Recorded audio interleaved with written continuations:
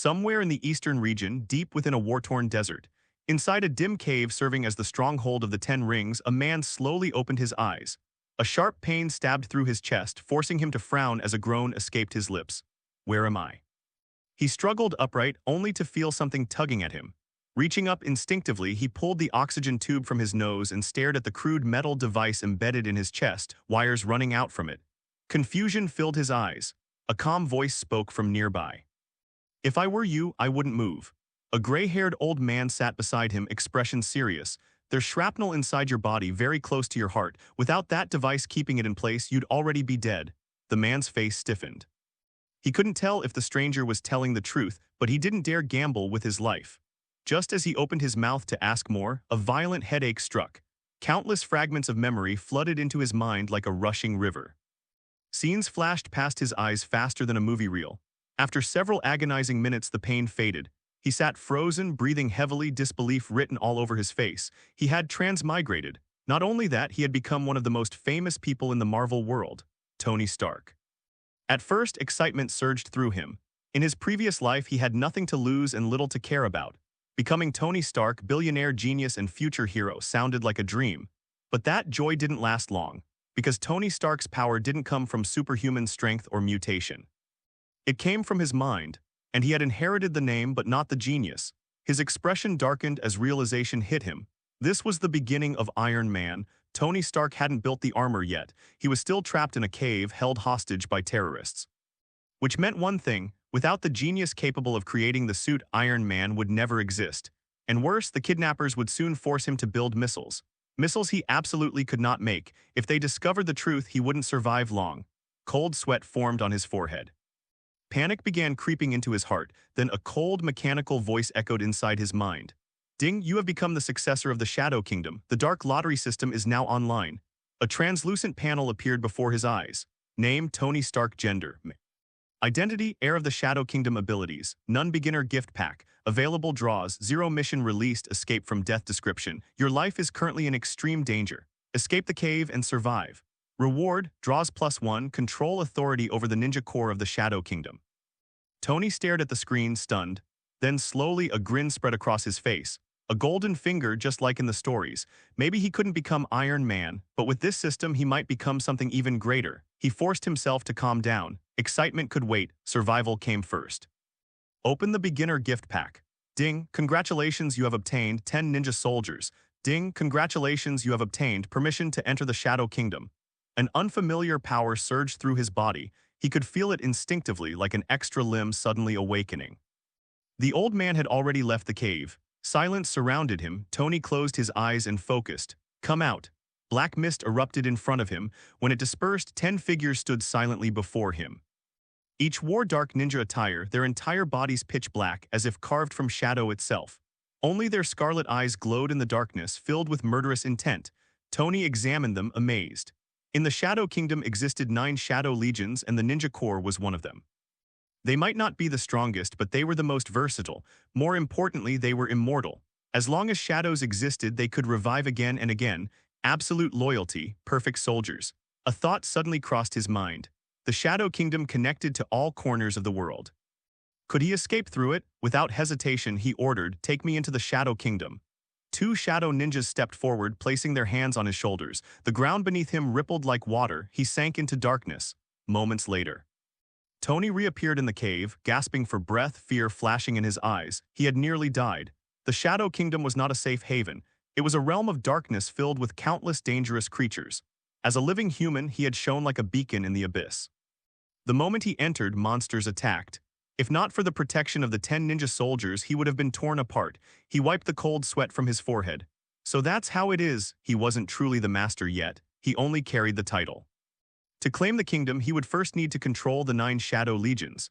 Tony turned toward the cave entrance where sunlight spilled in from outside. His eyes gradually hardened. There's only one way now.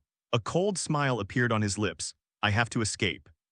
Tony's words faded into the darkness, killing intent flashing briefly in his eyes before he forced himself to calm down. Although the Shadow Corps could fight regardless of day or night, darkness was their true domain. At night, their strength reached its peak. Right now, he could only summon 10 Shadow Ninjas. Acting recklessly would be foolish. He decided to wait. After making up his mind, Tony lay back and quickly fell asleep. He had just awakened in this world, endured fear, shock, and excitement all at once. Exhaustion weighed heavily on his mind. Besides, the terrorists still needed him alive to build weapons. For now, he was safe. 2 hours later, he opened his eyes again. The sun was already sinking beyond the horizon, dusk painting the cave entrance in orange and crimson. Footsteps echoed nearby. The old man from earlier walked in, carrying a simple bowl of food. "You should eat," the old man said calmly. "It doesn't taste good, but you need strength." He placed the bowl down and returned to his books without another word. Tony looked inside and nearly grimaced. A gray paste sat in the bowl, giving off a sour smell. If he hadn't been told it was food, he would have mistaken it for wet cement, but hunger won over disgust. Pinching his nose, he forced himself to eat. Surprisingly, once he started, it went down easier than expected. By the time the bowl was empty, warmth slowly returned to his body. Only then did he turn toward the old man. In the original story, this man had saved Tony Stark's life. Without him, Iron Man would never have existed. After a brief silence, Tony spoke. "Hey, what's your name and why are you here?" The old man glanced at him over the edge of his book. "Yinsen Bogley, a prisoner just like you." His tone was calm but firm. "Don't expect me to help you escape." Tony smiled faintly but said nothing more. If the man wanted to come later, he wouldn't refuse. Time passed. Night deepened. Outside the cave, shadows thickened like flowing ink. Black mist gathered silently. 10 ninja soldiers emerged from the darkness, their scarlet eyes glowing briefly before vanishing again like ghosts. Tony sat on the bed, staring toward the cave entrance. "The perfect night for killing," he muttered. The 10 Rings camp sprawled across the mountainside not far away. Tents covered the terrain, generators roared endlessly, and bright lights illuminated most of the area. Patrol teams moved constantly, leaving almost no blind spots. Their vigilance was impressive. An ordinary military raid would have failed before it began. But tonight their enemy was not human. It was the Shadow Kingdom. Only 10 ninjas, yet each one surpassed human limits. Where light existed, shadows existed too, and shadows belonged to them. Not long after, a patrol team stepped into a dimly lit section of the camp. The moment they crossed into darkness, pairs of scarlet eyes opened. The soldiers froze, instinctively opening their mouths to shout. Too late, steel flashed. Soft slicing sounds broke the silence. One after another, the patrol members clutched their throats, blood spilling as they collapsed silently. The shadow ninjas emerged without a sound, dragging the corpses back into darkness. Within seconds, the scene was spotless. No blood, no bodies, no evidence. The killing continued. Teams vanished one after another, swallowed by the shadows. Anyone who stepped into darkness never returned. Minutes turned into hours. The camp remained unaware until midnight. Inside a command tent, a bald man gripped a walkie-talkie, his expression dark. "Mountain Wolf, Nightingale, respond if you hear me." Static answered him. He called again. Nothing. His stomach tightened. His patrol units were elite. Even if attacked, someone should have reported back. Unless enemy infiltration, he muttered. His voice rose sharply. "Sound the alarm, we have intruders." A hand slammed the alarm button. Sirens screamed through the camp. The quiet night exploded into chaos as armed men rushed from their tents, grabbing weapons and shouting orders. At the same moment, the shadow ninjas changed tactics. No longer hiding, no longer patient. Like living blades, they burst from the darkness. They moved on instinct, adapting perfectly to the battlefield. Each strike was efficient, merciless, precise. Men barely had time to step outside before cold blades slit their throats. Screams echoed. Gunfire erupted. But in the confusion, the shadows moved faster than fear itself. The night had only just begun. Hey everyone, welcome to FanFic Canon. Thanks for hitting play. I'm thrilled to bring this fan-made story to life for you. If you enjoy the ride and want more narrated fanfics, smash, subscribe, and tap the bell so you never miss an episode. And if you want audiobook of a novel of your choice, join my Patreon. Request any title that's freely available online, and I'll produce a full narration just for you. Now, let's dive into today's adventure. Corpses fell to the ground one after another, and killings broke out in the camp. Many people saw the figure of the Black Shadow Ninja flashing past, and they shouted and cursed. "Fark, what is that? There is an enemy, shoot, shoot." In an instant, there was a loud sound of gunfire, and countless bullets poured towards the Black Shadow Ninja. Looking at this scene, the scarlet light in the eyes of the Black Shadow Ninja became more intense, and the ninja sword in his hand kept waving. There was a clanging sound, and a large number of bullets were directly chopped away with the knife. Such a scene made everyone in the Shiji gang look full of fear. But the Shadow Ninjas did not hesitate at all and rushed directly towards the crowd in a flash.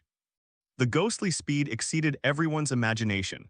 Before they could react, the Black Shadow Ninja had already submerged into the crowd, causing endless killing. There was a sound of flesh penetration, and many people fell to the ground before they could even scream. Blood flowed from his throat and gradually dyed the ground red. And this scene was not an isolated case, but was staged throughout the entire camp. The 10 Shadow Ninjas have completely turned into the death god in the darkness at this moment, and no one can stop them. All the militants could only watch death come to them and die with endless fear. In the cave, Dr. Yinsen, who had already fallen asleep, was awakened by gunshots outside the cave. He sat up and looked in the direction of the cave entrance with a solemn expression. Not knowing what was going on, he turned and glanced at Tony next to him. Seeing Tony staring at the entrance of the cave with a fascinated look on his face, Yinsen couldn't help but said, "Hey, what happened outside?" Hearing this, Tony glanced at him and nodded, "I know, my rescuer is here. Save you." Dr. Yinsen's mouth twitched, he shook his head and did not continue speaking. When Tony was brought here, everything on him was destroyed. Even if he had a locator, it was useless. Except for the people from the 10 Rings gang, it is impossible for anyone to find this place. Therefore, he did not believe Tony's words, but he didn't speak. But Tony stood up and said proactively, "Let's go, it should be over soon, we can go out." A look of suspicion appeared on Dr. Yinsen's face. Tony ignored him, holding the battery in front of him, slowly stood up and walked out of the cave. Seeing this scene, Dr. Yinsen's expression changed instantly. He is a smart man, and it is precisely because of this that he does not believe Tony. But when Tony took the initiative to walk out, he was shaken. As the head of Stark Industries and a renowned genius, he did not believe that Tony would be a fool. Now that the outside is obviously in chaos, and he still dares to go out at this time, then what he just said is very likely to be true. Someone really came to save him. Thinking of this, Dr. Yinsen's expression changed and he quickly followed Tony's footsteps. The two left the cave and walked halfway up the mountain. In the silent night, screams could be heard from time to time. As the two got closer, the screams became less and less frequent, and in the end they were almost inaudible. "Gyudong, doctor." Yinsen swallowed hard and felt a little panicked. He didn't notice it at first, but now he suddenly reacted. The gunfire in the camp was not intense. If the people of the 10 Commandments gang were raided by the army or other armed forces, the gunfire should be very fierce. But apart from the gunshots he heard in the cave just now, he had only heard scattered gunshots so far. It doesn't look like two armed forces are fighting at all. So besides the armed forces, who is raiding the 10 Rings gang? What about the screams coming from the camp? People are afraid of making up their minds. As he thought about it, Dr. Yinsen, a Christian, was instantly filled with fear. A cross appeared in his hand at some point and he held it tightly. His eyes focused on Tony, trying to find a sense of security from him. In this way, the two of them stepped into the camp one after another. Vomit. A sound of vomiting suddenly came from Dr. Yinsen's mouth. Standing at the edge of the camp, looking at the broken limbs and corpses in the camp, and the corpses on the ground, he couldn't help but vomited as he had been studying them so intently. A look of shock filled his face. Even though the physical reaction made him very uncomfortable, he still felt unbelievable when he looked at the scenes in the camp. "How did you do it?" Dr. Yinsen said with a trembling tone. The corners of Tony's mouth suddenly turned up. "What do you think?" After saying that, he ignored the corpses on the ground and walked towards the center of the camp. After taking control of the Black Shadow Ninja, his character also experienced some changes inadvertently. The most obvious point is that the Shura scene that is currently unbearable for ordinary people does not make any waves at all for him. Walking among the blood and corpses, Dr. Yinsen followed him with a pale face. Soon the two came to the tent in the center of the camp and found a satellite phone on the messy table. Seeing this, Tony couldn't help but feel relieved. Dealing with these members of the 10 Rings gang is only the first step. More importantly, how they leave this desert is the key. The importance of satellite phones is self-evident. Holding the phone, Tony was about to dial Pepper's number, but when he was about to press the dial button, he couldn't help but stop. If he remembered correctly, the person behind his kidnapping seemed to be his uncle Obadiah. Moreover, Obadiah wanted him to die in this desert. It's just that the 10 Rings gang wanted missiles, so Tony was saved. As the second in command of Stark Industries, Obadiah will definitely know once Pepper uses the power of Stark Group. How could Obadiah, who only wanted to die, watch him return to Stark Industries? I am afraid that other armed forces will be contacted immediately to assassinate him for the second time. Of course, Tony won't be afraid, but it's just a waste of time. He needs to leave here as soon as possible and return to the country. Although he has killed all the kidnappers, the system has not determined that the mission is completed. Perhaps he has to return home safely to truly escape. So Tony deleted the number, re-entered another string of numbers and dialed. Soon, with a beep, the phone was connected and a slightly tired voice came from the phone. "I'm Rhodes, what's the matter?" "Rod, it's me, Tony." "Fake, where is your kid now?" After hearing Tony's voice, Rhodes instantly became excited on the other end of the phone. During this period of time when Tony was missing, the US military was in a state of panic. As a member of Tony's bodyguard and friend, Rhodes couldn't sleep for several days. Now that he suddenly heard Tony's voice, how could he not be excited? He put the phone away from his ear, and after Rhodes vented, Tony spoke again. "I don't know the specific location now. Find someone to track the signal of this phone and pick me up. By the way, remember to stay hidden and don't make any noise." Listening to Tony's calm words, Rhodes quickly calmed down. "What's the meaning?" Rhodes whispered if he could become a military colonel, he would naturally be very intelligent, and he immediately heard the implication of Tony's words. Tony didn't explain this but just urged, "Let's talk about it when we meet, so hurry up." "Okay, I get it." Rhodes hung up the phone, selected 50 elites overnight, and followed the signal to the depths of the desert. One night passed quickly. When the sun rose the next day, the convoy of Colonel Rhodes and others also followed the signal and came to the camp of the 10 Rings gang. Ahem! Colonel Rhodes coughed and waved his hands to disperse the yellow sand in front of him. He looked at the deserted camp in front of him with a trace of vigilance on his face. A heavily armed soldier quickly stepped forward to clear the way, holding a firearm in his hand and looking alert. At the same time in the camp, Tony and the two also heard the sound of cars outside, and they immediately walked out of the tent after not sleeping all night. Soon the two sides met in the camp. "Shet, Tony, you're okay, that's great." Seeing Tony, the vigilant Colonel Rhodes immediately came up to him with a happy face. 50 heavily armed soldiers spread out and started to be on guard, but no one noticed anything unusual. Only Dr. Yinsen, who had been following Tony, changed his expression. He remembered that there were corpses everywhere in the camp last night, and blood flowed all over the ground, covering the entire Shura field. But now it's gone, nothing. The camp was so clean that there was no smell of blood, let alone corpses. How can this be? Thinking of this, Dr. Yinsen suddenly looked at Tony's back with some fear. What secret is hidden in this man? Just when he was in a daze, Colonel Rhodes also noticed him behind Tony. He looked him up and down and asked softly, "Tony, who is he?" "A poor man like me." "Oh," Rhodes responded, but obviously didn't believe Tony's words. However, he did not pursue it but asked how Tony escaped. Tony didn't have a good explanation for this problem. He could only vaguely say, "Last night the terrorists here evacuated for some reason and I don't know either." After saying that, Tony shrugged helplessly, giving the impression that he didn't know anything at all. "Really? That's really God's blessing. Come on, let's get out of here first." Colonel Rhodes took a deep look at Tony, his eyes full of suspicion, but because of his relationship with Tony, he didn't want to say anything and he couldn't get to the bottom of it, so he could only expose the matter. In any case, Tony is fine, which is the best news. The group of people did not delay and got directly into the vehicle. Because they had not slept all night, Tony and Dr. Yinsen fell asleep soon after getting in the car. Tony still held the huge amount of battery in his arms, causing Colonel Rhodes to look sideways all the way. 2 hours later, Tony finally returned to the American military camp, and his tense mind could not help but relax. As a capital-first country, Tony is in the stage of friendly cooperation with the US government, so Tony is not worried that the US government will be detrimental to him. Without staying too much at the camp, Tony quickly took Dr. Yinsen on a military helicopter and headed for New York. As for Colonel Rhodes, he had to stay here for a while due to his mission, so he did not accompany him. After sending Tony away, Rhodes also conveyed the news of Tony's rescue back to the United States, which also included the weirdness of the entire incident. As a friend, he would not take the initiative to inquire into Tony's hidden secrets. But as a professional soldier, he will not ignore the doubts in this matter. Apart from anything else, it is unreasonable no matter how you look at it. The kidnappers spent so much effort to capture Tony and then retreated in a hurry, leaving Tony in the desert. Tony had no idea about Rhodes' actions. After a 3-hour journey, he finally returned to bustling Manhattan from the desert. After the plane landed, Zio, Gio, and others got the news almost immediately and rushed to the military area. Back in Manhattan, Tony is no longer afraid of the threat posed by Obadiah, so he no longer needs to hide his whereabouts.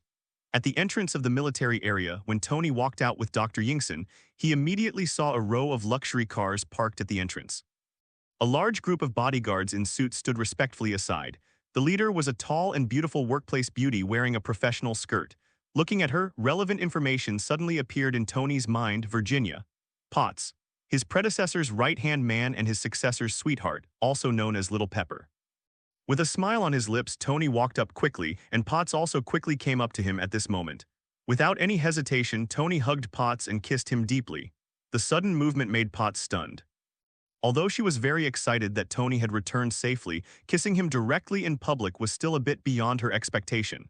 However, after reacting, she did not refuse but responded more enthusiastically. She already liked Tony, but she kept a distance because of Tony's style. After Tony's disappearance, she had long lost her previous reserve. Now, under Tony's initiative, she responded without any shyness. Everyone around looked at this scene, coughed slightly, and quickly looked away. They did not dare to get involved in the big boss's affairs. After a while, Tony let go of Potts, smiled and waved, "Go home." After saying that, he hugged Potts, who was nestled in his arms, and got into the car. Naturally, Yinsen could not ride in the same car with the two of them, so he could only sit with the bodyguard. In the car, Potts had sorted out her emotions, restored her image of a strong woman, and reported on the situation of Stark Industries during the period when Tony was missing. The Stark in the past would have been impatient at this moment, but now Tony listened quietly and did not interrupt her. Among them, there are two most critical points. The first was Tony's disappearance, which caused Stark Industries' stock to fall by nearly 20%. The second is Obadiah. During this period, he has won over many shareholders, seized more power from Stark Industries, and has the potential to replace Tony. After Potts finished his report, Tony said, "Don't worry about the stock falling. Now that I'm back, the stock will naturally rise back. As for Obadiah's matter, my good uncle has really taken great pains, but now that I'm back, he has no chance. Collect his evidence and convene a shareholders' meeting. I will kick him out." After saying this, Potts' expression changed. After all, Obadiah is the second largest shareholder, and he also holds half of the power of the group. If you want to touch him, I'm afraid the entire group will be shaken. Now that you have just come back, the group needs stability. Should we wait a little longer? Potts' suggestion was very reasonable. As the second largest figure in the group, if he wanted to kick Obadiah out, it could be said that a single move would affect the whole body. If it were a peaceful world, Tony would definitely plan slowly, but this is Marvel, and Tony doesn't have time to spend time on these intrigues. At that moment, he raised his hand and interrupted Potts' words. "That's it. Let's cut the mess quickly. As for the turmoil in the group, as long as I am still here, the group will not fail. For this guy Obadiah, Tony had already sentenced him to death in his heart. Going to hell was his only option." The calmness and confidence on Tony's face made Potts a little distracted. She found that Tony had changed after returning this time. Although he was a genius before, he was just a Lothario. But now, he has a domineering temperament, which makes people more fascinated than before. In the City of Liberty, in Tony's seaside villa, Tony was devouring the food on the table with a look on his face. Although he didn't stay in the desert for long, the birds had already faded away from his mouth. The first thing he did when he returned home was to satisfy his appetite. As for Potts, after chatting with him, he immediately launched an operation to collect evidence on Obadiah. Yinsen also stayed in a villa to rest under his arrangement. At the moment, he was the only one in the entire villa. Of course, there is also an artificial intelligence, Jarvis. "Sir, based on your current physical condition, it is not recommended that you overeat. In addition, according to the test, the energy consumption of the instrument on your chest is huge. If it is not solved, your body will collapse quickly." Jarvis's voice rang in the villa. After Tony swallowed the last bite of steak, he put down his knife and fork with satisfaction. "I know my situation very well and don't need you to remind me. Jarvis, help me collect it and see if there is any way to solve this iron knot on my chest." "Okay, sir, looking for a solution for you." Jarvis responded and fell silent. Tony looked helplessly at the iron lump on his chest and the battery not far away. In the original work, the predecessor used a miniature arc reactor to maintain life and provide energy for the steel armor. But what should I do now? There is no need to think about the arc reactor. This thing is in the research stage all over the world and has not yet been perfected. Not to mention that it has to be made into a slap file size. It is simply challenging his cognition. In addition, he does not have the brains of his predecessor, so even if he wants to rub an arc reactor with his hands, it is impossible. Now we can only see if Jarvis has any other options. After waiting for a few minutes, Jarvis's voice soon came again. "Sir, I'm sorry. According to the system search, the existing technology is not enough to solve the problem on your chest. Even the most advanced biotechnology can only ensure to extend your life. As an artificial intelligence, Although Jarvis has a high degree of intelligence, he does not have human emotions and his voice seems a bit cold. After hearing this answer, although he had already expected it, Tony still sighed and seemed a little helpless. It seems that we still have to find a solution from the system. After muttering something in his mouth, Tony was not discouraged and looked for solutions from the outside world, but he just wanted to give it a try. His trump card has never been anything in the Marvel world but the system in his mind. Apart from anything else, as long as you can get a dog charm that can make you immortal and stay young forever, solving the chest problem is just child's play. Thinking of this, Tony suddenly remembered his mission to escape. As he expected, this task was completed after he returned to Freedom City. It's just that there were too many people before, so he never had time to receive the mission reward. Name, Tony. Stark S*X, male. Identity, heir to the Shadow Kingdom ability. Control of one of the 9 divisions of the Black Shadow Corps not integrated number of draws. 1 mission. Escape completed. Looking at the personal data that had been refreshed on the information panel, Tony first chose Integrate to bring the Black Shadow Ninja under control. Suddenly, an inexplicable power filled his body, and his physical fitness improved rapidly at this moment. He who could only control 10 Shadow Ninjas instantly felt that his control was greatly improved. Directly from the control authority of 10 Shadow Ninjas completely control the entire Corps. The Shadow Corps is divided into 9 divisions, and the number of people in each division is endless. Now that he has completely controlled a Black Shadow Ninja, his power has increased so much that it is simply unimaginable. From now on, when he goes out, he will be surrounded by troops at any time. Even against millions of heavily armed regular troops, he was fearless. This power was naturally nothing in the later stages of Marvel. After all, in an era where timelines were frequently revised, the role of numbers was greatly reduced. But in the early days of Marvel, controlling a dark ninja, not to mention invincible, was definitely a power that stood at the top of the world. Except for the Ancient One, Hulk, and a few perverts, some other superheroes can kill them even if they are exhausted. What's more, the Black Shadow Ninja's combat power is not low at all. His mood became more comfortable, and Tony set his sights on the lottery again. If the Black Shadow Corps increased his power, then the ability gained from the lottery would enhance his personal strength. To be honest, although the Black Shadow Corps is very popular, the strength it possesses is even more delicious. Rubbing his palms together, Tony directly used the number of draws. Suddenly, a disc appeared in front of his eyes. The disc is black and divided into 12 grids. Each grid is marked with a question mark. If you don't take it out, you won't know what is inside. As the pointer rotated, Tony's mood became tense. In just a few seconds, the pointer rotates at a speed that is invisible to the naked eye. Stop. With a loud shout in his heart, the speed of the pointer suddenly slowed down and soon gradually stopped on a grid. A burst of light instantly appeared in front of his eyes, and soon a horse appeared in front of him. Hey. There was a sound of horses neighing. The white horse turned into a stream of light and went directly into Tony's head. At the same time, an inexplicable message appeared in Tony's mind, including that the pony's power was easily controlled by Tony. Seeing this sudden change, Tony was stunned for a moment, and then a burst of joy appeared on his face. There are 8 demons in the adventure, the most powerful of which is the Demon Lord of Fire. In addition to the demonic energy of fire, the source of the Lord's power is 12 talismans. The 12 talismans are represented by the 12 zodiac animals, and the pony just now is the power of the Horse Talisman in the 12 talismans. The Horse Talisman is not a battle charm but an auxiliary charm. It can not only cure all diseases and relieve all negative conditions, but also has powerful healing ability. As long as there is still breath, it can be saved on the spot. This made Tony, who had just been having a headache about his chest, instantly overjoyed. After controlling the power of the horse charm, he will become the best doctor in the world. As long as he is willing, he can save even the dead. This reminded Tony of an old saying from his previous life. If the King of Hell wants you to die at the 3rd watch, who dares to keep you until the 5th watch? Tony, I dare you. Suppressing the surprise in his heart, Tony looked at the iron lump on his chest and without saying a word he pulled it out with a slap. Suck, hiss. A sharp pain caused Tony to take a breath instantly, and at the same time a bloody hole appeared in his chest.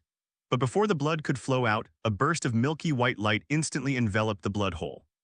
Suddenly, the blood hole quickly recovered at a speed visible to the naked eye. In less than a minute, Tony's chest injury completely recovered, and his originally pale face turned rosy. Sir, what's going on? Special biotechnology. Why have I never seen it and there is no record in the system? Just as Tony was recovering from his injuries, Jarvis's voice suddenly sounded in the room. As an artificial intelligence, although it does not have human emotions, this does not prevent it from imitating an exclamation tone, and Jarvis's shock can also be seen. Hearing this, Tony also had a smile on his face. Biotechnology, you can understand it this way, but I prefer to call this power magic, Tony said in a surprised tone while Jarvis remained silent thoughtfully.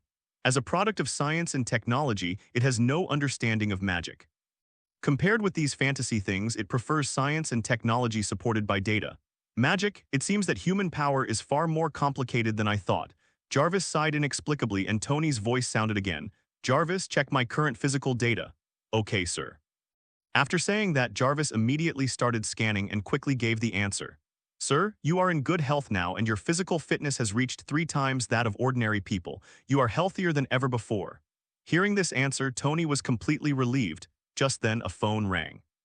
Sir, Miss Potts called. Did you answer the call? Put it through. After Tony finished speaking, Potts's voice suddenly sounded in the villa. Tony, I found what you asked me to check. Obadiah did betray a lot of group intelligence, but all the evidence was destroyed by him. I can't find the evidence, I'm sorry. Potts' tone was apologetic. When Tony heard this, he frowned at first but soon relaxed. I understand. Since I can't find him, there's no need to check. Should I use other methods to deal with him? Good. Potts responded, but he couldn't hide his curiosity in his tone. She wanted to know what method Tony used to deal with Obadiah. However, seeing that Tony had no intention of saying more, it was hard for her to ask further questions, so she could only hang up the phone. When the phone hung up, Tony's voice rang again. Jarvis, check Obadiah's location. Okay, sir. Jarvis quickly started operating. As the most complete artificial intelligence in Marvel, although he knew nothing about magic, no one could compare with it when it came to technology. In the original work, Tony upgraded his armor. In addition to relying on his clever brain, Jarvis also played an important role. Even if the predecessor could rival the gods with the power of a mortal, Jarvis's help would also account for a large part. Even if Tony doesn't plan to take the technology route now, Jarvis is still an important assistant. Sir, Obadiah's location has been found. He is currently at his villa. After getting the answer, Tony put on his clothes and left the villa without saying a word. Driving a supercar, Tony headed towards the rich area of Liberty City. At first, he planned to use formal means to kick Obadiah out of the company, make him fall from heaven to hell, and then take his life. But this guy was obviously smarter than he thought, and he didn't leave any evidence at all. In this case, Tony could only choose to take action forcefully. Firstly, this method is the fastest, and secondly, with control of a shadow core, he has enough confidence to deal with any danger, so there is no need to compromise with Obadiah. Although this guy is the big villain in the original work, he is nothing without Big Mac. He did not take the technological route in this life. Without his steel suit, Obadiah would not be able to build a Big Mac even if he wanted to. After all, not everyone is a former person who can make steel battle suits with simple conditions. In just 20 minutes, Tony arrived at Obadiah's residence. Beep. The doorbell rang and a maid's voice came from the villa. Coming. Soon the door opened and the maid saw Tony standing at the door and said respectfully, Mr. Tony, is Uncle Stan home? I have something to ask him about. Tony asked with a smile on his face. The maid nodded immediately and made way for her. Yes, Mr. Tony, please come with me. Because Tony was the head of Stark Industries, the maid allowed him to enter the villa without much questioning. When he came to the living room, a 50-year-old white man with a bald head suddenly appeared in front of Tony. He is Obadiah, the most powerful person in the entire Stark industrial empire besides Tony. Stan. Looking at Tony, a trace of surprise clearly flashed across Obadiah's face. He had received news of Tony's return before and wanted to see Tony, but Tony refused. Unexpectedly, Tony would come to him at this time. However, Obadiah hid it very well. His surprised emotion flashed away and a smile suddenly appeared on his face and he said, Tony, welcome back. Your disappearance during this period has made me worried. Fortunately, God bless you and keep you safe. Looking at Obadiah with a sincere face, Tony would have almost been deceived by him if he hadn't known the old man's true identity. By the way, you just came back. If you don't take a good rest at home, why do you have time to come to my place? Obadiah was a little strange, and at the same time he was full of vigilance. As a libertine, Tony would rather go out and pick up girls than take the time to see him, let alone visit him like now. It's like the sun is coming out in the west. Looking at Obadiah's confused gaze, Tony smiled slightly and said, Uncle Stan, I'm here today. I really have something I want to discuss with you. I hope you can sell your shares to me. This is the sales contract. Take a look at it. After speaking, Tony put a contract on the table. As the second largest shareholder of Stark Industries, Obadiah holds a lot of shares. Although he wanted to kill him, he also wanted to get the shares, which is why he made a trip in person. Otherwise, he could just send the Shadow Ninja directly, and there is no need to come in person. As soon as these words came out, Obadiah's expression changed instantly. What do you mean, Tony? Stark Industries, which your father and I founded together, do you now want to kick me out as the founder? Obadiah demanded. Tony didn't hide anything at all and nodded openly. You're right, I just want to kick you out. Then I'm sorry, my shares are not for sale, please get out. Obadiah suppressed his anger and said, Uncle Stan, this is not up to you. Today you have to sell whether you want to sell or not. As he spoke, 20 shadow ninjas also appeared in the villa instantly, and a katana with a cold light fell directly on Obadiah's neck. Suddenly, Obadiah's expression changed instantly.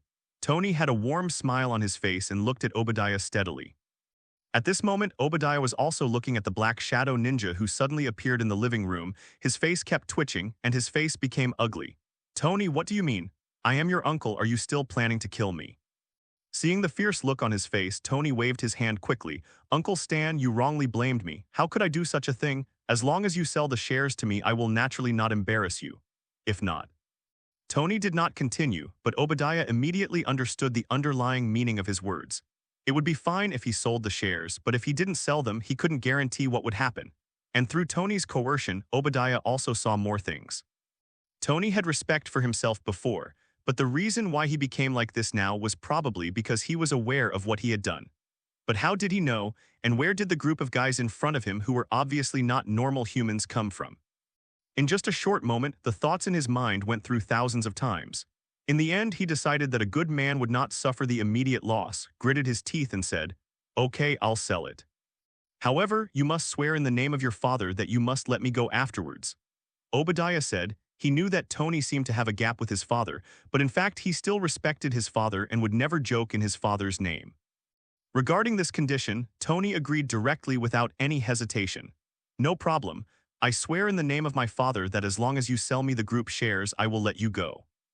Hearing this, Obadiah was obviously relieved, and without hesitation, he directly signed the share transfer contract on the table with a pen.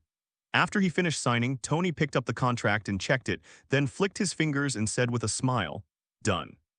Can we let them go now? Obadiah said gloomily. A bright smile suddenly appeared on Tony's face. Okay. However, I said I would let you go, but I didn't say they would let you go. If you want to kill me, of course I will kill you. Deal with him? **hole, you liar. Obadiah roared instantly, but before he could continue, the cold blade slashed directly across his throat. Suddenly, a drop of blood bloomed in his throat. Obadiah's life force passed quickly, and his body fell on the carpet, his eyes fixed on Tony, refusing to close his eyes. If I don't kill you, wouldn't I be sorry for my predecessor? Tony smiled playfully, kicked Obadiah's head away with his foot, and walked out of the villa. As soon as he walked out of the living room, Tony saw the maid who was holding tea looking at him in horror. Apparently she saw everything that happened in the living room just now. Seeing this, Tony raised his eyebrows slightly, snapped his fingers, and said, Deal with her. Before the maid could react, the cold blade had already penetrated her chest, and there was another corpse on the ground. With the appearance of the maid, Tony also realized that he still needed to deal with the beginning and the end, and immediately ordered 20 shadow ninjas to search inside and outside the villa to see if there was anyone else. After confirming that there was no one else, Tony destroyed the surveillance system in the villa and asked the shadow ninja to drag all the 2 corpses on the ground into the Shadow Kingdom, feed them to the dark creatures, and then left the villa leisurely. Not long after Tony left, a group of people arrived outside the villa. They are Obadiah's bodyguards. They were sent out by Obadiah before and have just returned now. A group of people stood at the door of the villa. The leading man in a suit rang the doorbell, but after a while no one opened the door. The expressions of these people changed one after another, and they broke in directly. As top bodyguards, their strength was no weaker than that of the military region's soldier king, and they quickly entered the villa. They searched around but could not find Obadiah, and suddenly everyone's faces looked a little ugly. At this moment, a bodyguard searching the living room let out an exclamation. Head, come and see.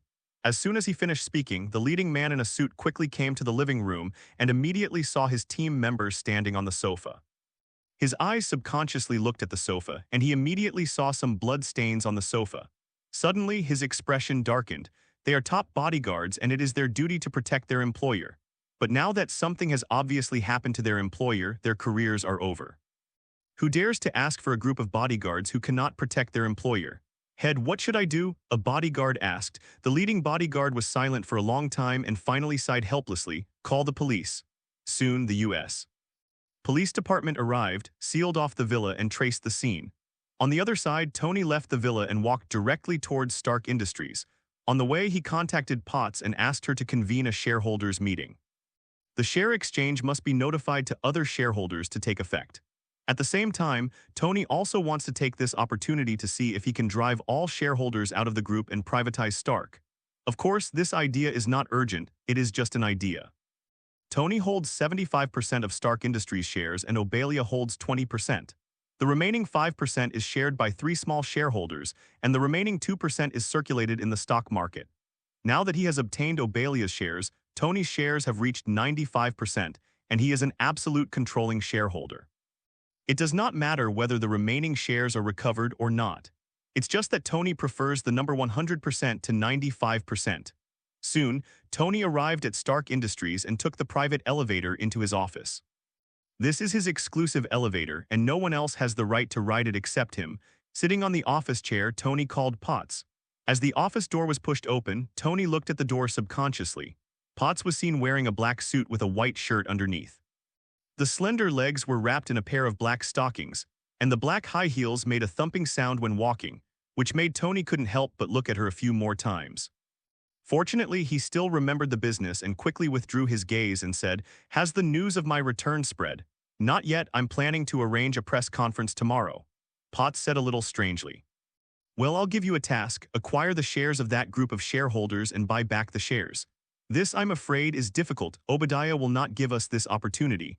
He already knows about your return," Potts frowned. Hearing this, Tony suddenly showed a smile on his face and pushed out the contract. "Look at this." Potts subconsciously picked up the contract on the table. When she saw the content clearly, a look of shock suddenly appeared on her face. "How is this possible? How did you do it?" Potts looked at Tony in shock, his eyes full of disbelief. "Obadiah actually transferred the shares to Tony. How is this possible?" Seeing her disbelieving look, Tony's smile remained unchanged and he said, "In short, Obadiah won't be an obstacle, just let it go." "Good," Potts responded, and the expression on his face quickly calmed down. No matter how Tony got it, she just needed to get rid of the remaining small shareholders. Soon, Potts left the office and headed towards the conference room. The conference room was on the same floor as Tony's office. Soon Tony, who was sitting in the office, heard a roar coming from outside the door. Obviously, those few small shareholders couldn't sit still when they heard that they were going to buy back their shares. However, Tony ignored it and left professional matters to professionals. In business, Potts was undoubtedly a professional, and I believed she would take care of everything. At this moment, the cold voice of the system suddenly sounded. "Ding, mission released. Main mission, forming the Dark Alliance. Mission content, recruit enough ability users, form a Dark Alliance, and spread darkness to the world. Mission reward, if you successfully recruit one person, you will be rewarded with a drawing and part of the Shadow Core." Looking at the system panel that suddenly appeared in front of him, Tony's eyes suddenly froze, and then the corner of his mouth twitched. Although he had long known that his system was not a good thing, he did not expect that it turned out to be a villain system. "I am the famous Iron Man, the leader of the Justice League. Although something unexpected happened and I can no longer transform into Iron Man, I am still a good person. Now I let myself spread darkness to the world. Am I that kind of person?" Glancing at the corner of his mouth, Tony's voice suddenly sounded. "Jarvis, sir, I'm here. Check for me to see if anything strange has happened in New York City recently." "Checked, sir, nothing strange happened." "All right." Tony smacked his lips in disappointment.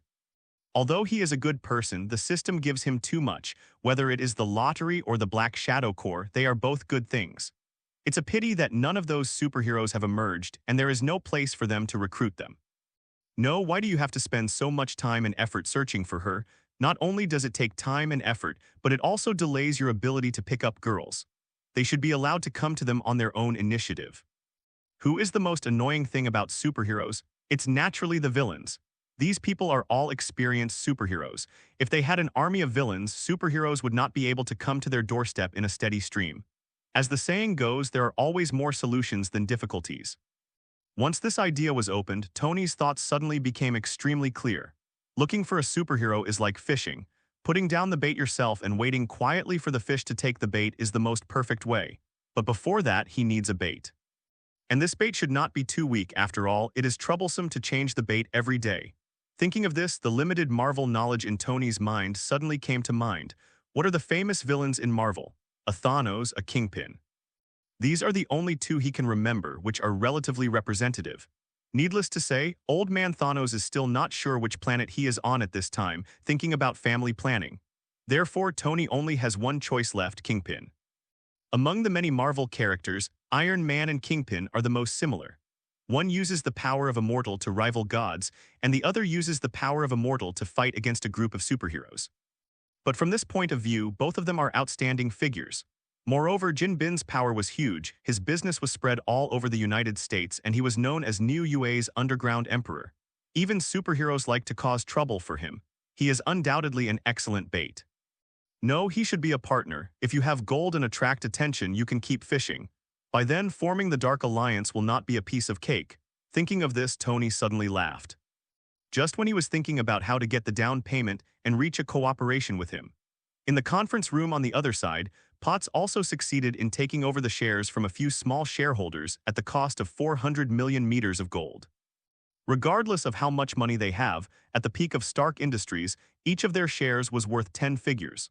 400 million meters of gold to take over the shares in their hands is simply a cabbage price. At this point, Tony's shares have increased to 98%, with only 2% of the shares circulating in the market. Looking at Tony, who had just returned and had the entire group in his hands, Potts had a complex look in his eyes. What's next? The entire group now only has your voice. Delisting, take back the remaining 2%. Tony said calmly, and Potts's expression changed instantly. You are crazy. Do you know how big the impact of delisting will be? Once it is delisted, your wealth may be reduced by half in an instant. Potts couldn't help shouting, but Tony doesn't care. The share repurchase has reached this stage and delisting is inevitable. Even if the loss is huge, he will persist. It's not that he has a grudge against money, but that if the group does not delist, it will be subject to government supervision and public supervision.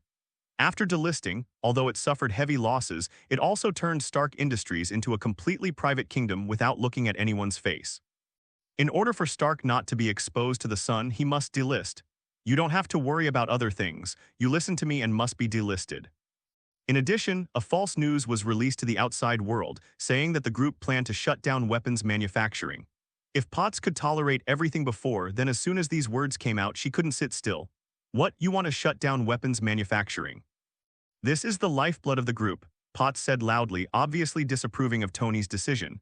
Tony immediately rolled his eyes and said helplessly, I told you it was fake news. I just asked you to announce it to fool those investors who said it was going to be closed. Maybe he would have done this in his predecessor. After all, that's what he did in the original work, but Tony is not stupid. If you don't make weapons, others will. It is said that there is absolute demand in the market. Unless the world becomes unified one day, weapons will always be needed. If this is the case, then why should you deceive yourself and others and give up your wealth to others in vain? Listening to the explanation, Potts breathed a sigh of relief, and even his previous decision to delist was no longer important. As long as weapons manufacturing is not shut down, delisting will be done. Thinking with a headache, Potts left Tony's office again, not daring to stay any longer. Otherwise, God knows what shocking remarks Tony will make.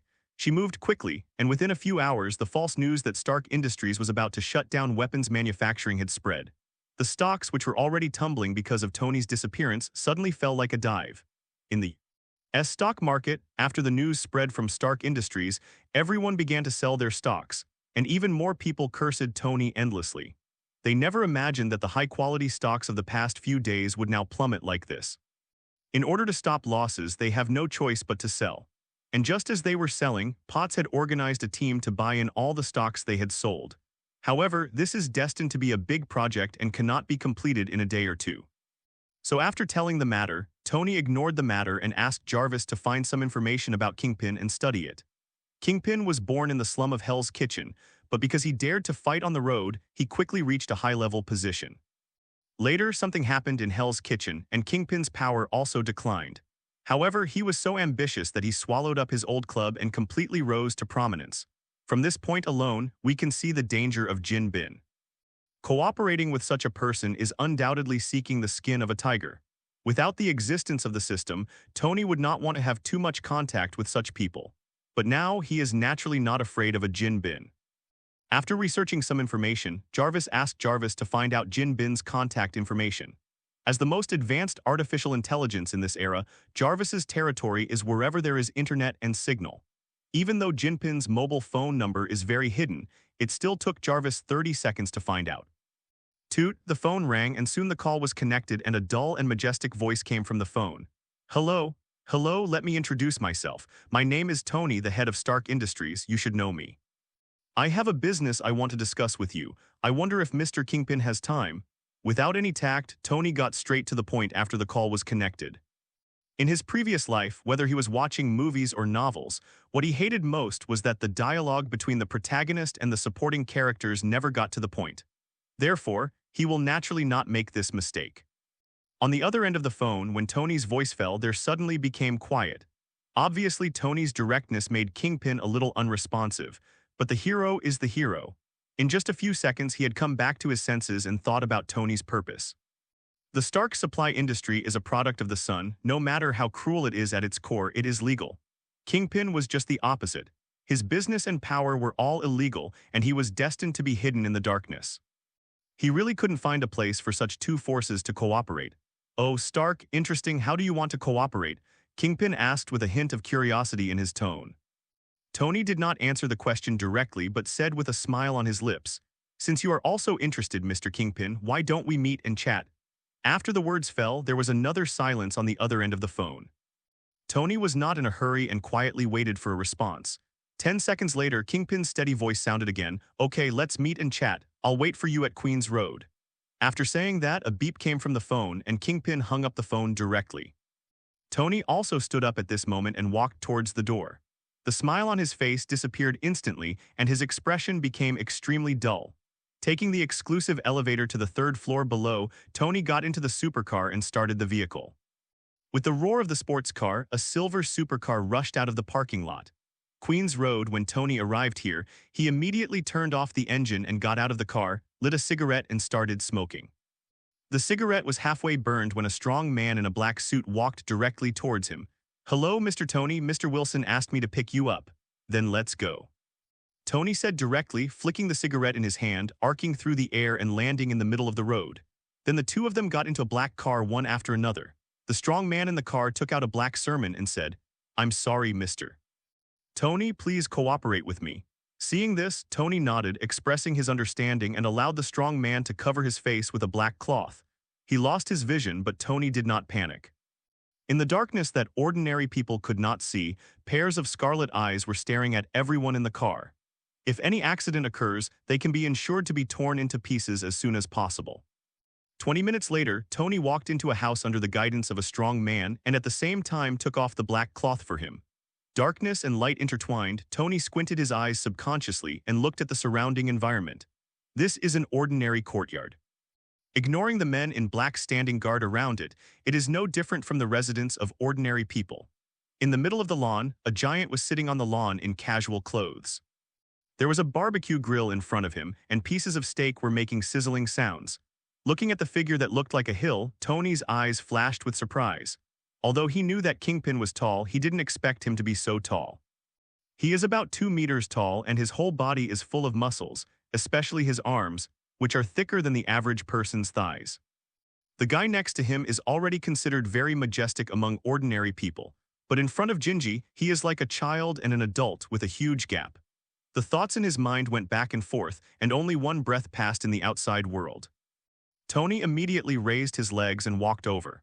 As he approached, Jin Bin immediately lowered his head to look at him, glanced at him deeply with his deep eyes, and then said in a calm tone, Here, let's eat something first. Facing the invitation, Tony didn't show any stage fright and nodded directly, Okay, I happen to be hungry, let's roast it a little bit. I don't want to eat it raw. Hearing this, Jin Bin's lips curled up. Since he annexed all the forces in Hell's Kitchen, this was the first time someone dared to speak like this in front of him. Okay. In response, Kingpin continued to grill the steak. Neither of them mentioned the cooperation as if they had completely forgotten about it. Pieces of steak came out of the oven and Tony ate them unceremoniously. He even opened a bottle of red wine in the middle of the meal, which was full of taste. Those who didn't know it thought he was here for a picnic. An hour later, Tony and Kingpin destroyed all the ingredients. Several men in black stepped forward and removed the grill, while Tony sat back on the lounge chair with a lazy look on his face. And Jinbin's voice also sounded at this moment. "Tell me, how do you want to cooperate?" Hearing this, Tony glanced at him and complained, "I thought you could hold it in for how long?" Kingpin's expression remained unchanged and he didn't care about Tony's teasing. Seeing this, Tony immediately lost interest in teasing him and said, "I sell arms, so we naturally have a basis for cooperation. How about I provide you with weapons and you help me do something?" Tony said while watching Jinbin's reaction, and Jinbin's performance was very dull. "I can get the weapons myself. I don't have to cooperate with you. If it's just like this, you can't impress me." Kingpin looked at Tony and shook his head to show that he was not satisfied with this condition. Tony immediately raised his eyebrows. "Yeah. Can you also get the military's new weapons? Can you also get rockets, tanks, and missiles? Can you also get top-notch equipment from military laboratories?" Tony asked a series of questions and Kingpin's originally dull expression suddenly changed. "What you up to?" He thought Tony wanted to use conventional weapons to cooperate with him. Since he was not a rebel, his demand for weapons was not that great. However, judging by Tony's tone, he planned to provide himself with some sophisticated weapons. These things are strictly prohibited and blocked by the military. No matter how powerful he is, he can't get it without special channels. Therefore, he who originally acted indifferently could not help but become serious now. Looking at his reaction, Tony also smiled, shook his head and said, "I will provide you with weapons and you are responsible for providing me with information about some people. Of course, I wouldn't mind if you could send these people directly to me." "Who?" Kingpin asked. "Some people with special abilities. You will often interact with these people in the future, and you will know when the time comes." Tony didn't say it clearly, but he believed that when Kingpin met those people, he would understand what he meant. Jinbin did not continue to ask but fell into deep thought. To him, Tony's conditions were very simple, even too simple. If there were other conditions, Jin would not necessarily choose to cooperate. Who knows if Tony has a bigger plot? However, access to high-end weapons was so rare that he was reluctant to give up, so after thinking twice, he finally agreed to cooperate. As for using other means to force Tony, Kingpin had not considered it, but this idea was quickly abandoned by him. Stark Industries is a military-industrial giant, and its influence in the United States is too great. If he touches Tony, he will really have no place in the United States in the future. It is simply unrealistic to force Tony to cooperate by other means. As Jinbin relaxed, the two formally reached a cooperation, and Tony didn't stay too much and left directly. Now that the bait has been laid, it's time for those superheroes to take the bait. Finally, he no longer has to run around and can enjoy life. That night, Tony summoned a large number of Hollywood actresses to attend the party and started his rich life. While Tony was enjoying life on the other side, there was Alexander in a certain Homeland Strategic Defense Attack and Logistics Support Agency. Pierce is studying Tony's information. It contains information about Tony's sudden return after his disappearance, as well as information about Obadiah's mysterious death. Either of these two things was full of mystery, which aroused Pierce's interest. At this moment, there was a knock on the office door, and a beautiful woman walked in.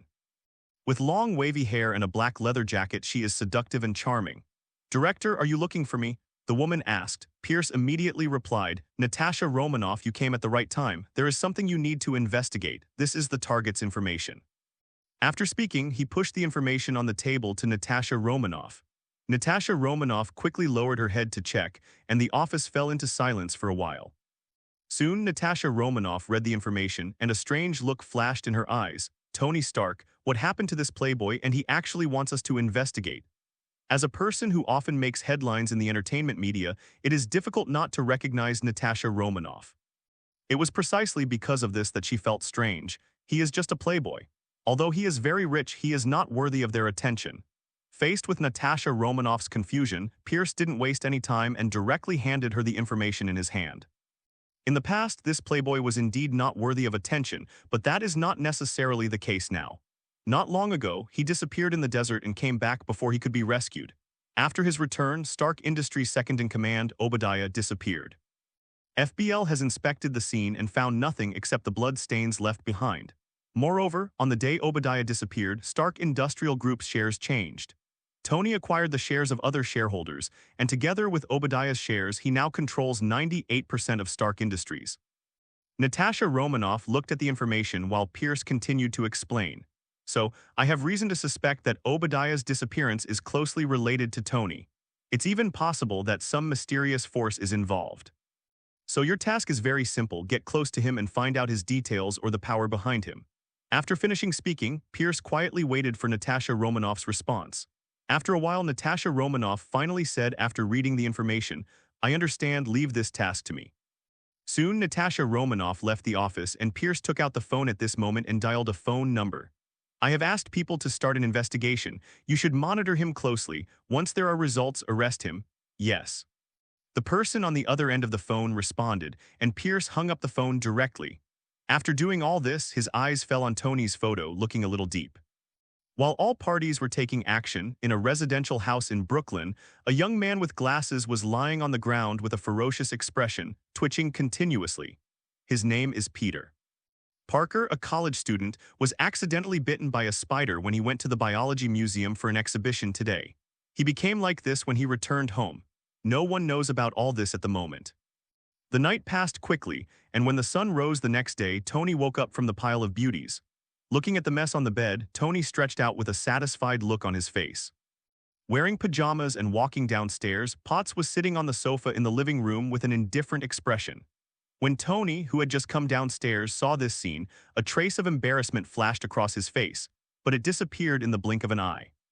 "Hey Potts, why are you here?" Hearing this, Potts glanced at Tony, who was wearing pajamas, and said in a cold tone, "The stock acquisition is almost done. Let me ask when you plan to hold a press conference to inform the outside world of your return. Also, someone from the tax bureau invites you for tea and wants to talk to you about delisting." When speaking, Potts' tone was full of resentment. "I have worked so hard for this B*******D, but this B******D is here living and drinking. How angry I am." Looking at Potts, who looked unhappy, Tony coughed lightly and said, "I'm going to disappear from the tax bureau, guys. I'm delisting. It's none of their business. Let them do what they have to do. As for the press conference, let's hold it in the afternoon. Since the matter has been settled, there is no need to hide it. By the way, you can help me clean up the garbage upstairs later." After saying that, Tony went into the bathroom to wash up, while Potts looked at his back and cursed through gritted teeth. Hole. After scolding, she had to walk upstairs with helplessness. Soon, several ladies were kicked out of the villa by her. After having breakfast with Tony, the two headed to the company together. As the person in charge of the company, although Tony left most matters to Potts, some documents still required his personal signature to take effect. Coupled with the period of his disappearance, the company accumulated a large number of documents waiting to be processed. So for the next few days, Tony was tied up in the company, working hard as a cow. And just in the past few days when Tony was working hard, a big event happened in Niyu. A guy named Spider-Man turned out to fight crime in Niyu City. For a time, the entire Niyu City was discussing this Spider-Man who appeared out of nowhere. Some people think that he is the patron saint of New UA, and some people think that although this guy fights crime, he is no different from those criminals in that he responds to violence with violence. As for the attitude of the New UA police, it was even more obvious. The appearance of this guy was a slap in their face. They were the law enforcers and guardians of New UA, so they directly issued a wanted order. But the one who annoys Spider-Man the most is probably Kingpin. As the Emperor who controls 80% of the underground transactions in Niyu City, Spider-Man attacks his business. Because of Spider-Man, he lost tens of millions of dollars during this period. Naturally, he doesn't care about this little money, but he cannot allow anyone to challenge his majesty. In a building, Jin Bin sat on an office chair with a calm expression. In front of him, the strong man in a suit who had previously received Tony was standing there with a solemn expression. He is Daniel, Kingpin's confidant. Brown is responsible for taking care of various businesses in Niyu City. How is the investigation going? Have you found out the guy's identity? Kingpin couldn't hear the voice of joy and anger, and Daniel couldn't help but feel chilled. The calmer Kingpin was, the angrier he was. At this time, he didn't dare to get into trouble, so he spoke quickly. "Mr. Wilson, I'm sorry, I didn't find out his specific identity. That guy moves too fast, we can't keep up with him, and every time he appears there is no warning. I mobilized most of the surveillance cameras in Niyu City, but I can't find him before his disguise." After saying that, Daniel lowered his head in panic, fearing that Kingpin would be angry and implicate himself. Fortunately, Jin Bin did not get angry. He just turned to look at the scene outside the floor-to-ceiling window and murmured to himself, "Is this the person you are looking for?" After saying that, Kingpin picked up the phone and dialed Tony's number. In Stark Industrial Building, Tony, who was busy, heard the phone ringing. "Jarvis, come in." "Yes, sir." The next second, Jin Bin's voice sounded in the office. "I think the person you are looking for has appeared." Hearing this, Tony stopped reviewing the documents. "So fast, where is he?" "Have no idea," Kingpin said matter-of-factly, and the corner of Tony's mouth twitched. "Then what's his name?" "Spider-Man." Hearing this name, Tony raised his eyebrows, but there was not much surprise in his eyes. He didn't know the order in which superheroes appeared, but because of New UA's visit, he always felt that the first one he came into contact with would be this little Spider-Man. He also tried to find his whereabouts, but New UA was too big, with tens of millions of permanent residents. If he wanted to find someone with just one name, even if he controlled Stark Industries, he would still be looking for a needle in a haystack. At this time, Jin Bin's voice sounded again. "What are you going to do?" Hearing this, Tony's lips curled up. "It's very simple. You arrange for someone to conduct illegal transactions. Lead him out. Just leave the rest to me." "Okay, then tonight, I will arrange to conduct transactions in Manhattan, where he often hangs out." Jin Bin responded directly and hung up the phone. Tony also put down the documents in his hands at this moment, stood up and walked to the floor-to-ceiling window, looking at the living beings outside the window, his eyes twinkling. It should be interesting for a former superhero to eventually degenerate into a dark villain. As he said that, Tony couldn't help but laugh. At this moment, there was a knock on the door and a beautiful figure walked in. She is Tony's new secretary, Natasha Romanoff. As for Potts, she is now the CEO of Stark Industries, so she no longer holds the position of secretary. Originally, according to Potts's wish, Tony was to be assigned a male secretary. But this decision was firmly opposed by Tony, so Natasha Romanoff succeeded in taking over by virtue of her own conditions. "Mr. Tony, this is the document that Miss Potts asked me to send. It needs your signature." Natasha Romanoff wears a pair of glasses and exudes an intellectual temperament which is very attractive. But Tony, who was standing in front of the floor-to-ceiling window, didn't even look at her. He just waved his hand and said, "Put it down." Seeing this, Natasha Romanoff could only put down the document and looked at Tony's back with confusion. The script is not what she imagined. "Isn't this guy a playboy? I've been employed for several days. Why don't I see this guy hooking up with me? Are you not beautiful and charming enough?" "Impossible." Natasha Romanoff decisively rejected this possibility. Then looking at Tony's back, he hesitated and took the initiative to put his hand on Tony's shoulder. "Mr. Tony, are you tired? I have learned Huxia massage, which can relieve fatigue. Do you want to try it?" As he spoke, Natasha Romanoff's soft little hands began to massage Tony's shoulders. At this moment, the distance between their bodies was less than 1 centimeter, and Tony could even smell the fragrance of her body, which could arouse the desire deep in the heart. Suddenly, Tony turned to look at Natasha Romanoff. Natasha Romanoff's big eyes couldn't help exuding a seductive look. I don't know whether the neckline on the chest is intentional or not, but it just allows you to clearly see the scenery inside. But the scene she imagined did not appear, and Tony's brows frowned. "What are you doing?" Hearing this, Natasha Romanoff's face was stunned, and she didn't know how to answer. "Isn't what you hinted obvious enough?" And Tony continued, "Find out your identity, work hard, stop doing these messy things, get out now immediately." "Oh, okay, Mr. Tony."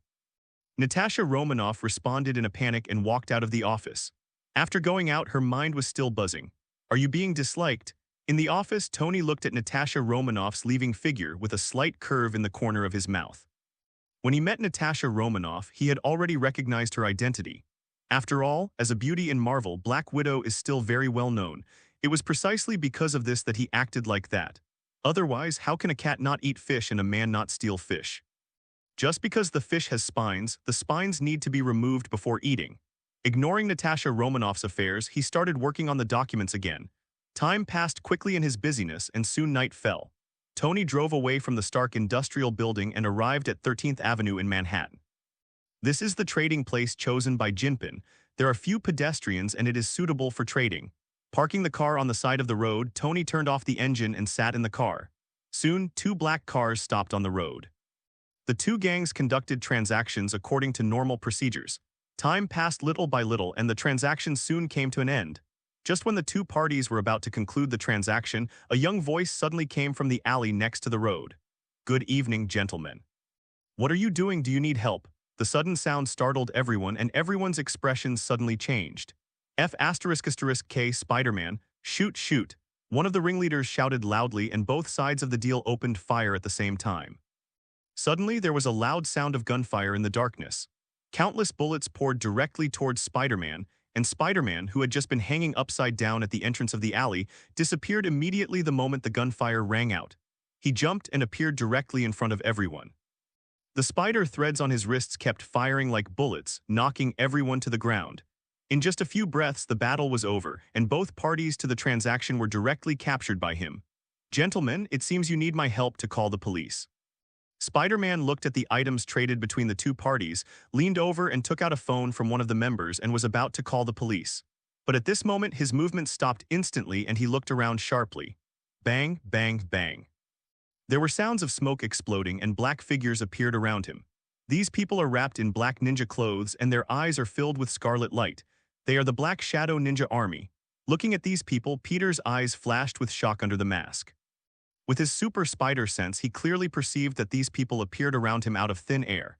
In other words, they are not human at all. Suddenly, Peter became alert, looked at the many shadow ninjas and said, "Hey man, who are you?" As soon as he finished speaking, the Black Shadow Ninja naturally did not answer his question, and the sound of a long sword being unsheathed sounded in the darkness. The next second, many shadow ninjas rushed towards Peter silently, which made Peter's heart skip a beat. However, he had no time to think about anything else at this moment. The spider silk on his wrist was quickly launched, rushing towards the Black Shadow Ninja at a speed comparable to bullets. However, the Black Shadow Ninjas were not useless. They dodged or slashed, quickly evading the attack of the spider silk and came to Peter's side. In an instant, the sound of katana cutting through the air rang out, heading straight for Peter's vitals with a roar, making Peter's eyelids jump, and he quickly jumped and dodged to avoid the attack. His speed is extremely fast, and ordinary people can't keep up with his speed, but the Black Shadow Ninja is obviously not an ordinary person. As Peter dodged, many shadow ninjas quickly followed, and the cross darts flew out of their hands, directly scratching Peter's spider suit. Peter, who originally wanted to hold back, looked at this scene and no longer cared about holding back and quickly started to fight back. After mutation, his strength and speed have already reached a terrifying level, and his strength is enough to stop a train. Although the Black Shadow Ninja is powerful, its individual strength is not enough to compete with it. Therefore, after Peter took action with all his strength, many shadow ninjas were directly beaten and scattered. However, when Peter looked at this scene, there was no joy on his face. Instead, his expression became more and more ugly, because he discovered that the number of shadow ninjas was increasing. After he killed a dozen shadow ninjas, the number of shadow ninjas had surged to hundreds. Even on the periphery, there are shadow ninjas emerging one after another. Although he is powerful, he is still in danger under the encirclement and suppression of so many shadow ninjas. At this moment, the spider suit on his body had become tattered, and bloody mouths appeared on his body. As time passed, his physical strength continued to be consumed, and he began to pant. Sensing the danger, he did not dare to stay where he was. He fired the spider silk from his wrist and quickly took off into the air, leaving the place. After being freed from the siege of the shadow ninjas, Peter finally breathed a sigh of relief. But just when he thought it was safe, a terrifying scene suddenly appeared in front of him. On the tall buildings in front of him, a black shadow ninja with scarlet eyes kept appearing, looking at his figure. Seeing this, Peter's face froze and a sense of fear arose in his heart. Just now, hundreds of shadow ninjas had put him in danger. Now there were more than hundreds of shadow ninjas. Although he didn't know the specific number, a quick glance showed that there were no less than 1,000 people. If he were surrounded by these people, Peter wasn't sure whether he would still be alive. At that moment, he didn't dare to stay anymore. His figure rippled among the tall buildings and quickly disappeared here.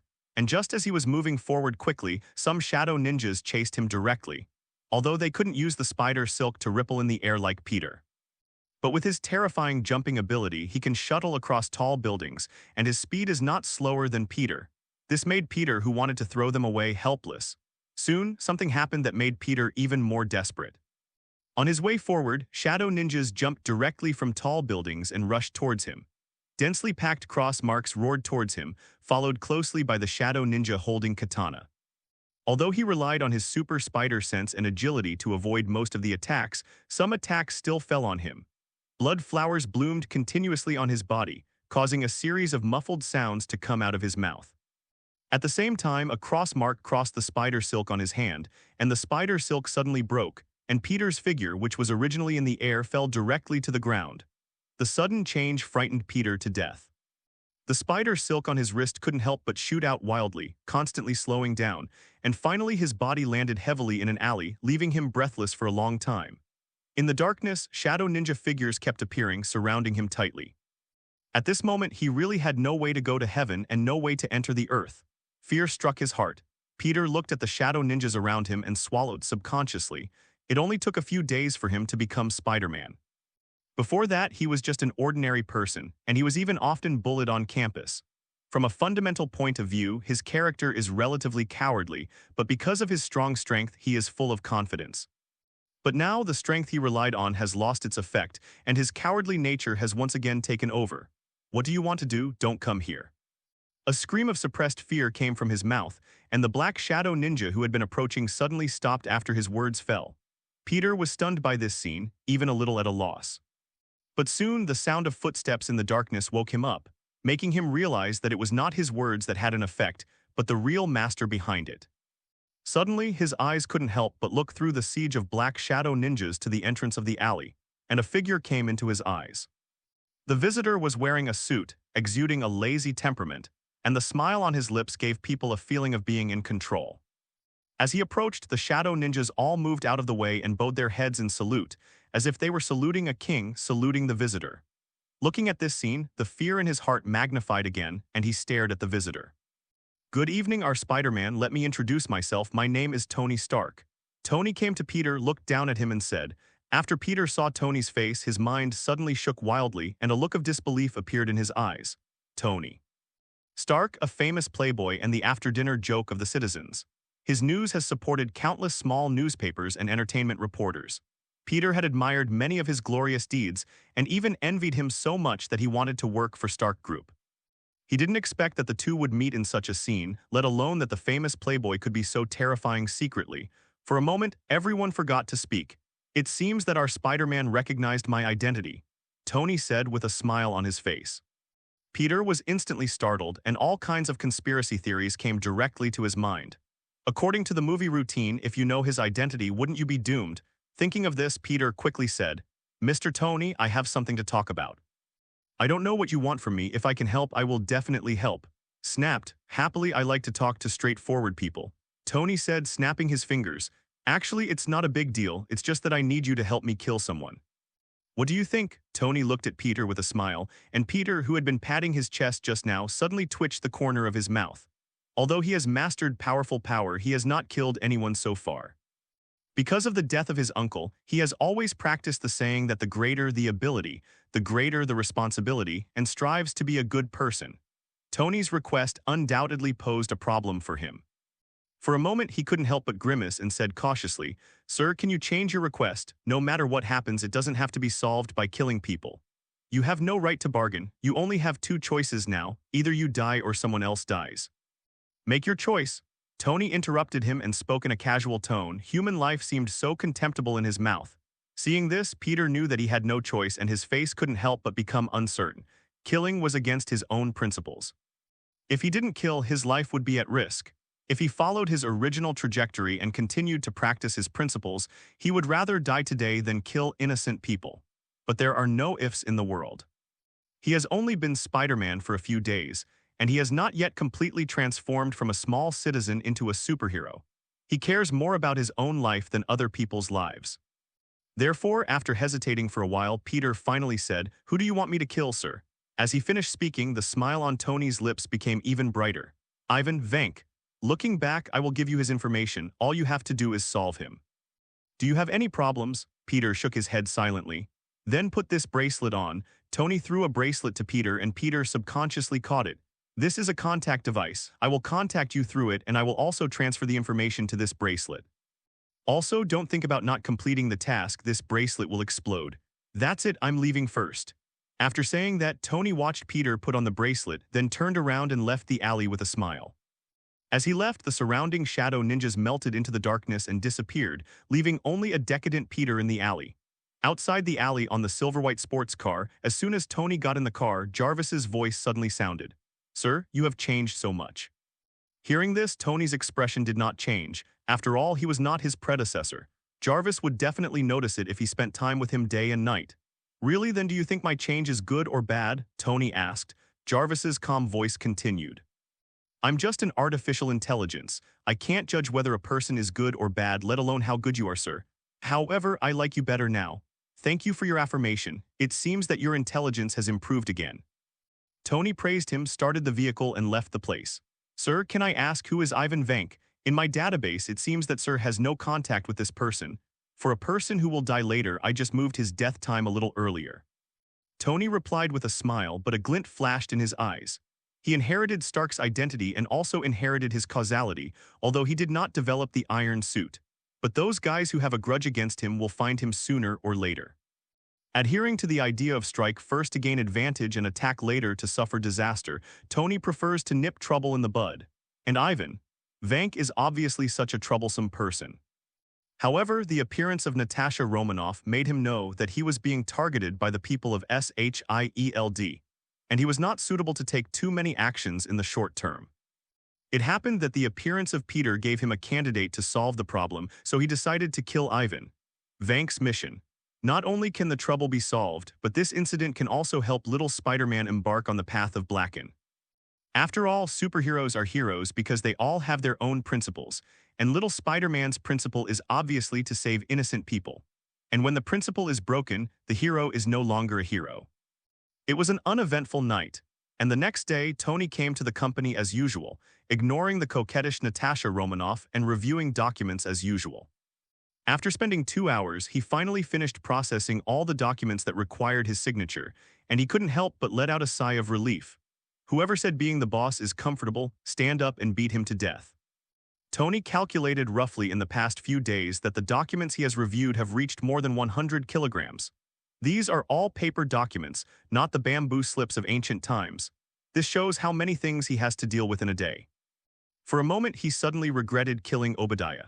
Because this guy managed the company, he could spend a lot of time and be a hands-off shopkeeper. Now, after killing Obadiah, most things in the company can only be handled by oneself, which is really annoying. Just when he was relaxing, the door of the office was suddenly pushed open. Potts walked in from the door, and when he saw her, Tony felt dizzy. Beautiful Ms. Potts, I think I need to rest for a while. I authorize you to handle the company's affairs with full authority. What do you think? Looking at Tony, who was already complaining before he opened his mouth, Potts couldn't help but roll his eyes. However, she also knew that he was tired during this period and did not continue to hit him. Okay, I'll give you a day off to deal with one more thing. Stop complaining. Really? What's the matter? Tell me. Tony suddenly became excited and said. He really doesn't want to stay in the office anymore, which is definitely good news for him. The military's procurement invitation for this year has been sent. Starting at 3 o'clock in the afternoon, you can go and participate and try to win more orders. With that said, Potts handed an invitation letter to Tony, then hurriedly turned around and left the office. As president, Potts' business is busier than Tony's. After all, Tony only needs to deal with some major things, but Potts has to manage the entire group. The workload between the two is not at the same level at all. Looking at her leaving back, Tony shook his head. How could this woman have such great enthusiasm for work? After withdrawing his thoughts, Tony opened the invitation and looked at the content on it. Naturally, there was nothing substantial in the content. But Tony was curious, so he watched with gusto. Military procurement is the main source of profits for major arms companies. Every year's procurement meeting is a gluttonous feast for major military industrial companies. Everyone wants to take another bite of this feast, so the competition is fierce. Even at past procurement meetings, we could see the heads of major groups fighting on the spot, which can be said to be very lively. At 2 o'clock in the afternoon, Tony left the group surrounded by a group of bodyguards, got into a Rolls-Royce and rushed to the purchasing meeting. When he arrived, it was already close to 3 o'clock, and the purchasing meeting was about to begin. Happy followed him with 2 bodyguards and walked into the venue with him, while the remaining bodyguards were on standby outside. After entering the venue, a burst of noise suddenly greeted us, and hundreds of people were talking loudly in the venue. Almost 80% of the arms dealers in the entire United States are gathered here. But after Tony walked in, everyone turned to look at him almost at the same time, their eyes filled with awe. As a top military industrial giant in the United States and even the world, it is difficult for Tony to appear without attracting attention. Ignoring most of the people present, Tony came to the front row of the venue. Compared to the crowd at the back, there were only a few people in the front row of the venue, and behind these people stood giants that were no less powerful than Stark Industries. Hammer Industries Justin. Hammer, the helmsman of Hammer Industries like Stark Industries, is mainly engaged in the arms business, has long-term cooperation with the Department of Defense, and is Stark Industries' main competitor. PIM Technologies Hank. The group founded by PIM specializes in PIM particles that can change the file size of objects. It also produces weapons, but the proportion is not significant. Austrian Group, a family-owned company, is headed by Norman Osborn, who focuses on biotechnology and has made great achievements in the military industry, has a vague tendency to catch up with Hammer Industries. Pioneer Technology, founder Killian, specializes in genetic modification projects. He is not deeply involved in the arms industry and is basically just here to make soy sauce. Roxxon Corporation, the overlord of the American energy industry, started in the oil industry and is one of the largest conglomerates in the world, and has spread its tentacles to all walks of life. Hammer Industries and the Austrian Group have people at the helm, while the other companies have people like vice presidents. After all, this is a procurement meeting for the military. Their main business is not arms. Even if they come, they can't compete with the three military industry overlords, Stark Industries, Austrian Group, and Hammer Industries. Therefore, it is enough to send a vice president to make the soy sauce. As Tony arrived, the vice presidents of several groups nodded to him as a greeting. Hammer raised the corner of his mouth and said, "Tony, I heard that you almost fell into the desert and never came back. I was ready to open the champagne to celebrate. I didn't expect to see you again. I'm really disappointed." As the main competitors of Stark Industries, the feud between the two companies can be said to have been long-standing. So Hammer spoke without any politeness at all. Hearing this, Tony sat in his seat and mocked, "Really, that really disappoints you. But don't waste your champagne. I think you are no longer able to sit still in the second position after 10,000 years. When you fall to the third position, I will help you drink it." After speaking, Tony turned to look at Osborn and nodded with a smile on his face. Osborn's face looked a little ugly. It was originally a competition between Hammer Industries and Stark Industries, but Tony dragged the Austrian Group into it with just one sentence. It was strange that he had a good face. Sure enough, Hammer, who had been focusing on Tony, silently glanced at Osborn at this moment. In the past 2 years, the Austrian Group has occupied an increasing share in military procurement meetings and has posed a threat to Hammer Industries. He originally planned to compete with Tony, but now he suddenly changed his strategy and decided to suppress the Austrian Group first. Soon, the time came to 3 o'clock in the afternoon, and the military procurement meeting officially began. Under the auspices of military procurement personnel, major military industrial companies received orders one after another. Some people are happy because of the large number of orders, while others are frustrated because of the decline in orders. But the one who felt the most explosive was undoubtedly Osborn. In previous years, Stark Industries and Hammer Industries were tit for tat, but this year they joined forces to suppress the Austrian Group in a tacit understanding.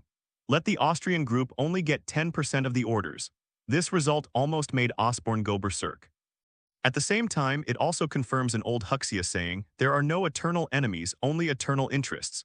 When the military procurement meeting ended, Osborn walked out of the meeting with a gloomy face. Looking at Hammer and Tony leaving, he wanted to eat them alive. Originally, according to his plan, the Austrian Group could win at least 20% of the orders in this year's purchasing meeting.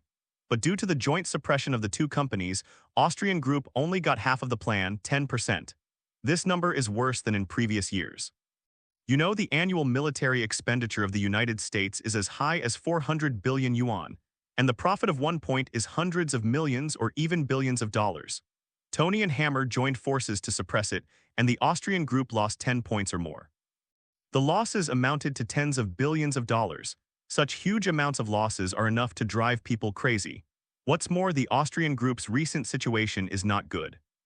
In order to win more military orders and catch up with Hammer Industries and Stark Industries, they specially developed military products such as flying skateboards, individual combat armors, and human body enhancers. A total of hundreds of billions of dollars have been invested in the company. The company has suffered serious losses, and the major shareholders are extremely dissatisfied.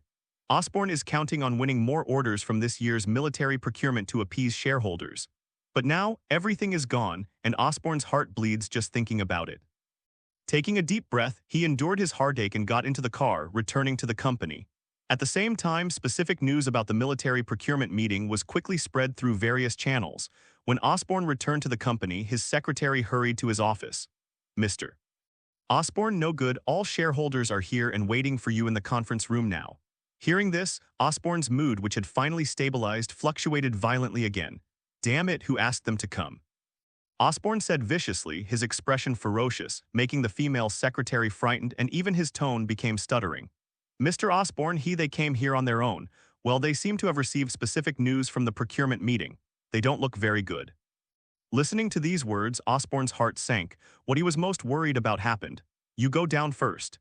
He dismissed the secretary casually, and the female secretary immediately left the office as if she had been granted amnesty. When he was alone, the suppressed anger in his heart suddenly burst out. F***K B***D. A ping-ping-pong-pong sound came from the office, and soon the office became a mess.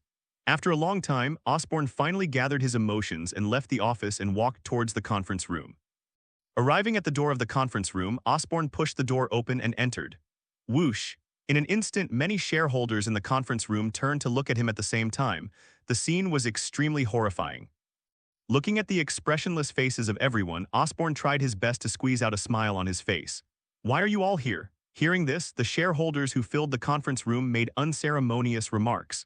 Mr. Osborn, I heard that our group only won 10% of this year's military purchase orders. Is that true? As soon as the shareholder opened his mouth, he stabbed Osborn directly in the heart. He wanted to refute, but he knew that it was useless. These people were not weak. They must have gotten the news, otherwise they would not be here. At the moment, he could only nod with difficulty and said, "That's right. But that's because Stark Industries and Hammer Industries teamed up to suppress us. Otherwise, our purchase orders would never be so small." Osborn tried his best to defend, but the shareholders present did not listen to this. They focused on profits. They were already dissatisfied with Osborn's strong advocacy of researching individual equipment and human body enhancers before. In addition, the research was stuck in a bottleneck and could not produce the best results, which made their dissatisfaction reach the extreme.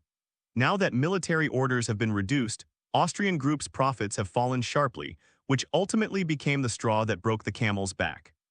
Let them choose to break up. Mr. Osborn, you don't need to explain. We joined the Austrian Group for profit.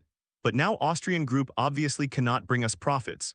So many of our shareholders have unanimously decided to divest from Austrian Group. The cold words turned into the sharpest sword at this moment, piercing into Osborn's heart. No, you can't do that, Osborn roared. The Austrian Group has very little funds left due to research and development. If the major shareholders withdraw their capital again, the Austrian Group does not rule out the possibility of bankruptcy. As the leader of the Austrian Group, he would not allow or let such a thing happen. Gentlemen, please calm down. The Austrian Group is only temporarily in trouble. As long as it survives, the Austrian Group will become better and your interests can be guaranteed. And the Austrian Group has also made a lot of profits for you over the years. You have not suffered any losses at all. Now it is just that you are not making money for a while. You cannot abandon the Austrian Group like this. Osborn tried his best to save her and even played the emotional card, but capital is cold and capitalists are even more indifferent. They only have interest in their eyes. As for feelings, how much does it cost per pound? Therefore, no matter how Osborn tried to retain him, no one present was shaken at all. Mr. Osborn, there's no need to waste any more time, just prepare the contract. We'll sign it later. After saying that, the major shareholders stood up and left the meeting room one after another, leaving Osborn sitting in his place in despair. Without Tony's appearance, the major shareholders of the Austrian Group would have withdrawn their capital a year later. But because of Tony's intervention, the Austrian Group was pushed into the abyss of bankruptcy in advance. Time passed little by little and Osborn sat in the conference room for a long time. It was not until it was getting late and the employees of the Austrian Group got off work that the female secretary walked in cautiously. "Mr. Osborn, it's time to go." As soon as the words fell, Osborn, whose eyes were dull, suddenly woke up. He glanced at the female secretary with a flat face and said calmly, "You go ahead, I'll stay for a while." Hearing this, the female secretary nodded hesitantly, turned and walked towards the door. When she reached the door, she subconsciously turned around and glanced at Osborn, only to find that his entire body had fallen into shadow. On his originally plain face, the corners of his mouth turned up slightly, giving people a strange feeling. Seeing this scene, the female secretary's heart skipped a beat and she shuddered subconsciously. She didn't dare to stay any longer and hurriedly left the place. Soon, the staff of the Austrian group left work one after another, and only Osborn was left in the entire Austrian group. Osborn, who was in the shadows, suddenly stood up and walked out of the conference room, walking towards the Austrian group's laboratory building. The Austrian group has a total of 33 floors, of which the 1st to 15th floors are the office areas for ordinary employees. The 16th to 25th floors belong to the laboratory building, which specializes in the research and production of various new products. The research on individual combat armor and human body enhancers is on the 20th floor. Although the research on individual weapons is still unable to achieve mass production, there are already mature products in the research room. In contrast, human enhancers are still semi-mature products that have undergone biological experiments but have not yet undergone human trials. According to research, any creature injected with human body enhancers will become irritable and full of destructive desires. Because this problem cannot be overcome, human experiments have not been carried out for a long time. Originally, according to Osborn's plan, the human body enhancer needed to be continuously improved to remove side effects before it could act on the human body. But now, he can't wait any longer. Many shareholders are about to withdraw their capital. Only by producing better research results can he hope to persuade them to continue to support him and keep the Austrian group. Therefore, he decided to use himself as a research subject to conduct the next stage of human research. Arriving on the 20th floor, Osborn started the equipment and stepped into the experimental cabin. As the experimental hatch closed, a burst of mist sprayed out, and a trace of madness flashed in Osborn's eyes. With no way out, he could either successfully develop the perfect human enhancer or die in the experimental cabin. This was his last struggle. With the determination to die, the human body enhancer poured into his body. Suddenly, a tearing pain rushed into his mind, and a scream resounded through the 20th floor. Liberty City Beach House. Through Jarvis, Tony finally collected information from Vank. After getting the information, he sent it directly to Peter and dialed Peter's phone number. "Hello, little Spider-Man, good evening. Have you received the information? I hope to see this person disappear tonight. I hope you won't disappoint me." After saying that, without waiting for Peter to reply, Tony hung up the phone and asked Jarvis to bring up Peter's scene. In addition to positioning, the bracelet can also monitor Peter's movements in real time. He is ready to enjoy a drama about the fall of a superhero. On the other side, where Peter lives, looking at the hung-up phone, Peter looked at the information projected on his wrist in silence. After recording all the information in his mind, Peter took out his spider suit from the closet. Looking at the suit that represented justice, Peter had a self-deprecating smile on his face. He was determined to protect the public, but today he betrayed his principles and killed an innocent person with his own hands. "I don't want to either, I just want to live."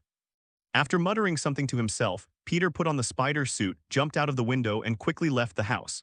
With his body rippling in the steel jungle, Peter quickly arrived at his destination, this time Hammer Industries. The target Ivan is the chief weapons designer of Hammer Industries. According to the data, he has stayed in Hammer Industries all year round. Therefore, in order to deal with him, we must first find a way to sneak into Hammer Industries. As a top military industrial giant, Hammer Industries has extremely strong security capabilities. Even the best soldiers in the world cannot even think of sneaking in quietly. But this can only deal with some mortals. Although Peter's power is not comparable to that of gods, it is beyond the scope of mortals. In front of him, the security force of Hammer Industries became a complete joke. Just with the help of Spider Silk, Peter easily reached the top of Hammer Industries. With the help of the spider barbs on his palms, he easily opened a hole in the glass on the top floor of the Hammer Industrial building that was large enough for one person to pass through, climbed in, and then entered the elevator, which led directly to the -3 floors of Hammer Industries. This is the Weapons Research and Development Department of Hammer Industries, and it is also where Ivan is located. In the villa, Tony was sipping red wine, watching the whole process of Peter's infiltration on the video, and smiled. "It seems that our Spider-Man is even better than I thought." Jarvis, based on his performance, construct a strength profile and also try to deduce the direction in which his strength will improve. "Okay, sir, recording has started." Jarvis responded, and in the video, Peter had successfully arrived on the 3rd floor of Hammer Industrial. Ding. The elevator door slowly opened. A dozen black gun muzzles appeared in front of Peter's eyes. Peter's eyes suddenly shrank and his body subconsciously jumped up, grabbing the top of the elevator. The next second, gunfire erupted and bullets roared instantly. The terrifying burning sensation left dark marks on his spider suit. Without any time to think, he quickly shot out a spider web from his wrist, covering several people at the elevator door, interrupting them to continue firing. Taking advantage of this opportunity, he quickly left the narrow space of the elevator, using his speed to the extreme and knocking out several people at the elevator entrance in a few seconds. The moment they fainted, a siren sounded throughout the institute. With his strong hearing, Peter heard a dense set of footsteps approaching quickly. For a moment, he couldn't help but curse angrily, "Fake, how did they find out?" He was very cautious when sneaking in, making no noise, and couldn't figure out where he was exposed. Peter thought irritably, but he didn't know that as a research and development center for new weapons, the security here was more than 3 times stricter than outside. There is someone waiting at the elevator entrance 24 hours a day, and you can always see the scene in the elevator. Although he is powerful, he is completely unaware of this because he is new to the industry and has little experience. So after he walked into the elevator, he was already discovered, and this was the scene that could be called a door-opening murder. Without enough time to think about how he was exposed, Peter quickly walked towards the depths of the research office. Along the way, he relied on his agility to avoid being encircled by a large number of guards, and soon found the target of his trip, Ivan Vank. As the villain of the second Iron Man, although he is not low in intelligence since he has not developed the Death Whip armor, his strength is not much stronger than ordinary people. When he saw Peter appearing in front of him, Ivan could say he was stunned. He had naturally heard the alarm from the research office. In his opinion, someone from some force had come to steal the blueprints of new weapons. It had nothing to do with him, but he never imagined that the target of the visitor was himself, leaving him completely unprepared, etc. Ivan opened his mouth to say something, but Peter didn't give him a chance. He stepped forward, grabbed his neck, and twisted it hard. There was a click, and he took the lunch directly. Before coming, Peter had done various psychological preparations and envisioned scenarios that he couldn't bear to do. But when he was discovered, and could be surrounded and suppressed by a large number of guards at any time, he suddenly discovered that all his expectations had become a joke. In order to prevent himself from being surrounded by guards, he broke Ivan's neck without any hesitation. This development made him feel confused for a moment. He didn't know whether he was forced by Tony to do such a thing without any burden, or whether he had no big objection to murder in the first place. The confusion did not last long. When he was awakened by the sound of footsteps, he threw all his thoughts behind and began to escape from this place. At this time in the villa, Tony's face also looked a little stunned. He didn't expect that things would end so easily. He was already ready to watch a drama of Peter's inner conflict between heaven and man. Unexpectedly, Peter turned out to be more decisive than he thought. "Jarvis, have I been deceived by this guy? Judging from his decisiveness, it doesn't look like it's his first time to kill someone." Tony was speechless. Jarvis's emotionless voice suddenly sounded. "Sir, according to research, there is a devil living in everyone's heart. It is a collection of human negative emotions. Some people lock up the devil, and they are good people in the eyes of ordinary people. Some people release the devil, and they are bad people in the eyes of ordinary people. According to my observation, Peter in the video is in the stage of locking away the devil. Without your intervention, sir, he should have locked away the devil in his heart and become a good person. But sir, you gave him a key and let him release the devil. So everything is caused by you, sir." Jarvis analyzed for a while and finally put the blame on himself, and Tony couldn't help but twitch the corner of his mouth. "Good guy, you are still not with me. Do you say that about the creator?" Deciding to refuse to communicate with Jarvis for the time being, Tony prepared to go to bed. The matter was over, and he had no need to continue watching. Although the guards at Hammer Industries were good, they could not trap little Spider-Man, so he was naturally too lazy to continue watching. But just as he stood up, Jarvis's voice suddenly sounded. "Alert, alert, approaching UFO detected." As soon as he finished speaking, Tony stopped and immediately turned to look at the big screen, only to see that the scene on the screen had changed to outside his villa. A green figure in the distance quickly approached his villa on a skateboard-style aircraft. Tony even saw the evil ghost mask on the face of the visitor. Suddenly, Tony's brows raised and a smile appeared on his lips. "Interesting, Green Goblin Osborn, you came to me before I came to you. What are the best candidates to form the Dark Alliance?" Naturally, they are the famous villains in Marvel. These people are born with dark hearts, which is much easier than recruiting superheroes. So after meeting Osborn at the military procurement meeting, Tony made up his mind to drag this guy into the Dark Alliance. But because this guy hasn't transformed yet, Tony just plans to give him a little stimulation to speed up his transformation. But I didn't expect that things would progress so fast. I only stimulated this guy during the day, but at night this guy turned into the Green Goblin and came to me. Sure enough, life is full of surprises. There was a smile on Tony's lips and a hint of coldness appeared in Tony's eyes.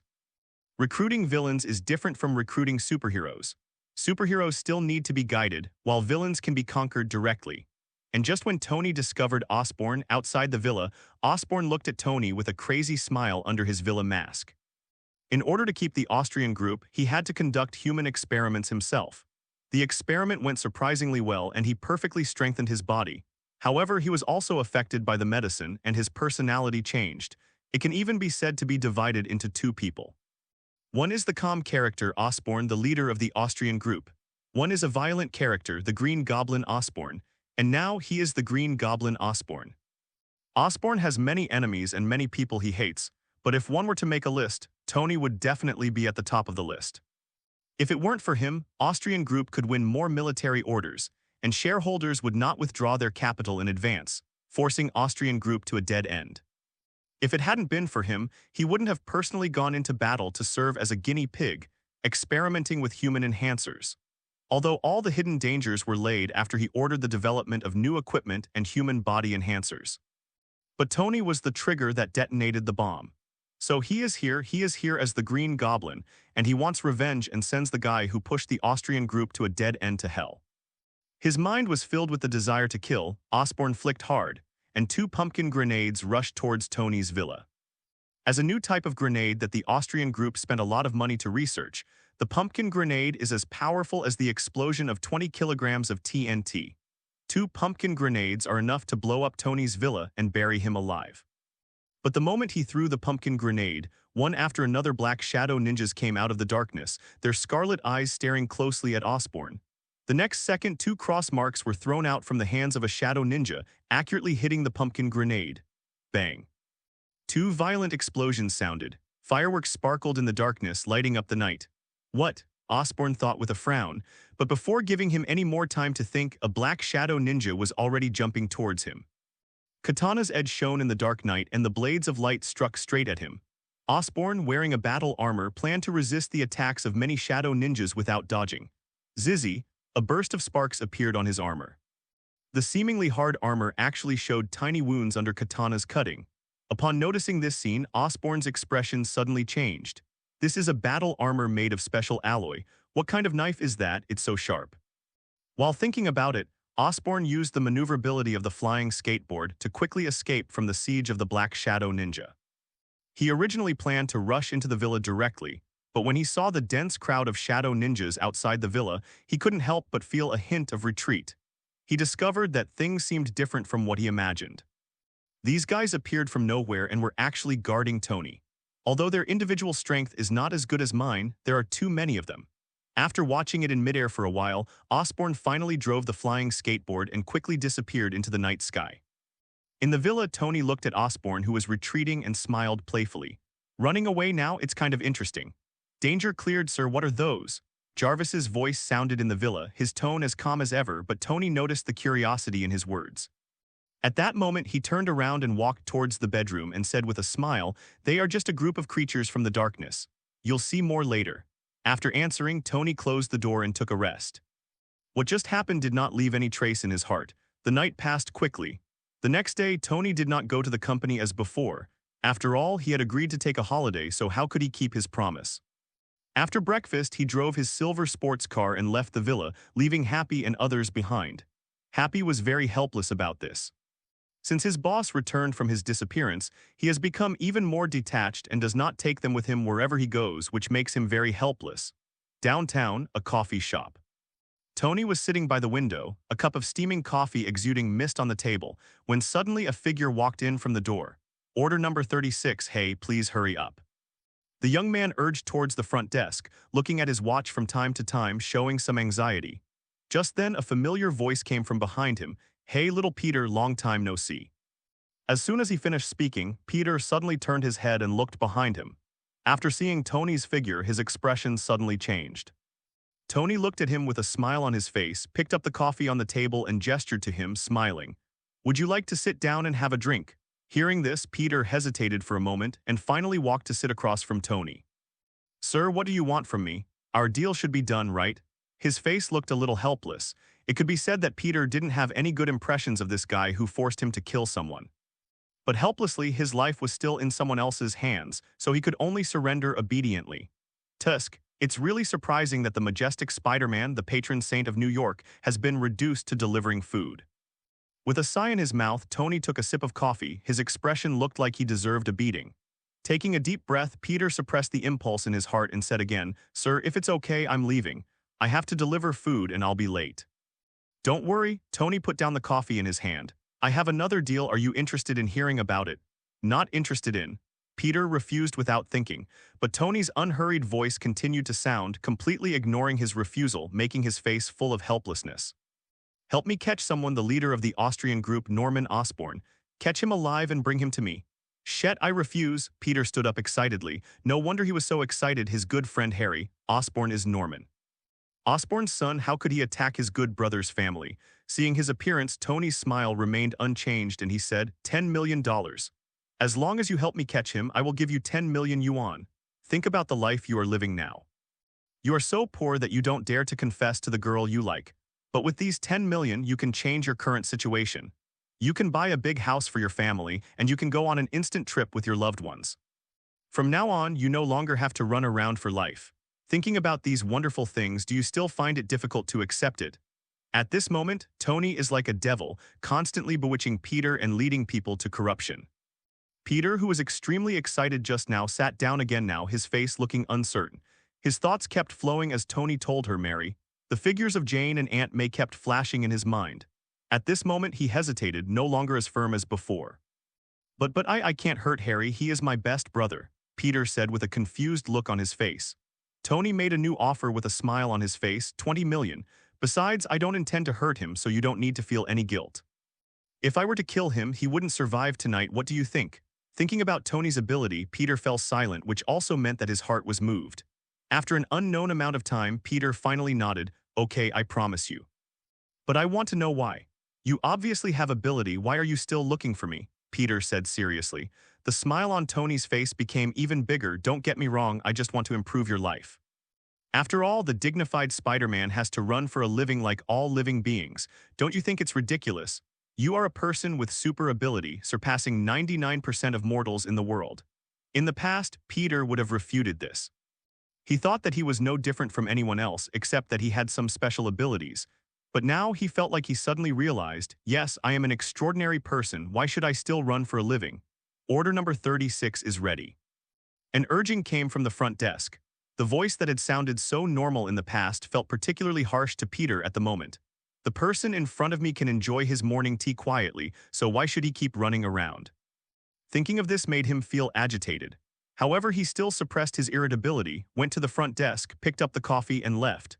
Tony looked through the window at Peter, who was riding on the electric donkey and leaving. A smile flashed in his eyes. Breaking through the bottom line can only happen once or countless times. If we talk about killing Ivan before, Vank can still say that it was forced by itself, but now it has no intention of forcing it at all. Moreover, he could feel the unwillingness in Peter's heart when he stood up. Obviously, our Spider-Man has gone astray, and there will never be that hot-blooded and kind-hearted little Spider-Man again. Thinking of this, Tony couldn't help but sigh, what's wrong with this world? Bad people are increasing day by day, and good people are getting fewer and fewer. It's really interesting. Putting down $1, Tony left the cafe, got into the sports car, and drove away. The roar of the sports car echoed in the streets, arousing the envious eyes of many passers-by. Some people say that a person's character is innate, but Tony believes that a person's character is brought about by the environment. What kind of things you have experienced will determine what kind of character you will become. When Peter experienced something he had never experienced before, whether voluntarily or by choice, it was destined that he would never be Spider-Man again. Therefore, his path to blacken is stable. Then who will be my next target? Tony drove the sports car, and many figures in his memory flashed through his mind. Driving a sports car around the bustling New York City, Tony was thinking about where to go for fun today. I finally had a day off, but I couldn't waste this great time. But as the saying goes, the plan could not keep up with the changes. Just as he was passing by a building, there was a sudden explosion of huge amounts. Boom. Countless gravel fell from high altitudes and smashed into the crowd of people on the street. The originally bustling and peaceful street instantly turned into a flesh and blood mill. Countless corpses were scattered with broken arms, and many people were directly smashed into pieces by boulders falling from high altitude. It was extremely terrifying. Squeak! There was a sharp brake sound, and the vehicle driven by Tony stopped in place. And in front of him, a huge boulder crashed down. Bang! He almost turned into a meat pie like others. Looking at this scene, Tony has no fear. He has half a regenerative healing factor with the Horse Talisman. As long as he does not die instantly, the Horse Talisman can restore him, so he does not have too much fear. He was just curious what happened. While thinking about it, Tony got out of the car and looked up at the building above his head. Suddenly, a figure of huge amounts entered his eyes, causing his pupils to shrink instantly. Boom! There was a loud explosion and a green figure fell from the sky. Huge amounts of impact shook the ground for hundreds of meters and cracks spread in all directions like spider webs. The giant looked angry and roared to the sky. A wave of terrifying sound spread throughout the Manha shield, and pedestrians who had finally escaped the disaster fainted one after another under the loud roar. Only Tony was unaffected and watched this scene unharmed. After roaring, the giant ignored the scene and ran towards the city further away. All obstacles along the way were torn down or discarded by him. Watching the giant's leaving figure, the corners of Tony's mouth kept twitching, and a speechless emotion surged into his heart. Why did the green fat man come out at this time? Can he still play happily? As the bug hero in Marvel, the appearance of the green fat man instantly caused the power of the Marvel world to become unbalanced. Instead of continuing to be in a daze after gathering his emotions, Tony quickly drove and followed. Although the appearance of the green fat man is a bit unexpected, this is the real world after all, not a movie, so it is not unacceptable. What he is thinking about now is what benefits he can gain after the fat green man appears. Recruit him into the Dark Alliance. Stop making trouble, this guy is a time bomb, and I don't want to wipe his every 2 days. In the later stage of growth, it was a little better, and this guy could still control himself. Now this guy is completely crazy. After the transformation, he can't tell the difference between friend and foe. Tony was afraid that after he recruited this guy, he would kill him immediately. Therefore, the green fat man basically has no connection with the Dark Alliance. However, his value is not limited to his terrifying strength. In the later stage, someone used his blood to replicate the gene and created a guy named Abomination, a replica of the fat green man. Although it doesn't have the infinite improvements that can be called bugs like the genuine green fat, it is stable.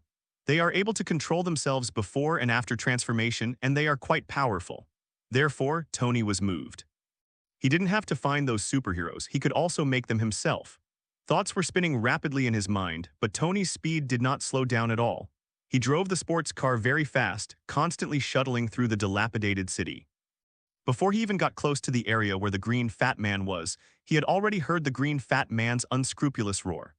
As the saying goes, when the weather is crazy, it will rain, and when people are crazy, there will be disaster. Some people can't stand how arrogant Green Fatty is. General Ross, Green Fatty's old father-in-law, directly mobilized a large number of troops to beat Green Fatty. When Tony came to the edge of the battlefield, he saw a large number of soldiers holding weapons and firing wildly. Tanks rushed to the battlefield one after another, and the roar of artillery fire resounded throughout the city. Under the bombardment of tanks, the green fat man continued to retreat, but everything was just a superficial phenomenon. When the smoke dissipated, the green fat man was still alive and active, and he tore up a tank to add to the fun. Seeing this scene, Tony decisively found a tall building to watch the battle from a high position. He had no intention of getting involved. With his small arms and legs, he couldn't even bear the green fat's punch, so he didn't want to go up and try. The battle continued and the soldiers suffered heavy losses. Under the iron fist of the green fat man, these well-trained elite soldiers were like children, unable to resist at all. Just look at the green fat man as if he was playing a whack-a-mole, punching a piece of flesh and blood. In just 10 minutes, his surroundings were covered with flesh and blood. The cruelty was so cruel that even Tony couldn't bear to look at it, and at the same time he couldn't help but complain about those twitchy things in SHIELD. How do you think this guy can still be a superhero after killing so many people? While complaining, Tony watched with great interest. Finally, it was time for the green fat man to transform. The law of conservation of energy belongs to the basic law of the universe. No matter how buggy the green guy is, he cannot ignore this law. After raging for so long, he finally withered. At that moment, the green fat man quickly tore open the military encirclement, ran towards the distance, and disappeared in front of everyone. A dark alley filled with domestic garbage and full of stench.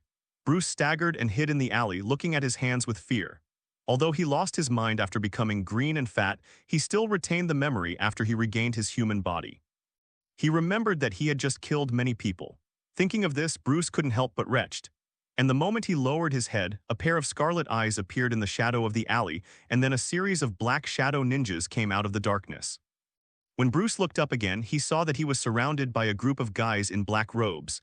Suddenly, a touch of fear appeared in his eyes. Now he was not the invincible green fat man, but just an ordinary scientific researcher with no power. Who are you? Bruce's horrified voice sounded.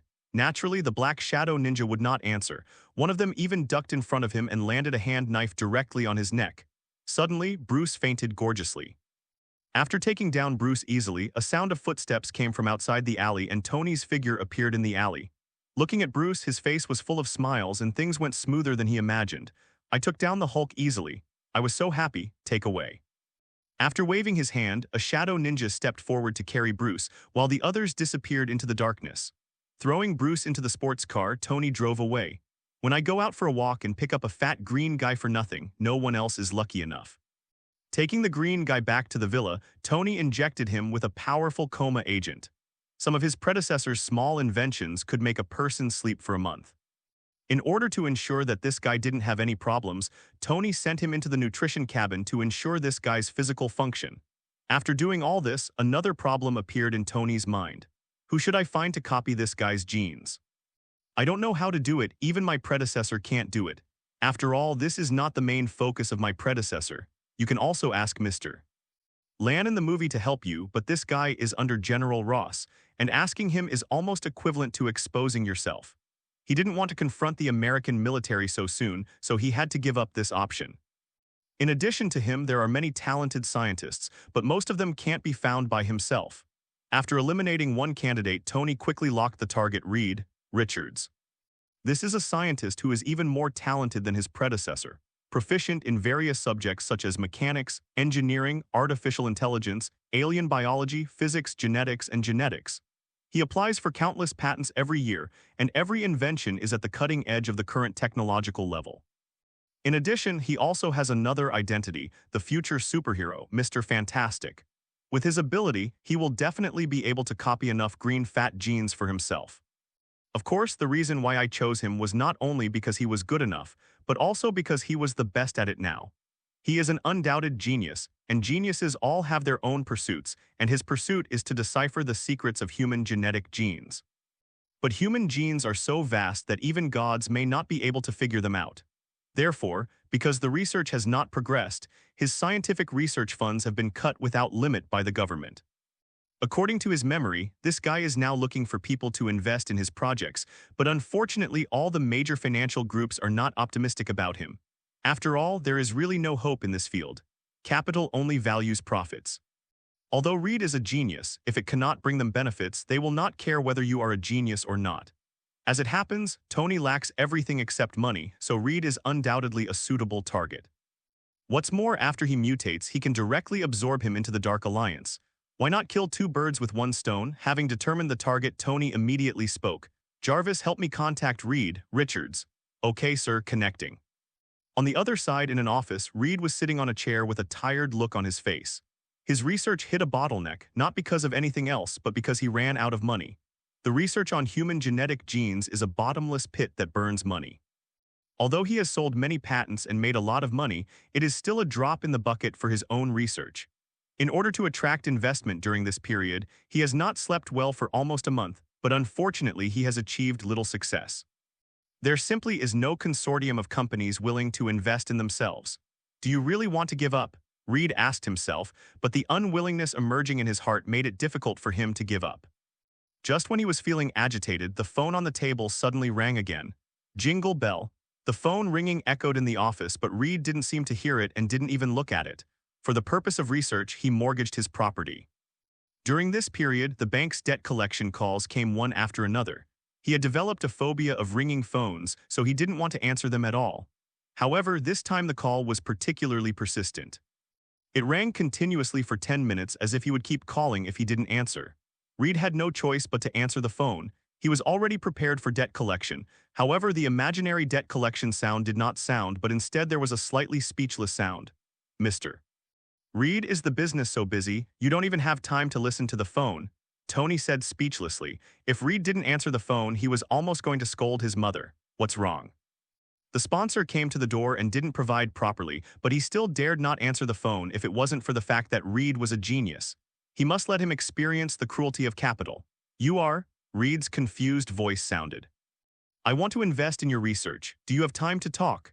After the words fell, Reed was stunned for a moment.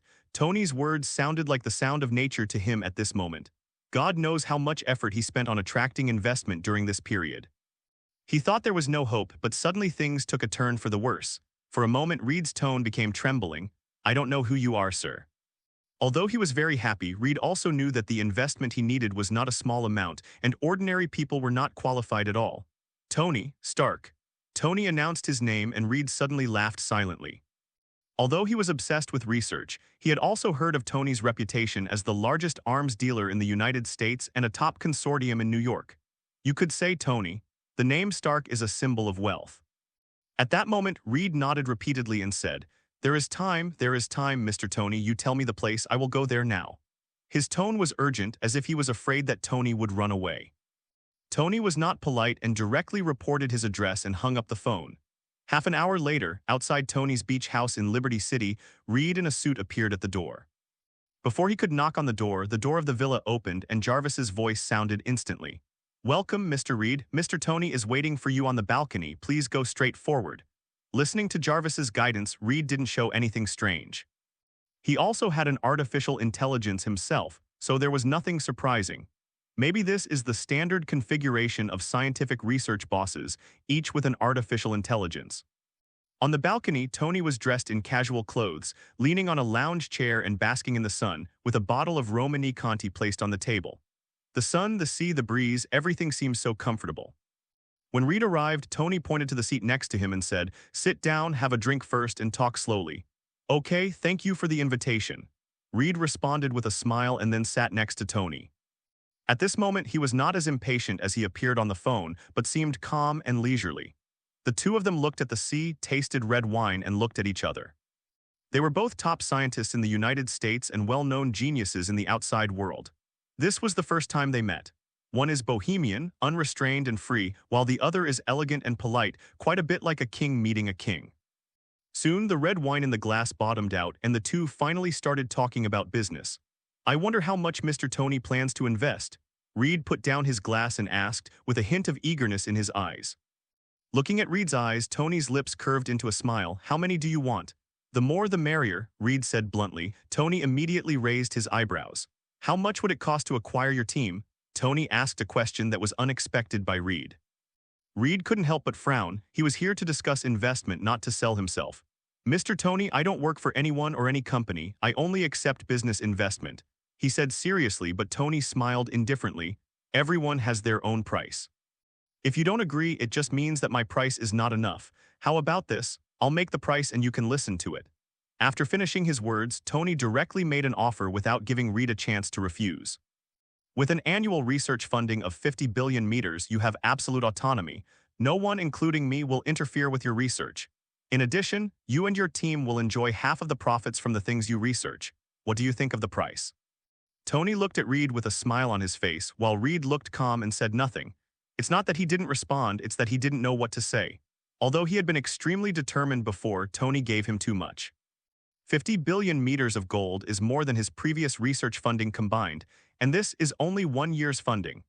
Absolute autonomy ensures that one's own research will not be subject to any interference, which is no different from what it is now. Although half of the research profits are shared by the entire team, it is still much higher than it is now. When other consortiums invest in his research, they will take at least 80% of the profits, and the rest belongs to him and his team. A profit increase of 30% represents a profit of 1 billion or 10 billion meters of gold. He really wanted to refuse as firmly as before and stick to his bottom line, but when the words of rejection came to his lips, he couldn't say it out. Therefore, he could only remain silent. As for his reaction, Tony was not surprised. All his life, he pursues nothing more than fame and fortune. This is a real world, not a movie from a previous life.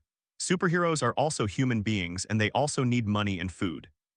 Do you really think that everyone can generate electricity for love and protect all mankind?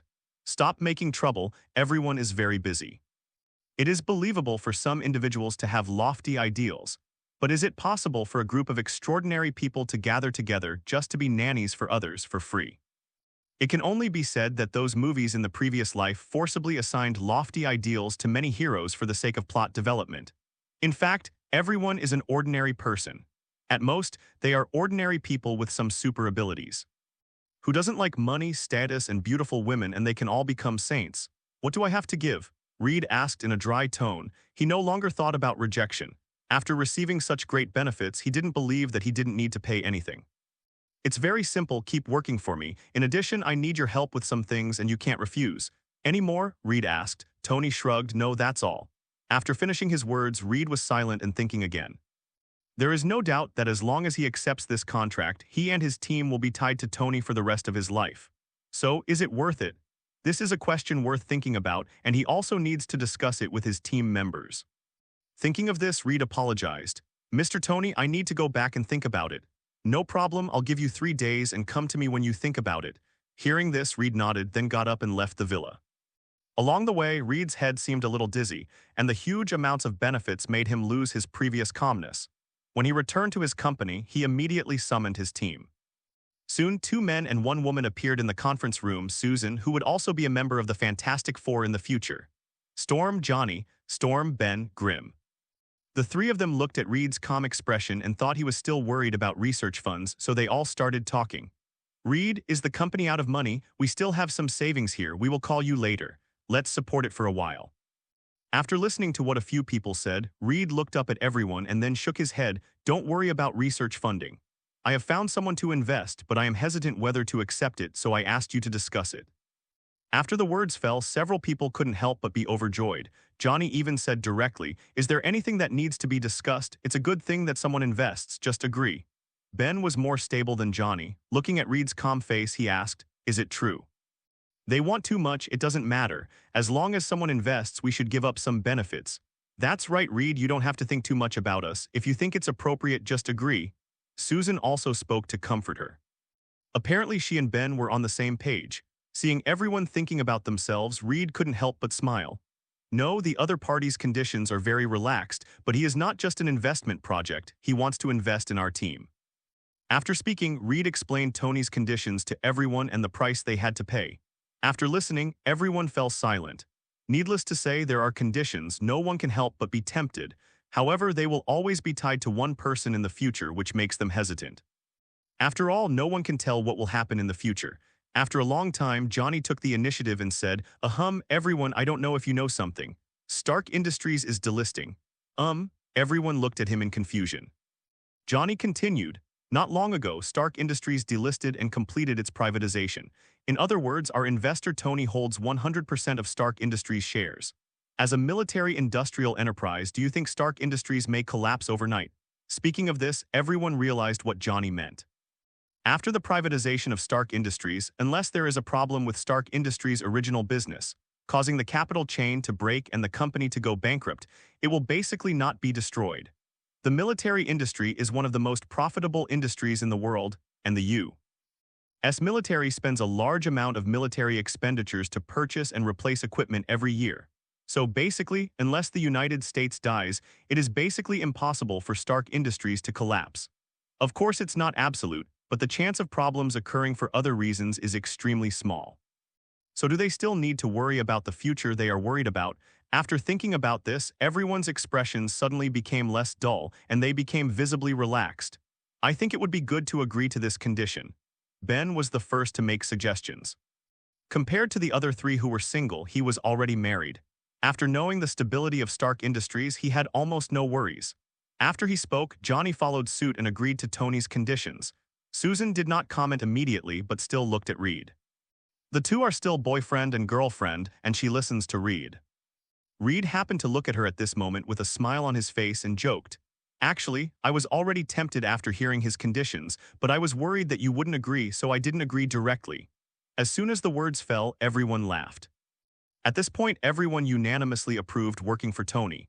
The next day, Reed came to Tony's villa again. "It seems you have thought it through," Tony said with a smile. Reed nodded directly, since he had already decided there was no need to drag his feet. "You will be my boss from now on. I don't know when I will sign the contract." "Sign now." Tony took out a contract that had been prepared. Reed read it carefully, and after confirming that there were no problems with all the terms, he signed his name directly. After signing the contract, Reed immediately changed his attitude. "Boss, when will our research funds arrive?" Seeing his eager look, Tony said directly, "It needs some preparation time and the money will arrive in 3 days. But you have to do something for me first." "What?" Reed asked, confused. Tony did not explain but stood up directly and said, "Follow me." Then he took the lead and walked towards the underground research room in his villa.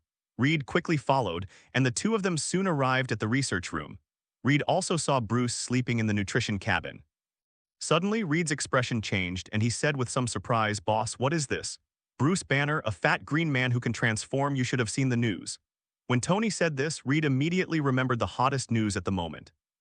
The green monster ravaged Niu, causing heavy casualties to the citizens. Yesterday, this news had spread throughout the United States. Even Reed, who didn't care much about the news, had seen this news. "Boss, do you mean that he is the monster who tortured Niu Yue?" "That's right.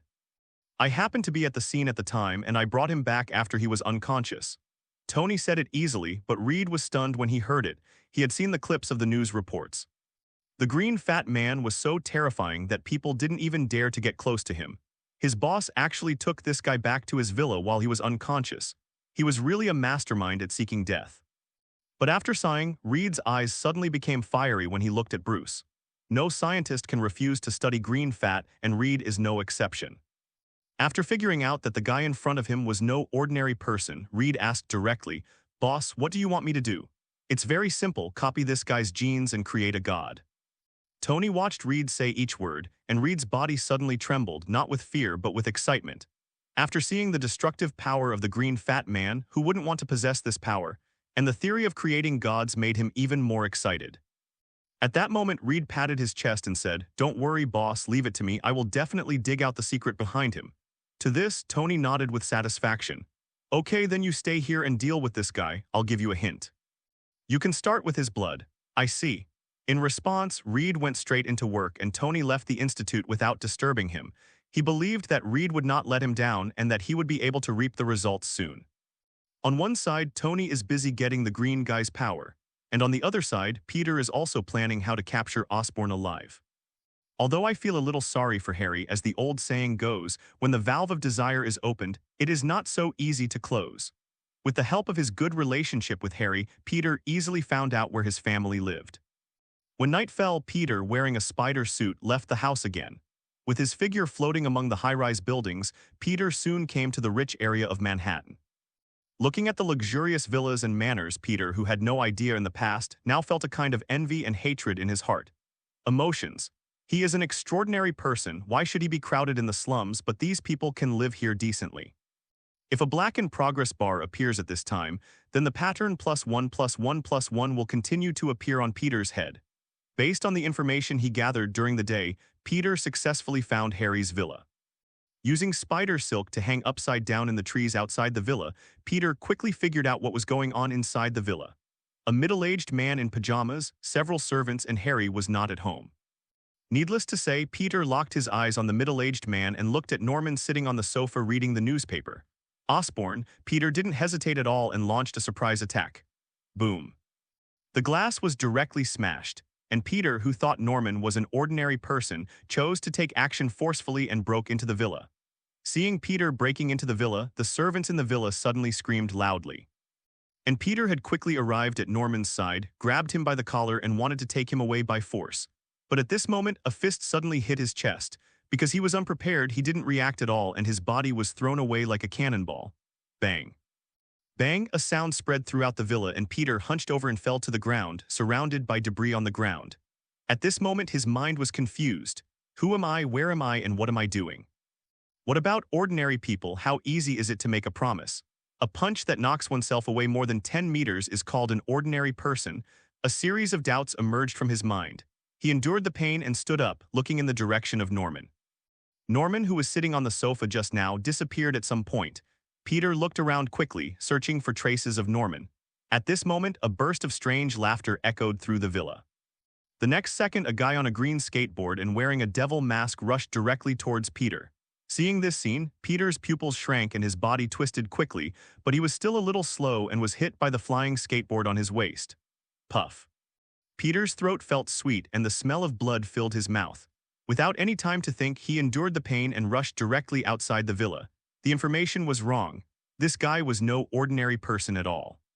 Peter didn't dare to stay here anymore, so he quickly escaped from the villa and disappeared into the night. Night shrouded a residential house in Niyu City. Queens and Peter's figure flashed in from the second floor. He casually pulled off his hood and spat out a mouthful of blood. F***KB***D. A burst of angry curses kept coming from his mouth, and he quickly picked up the phone and dialed Tony's contact information. Toot toot.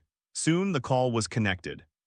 Before the other party could speak, Peter suppressed his anger and said, F***K, that guy is not an ordinary person at all. Your information is wrong. Are you trying to kill me? On the other side, Tony was holding a red wine glass and shaking it in his hand. Listening to Peter's angry voice, a smile appeared on his lips. If I wanted to harm you, you would have died long ago. And I never said that guy was an ordinary person. What on earth do you want to do? Peter said angrily. I said you capture that guy alive, that's my purpose. Impossible, that guy is extremely strong and I am no match for him. Speaking of this, Peter's tone was a little depressed. After the mutation, although he didn't say it, he was still very happy in his heart. But since meeting Tony, he found that everything had changed. Any cat or dog that came out was better than him. To sum up, both humans and ghosts are showing off, only you are being beaten. Hearing the disappointment in his words, Tony's smile deepened. Do you want to become stronger? I can help you. As soon as he finished speaking, Peter immediately became alert on the other end of the phone. There is no such thing as a free lunch, especially when making a deal with Tony. What conditions? He asked carefully. It's very simple. I plan to form a dark alliance and now invite you to join. Tony took a sip of the red wine in his hand and said calmly, I'm a good person. Peter exaggerated. I didn't say you were not a good person, I just asked you to join the Dark Alliance. Think about it. As soon as the words fell, Peter on the other end of the phone fell into a long silence. The Dark Alliance, as its name sounds, is not a good place, but think about how you ran away in embarrassment after being beaten today.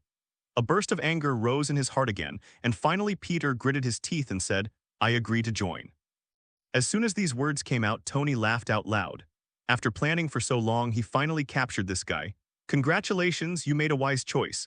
Come to me tomorrow morning and I will give you what you want. After saying that, Tony couldn't wait to hang up the phone and clicked on the system panel. Name, Tony Stark S**X. Male identity, heir to the Shadow Kingdom ability, Horse Talisman, Shadow Ninja Control, Black Shadow Blade Control, number of draws, 1 Dark Alliance member, Spider-Man. Looking at the information on the system panel, a curve curled up at the corner of his mouth, and at the same time his thoughts also moved at this moment. Suddenly, black shadows rose from the ground and appeared in front of him, standing respectfully. Different from Sombra Ninja, Sombra Blade's hands and feet have special steel claws, similar to Wolverine. Their abilities are not as comprehensive as Sombra Ninja, but their combat effectiveness is stronger than Sombra Ninja. It can be said that it is specially designed for fighting. After carefully observing the Blade Ninja, Tony nodded with satisfaction, let them return to the Shadow Kingdom and opened the lottery panel. It was an exciting time again, and even though Tony's state of mind had grown a lot, he still felt a little nervous when facing the lottery roulette. Lottery, I shouted in my heart, and suddenly the pointer on the roulette wheel started spinning rapidly. Stop! The speed of the pointer slowed down and Tony looked at the pointer eagerly, praying in his heart for a powerful ability. Soon, the pointer stopped. The next second, a dragon-shaped pattern appeared on the roulette wheel, a dragon roar sounded, and the dragon shadow jumped out of the roulette wheel under Tony's gaze and instantly penetrated into his body. Hot, extremely hot. Tony felt that the temperature in his body instantly rose to the extreme, and a dragon-shaped mass appeared on the surface of his skin, emitting an astonishing high temperature. A few minutes later, the dragon pattern disappeared and Tony returned to normal again. Sir, are you okay? Jarvis's voice sounded. It's okay, don't worry. Tony opened his eyes and said with a smile, Dragon Talisman, ability Dragon Explosion can dissolve everything in the world. This was the information that popped into Tony's mind after he gained the ability of the dragon spell. In order to test the specific power, Tony walked into the underground research room and glanced at Reed, who was looking enthusiastic. Tony took out a piece of gold titanium alloy from the material warehouse. This is one of the hardest metals in the Marvel world. It is generally used in aerospace materials and is resistant to high temperatures and low temperatures. According to the records of the previous life, the predecessor used gold and titanium alloy when building the steel armor. After leaving the research institute, Tony sat on the balcony and looked at the file-sized gold and titanium alloy on his palm, and a flame ignited on his palm.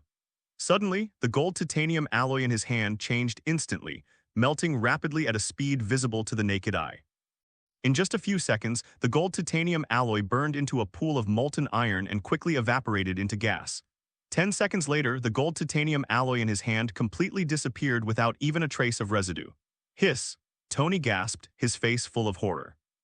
Although he knew that the dragon talisman's ability was very strong, he didn't expect it to be so strong that the gold-titanium alloy could not even sustain it for 10 seconds before it vaporized.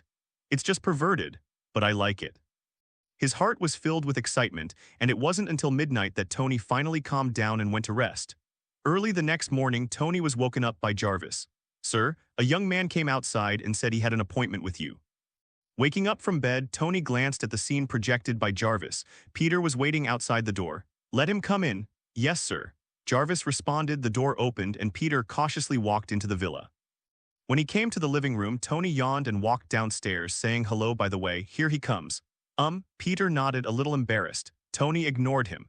After the reward was obtained, his interest in Peter was greatly reduced.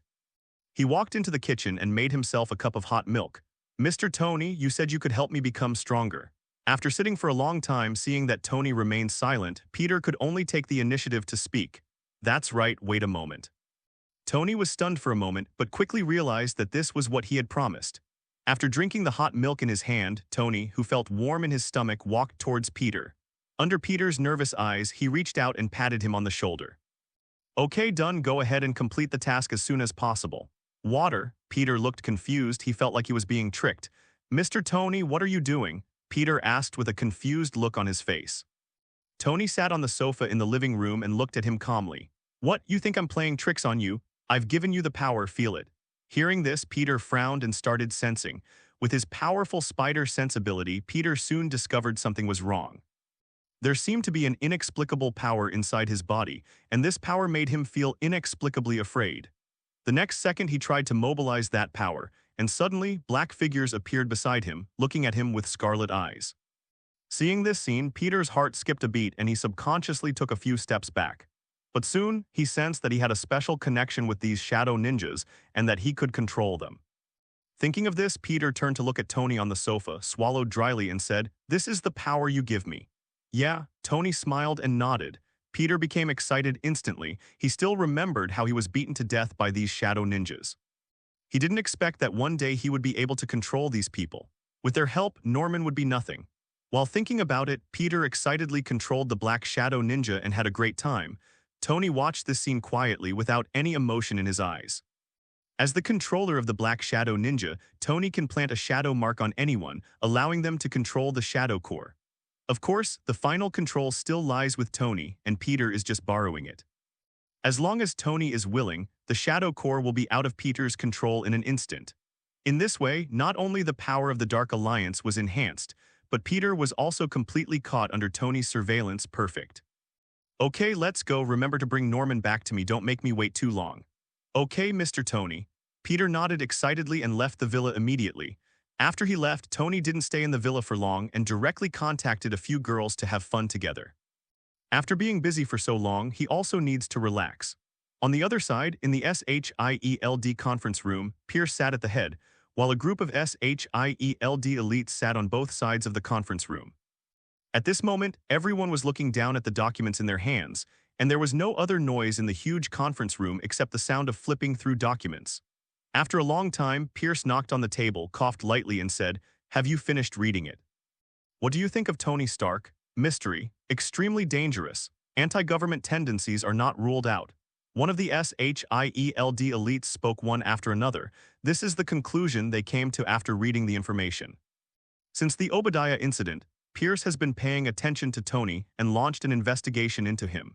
In addition to sending Natasha Romanoff to infiltrate Stark Industries, he also arranged a large number of forces to keep an eye on him. In this era where Skynet is everywhere with the power of SHIELD, it is almost effortless to monitor a person. Therefore, under the strict surveillance of SHIELD, almost everything Tony did during this period was exposed under the nose of SHIELD, whether it is using the power of the Shadow Core or contacting Peter. Everything is recorded in SHIELD. If that was all, the scene where Tony took Bruce away was also noticed by SHIELD. It is impossible for SHIELD not to pay attention to the green fat man causing trouble in New York. After seeing the power displayed by the green fat man, no one can remain unmoved, including SHIELD and Hydra. As the director of SHIELD and a spy for Hydra, Pierce was immediately interested. This led to today's meeting. It seems that everyone is very aware of Tony's danger. In this case, let's share your opinion. Arrest him directly or whatever.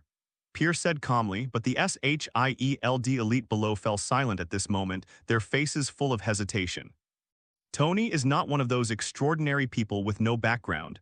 Behind him is Stark Industries. As the top consortium in the United States, the power of Stark Industries is far from what it appears on the surface. Behind Stark Industries, there are at least double-digit members of Congress, and the relationship between Stark Industries and the military is extremely close. According to rumors, the current president of the United States took office with the help of Stark Industries.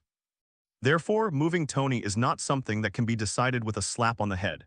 The implications are too great, and even SHIELD may not be able to withstand the revenge of Stark Industries. Seeing everyone's silence, Pierce also knew what they were worried about. Then he knocked on the table and said, "Tony is Tony, Stark Industries is Stark Industries. What we want to target is not Stark Industries but Tony. As long as we can capture Tony before Stark Industries reacts, I believe that the power behind Stark Industries will not be willing to go to war and fight with us.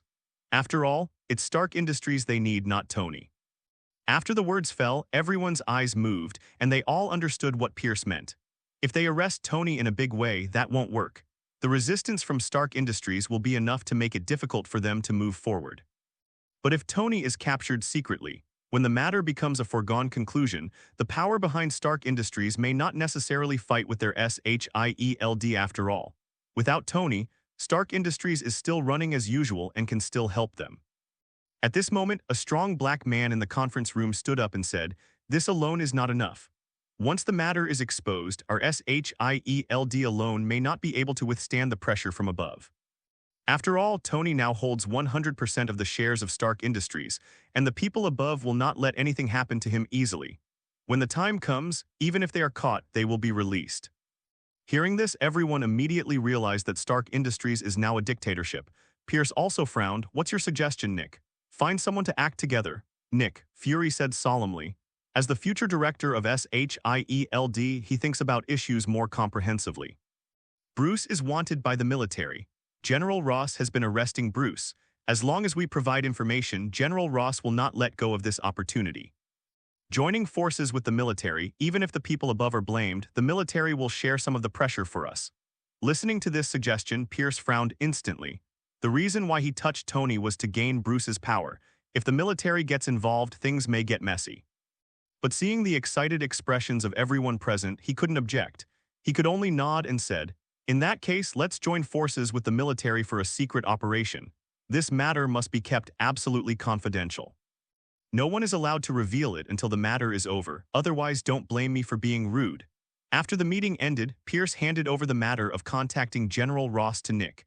After everyone dispersed, a figure walked into Pierce's office. His name is Sitwell. He is Pierce's assistant and one of the Hydra spies lurking in SHIELD. "Director, you are looking for me." Sitwell looked respectful. Pierce, who had his back turned to him, slowly turned around, looked at him and said, "SHIELD has decided to arrest Tony. You go and notify Bucky. After the operation starts, quickly find Bruce and take him away." "I understand, Director." Sitwell nodded and left the office immediately. Looking at his leaving figure, Pierce breathed a sigh of relief. If the military intervenes, it is unlikely that he will detain Bruce, so it is best to have Bruce taken away directly. Even if Bruce is found missing by then, the military will only be able to find Tony, but not him. On the other side, Nick, who accepted the mission, also came to the military area to meet General Ross. After explaining his purpose, Nick waited for General Ross's reaction. Boom, boom, boom. General Ross knocked on the table and looked at Nick with sharp eyes. Are you telling the truth? Bruce is in the hands of Tony Stark. That's right, General, the news has been confirmed and it cannot be false. Nick, Fury affirmed. So you are planning to attack Tony? Then do you know how many weapons Stark Industries provides to the military every year? If you touch Tony, do you think the military will just sit back and watch? General Ross spoke in a calm tone, his words full of coldness, as if he wanted to stand up for Tony. Looking at this scene, Nick did not panic, but instead raised a smile at the corner of his mouth.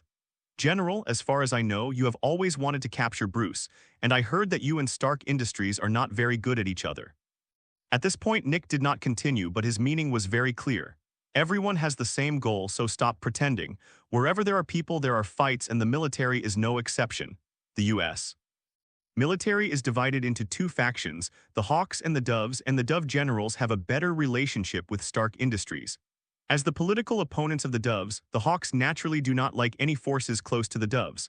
That's all in normal times. Once something happens, they won't have any scruples. In the same way, the same is true for Doves. This is one of the reasons why Nick dared to go to General Ross openly. He slightly raised his eyebrows, but the expression on General Ross's face remained indifferent. In that case, let's be honest, what do you SHIELD need from me? Help us block the pressure from the military and then Bruce will be handed over to the general. Not enough. General Ross shook his head. Bruce, I can also send people to arrest him, I don't need you to give it. If you want me to help you, just show sincerity. General Ross's decisive refusal made Nick couldn't help but curse the old fox secretly. Fortunately, he had already made preparations before coming, so after General Ross refused, Nick continued to make conditions. The design drawings of the laser gun. As soon as he finished speaking, General Ross' eyes and pupils shrank, and he even stopped B***G on the table. The laser gun is SHIELD's exclusive equipment and is extremely powerful. The military has always taken a look at this firearm, but because it was independently developed by SHIELD, they have no way to get SHIELD to hand it over on its own initiative. He didn't expect Nick to use this thing as a bargaining chip, which instantly hit his weak spot. Okay, deal, but you have to give me the drawings first. Good. The two successfully negotiated the terms, and Nick did not stay any longer but stood up and left. With their worries relieved, SHIELD quickly launched into action, and a large number of elite agents dispersed directly, setting up controls around Tony's villa, looking for opportunities to take action. Similarly, after General Ross sent Nick away, he quickly summoned his elite team and arranged for them to work with SHIELD to bring Bruce back. SHIELD and the military are in action, while Tony is enjoying life without realizing it. Celebrities, models, and many beauties became Tony's prey. In just 3 days, Tony had more than a dozen beauties to have dinner with him and rewarded himself. For this reason, Potts looked at him with extremely resentful eyes in the past few days. However, after several days of debauchery, Tony's happy life was forced to end, and Reed's research made a breakthrough. In the underground research room, Tony walked in quickly. Reed, who was standing in front of the test bench, looked back when he heard the movement. Seeing Tony, a look of excitement appeared on his face. "Boss, you are here, come and take a look." Hearing the greeting, Tony quickly came to the experimental table, where there was a biological warehouse with a white mouse in it. I saw a white mouse in the biological warehouse chewing a hollow iron ball with food inside, and Reed also introduced it with excitement at this moment. I eliminated the violent factor in that guy's blood, leaving only the enhanced genes. After being injected with that guy's blood, this little guy not only strengthened his body in all directions, but also increased his strength by more than 10 times. If the human body can adapt to this force, then we can mass-produce American captains. No, even more powerful than the Captain of the United States. Listening to Reed's narration, Tony couldn't help but feel a little moved. One American captain could overthrow an army. How terrifying would it be if there were 100, 1,000, or 10,000 American captains? He kept thinking about it in his mind, but soon Tony put aside this unrealistic idea. Not to mention that human experiments have not yet been carried out. Even if the experiment is successful, it is impossible to mass-produce the American captain. After all, this power comes from the green fat man's blood. Even if the green fat man is drained, it is impossible to create 10,000 American captains. How high is the success rate of human experiments and what are the side effects? Tony asked, quickly calming down. Hearing this, the excitement on Reed's face also dissipated a lot. According to my estimates, the success rate of human experiments is over 80%. As for the side effects, it kills growth. According to my research, the violent factor contained in this guy's blood will make him lose his mind temporarily, but it will also allow him to continuously increase his power. In other words, he will continue to get stronger as time goes by. Furthermore, after injecting this serum, the strength of the injector is almost fixed. It is impossible to improve it through any method, and it is impossible to transform like that guy. Speaking of this, Reed shook his head regretfully, but Tony is not disappointed. The height that human beings can reach is inherently limited. Except for a few people, most people in the world will not be able to break through the limits of the human body in their lifetime. Potential aside, this is an almost perfect enhancer. Asking Reed to continue recording research data, Tony left the research room and returned to the living room to consider who to choose for human trials. Although human experiments are risky, the benefits are still considerable, and he doesn't want to experiment on a stranger.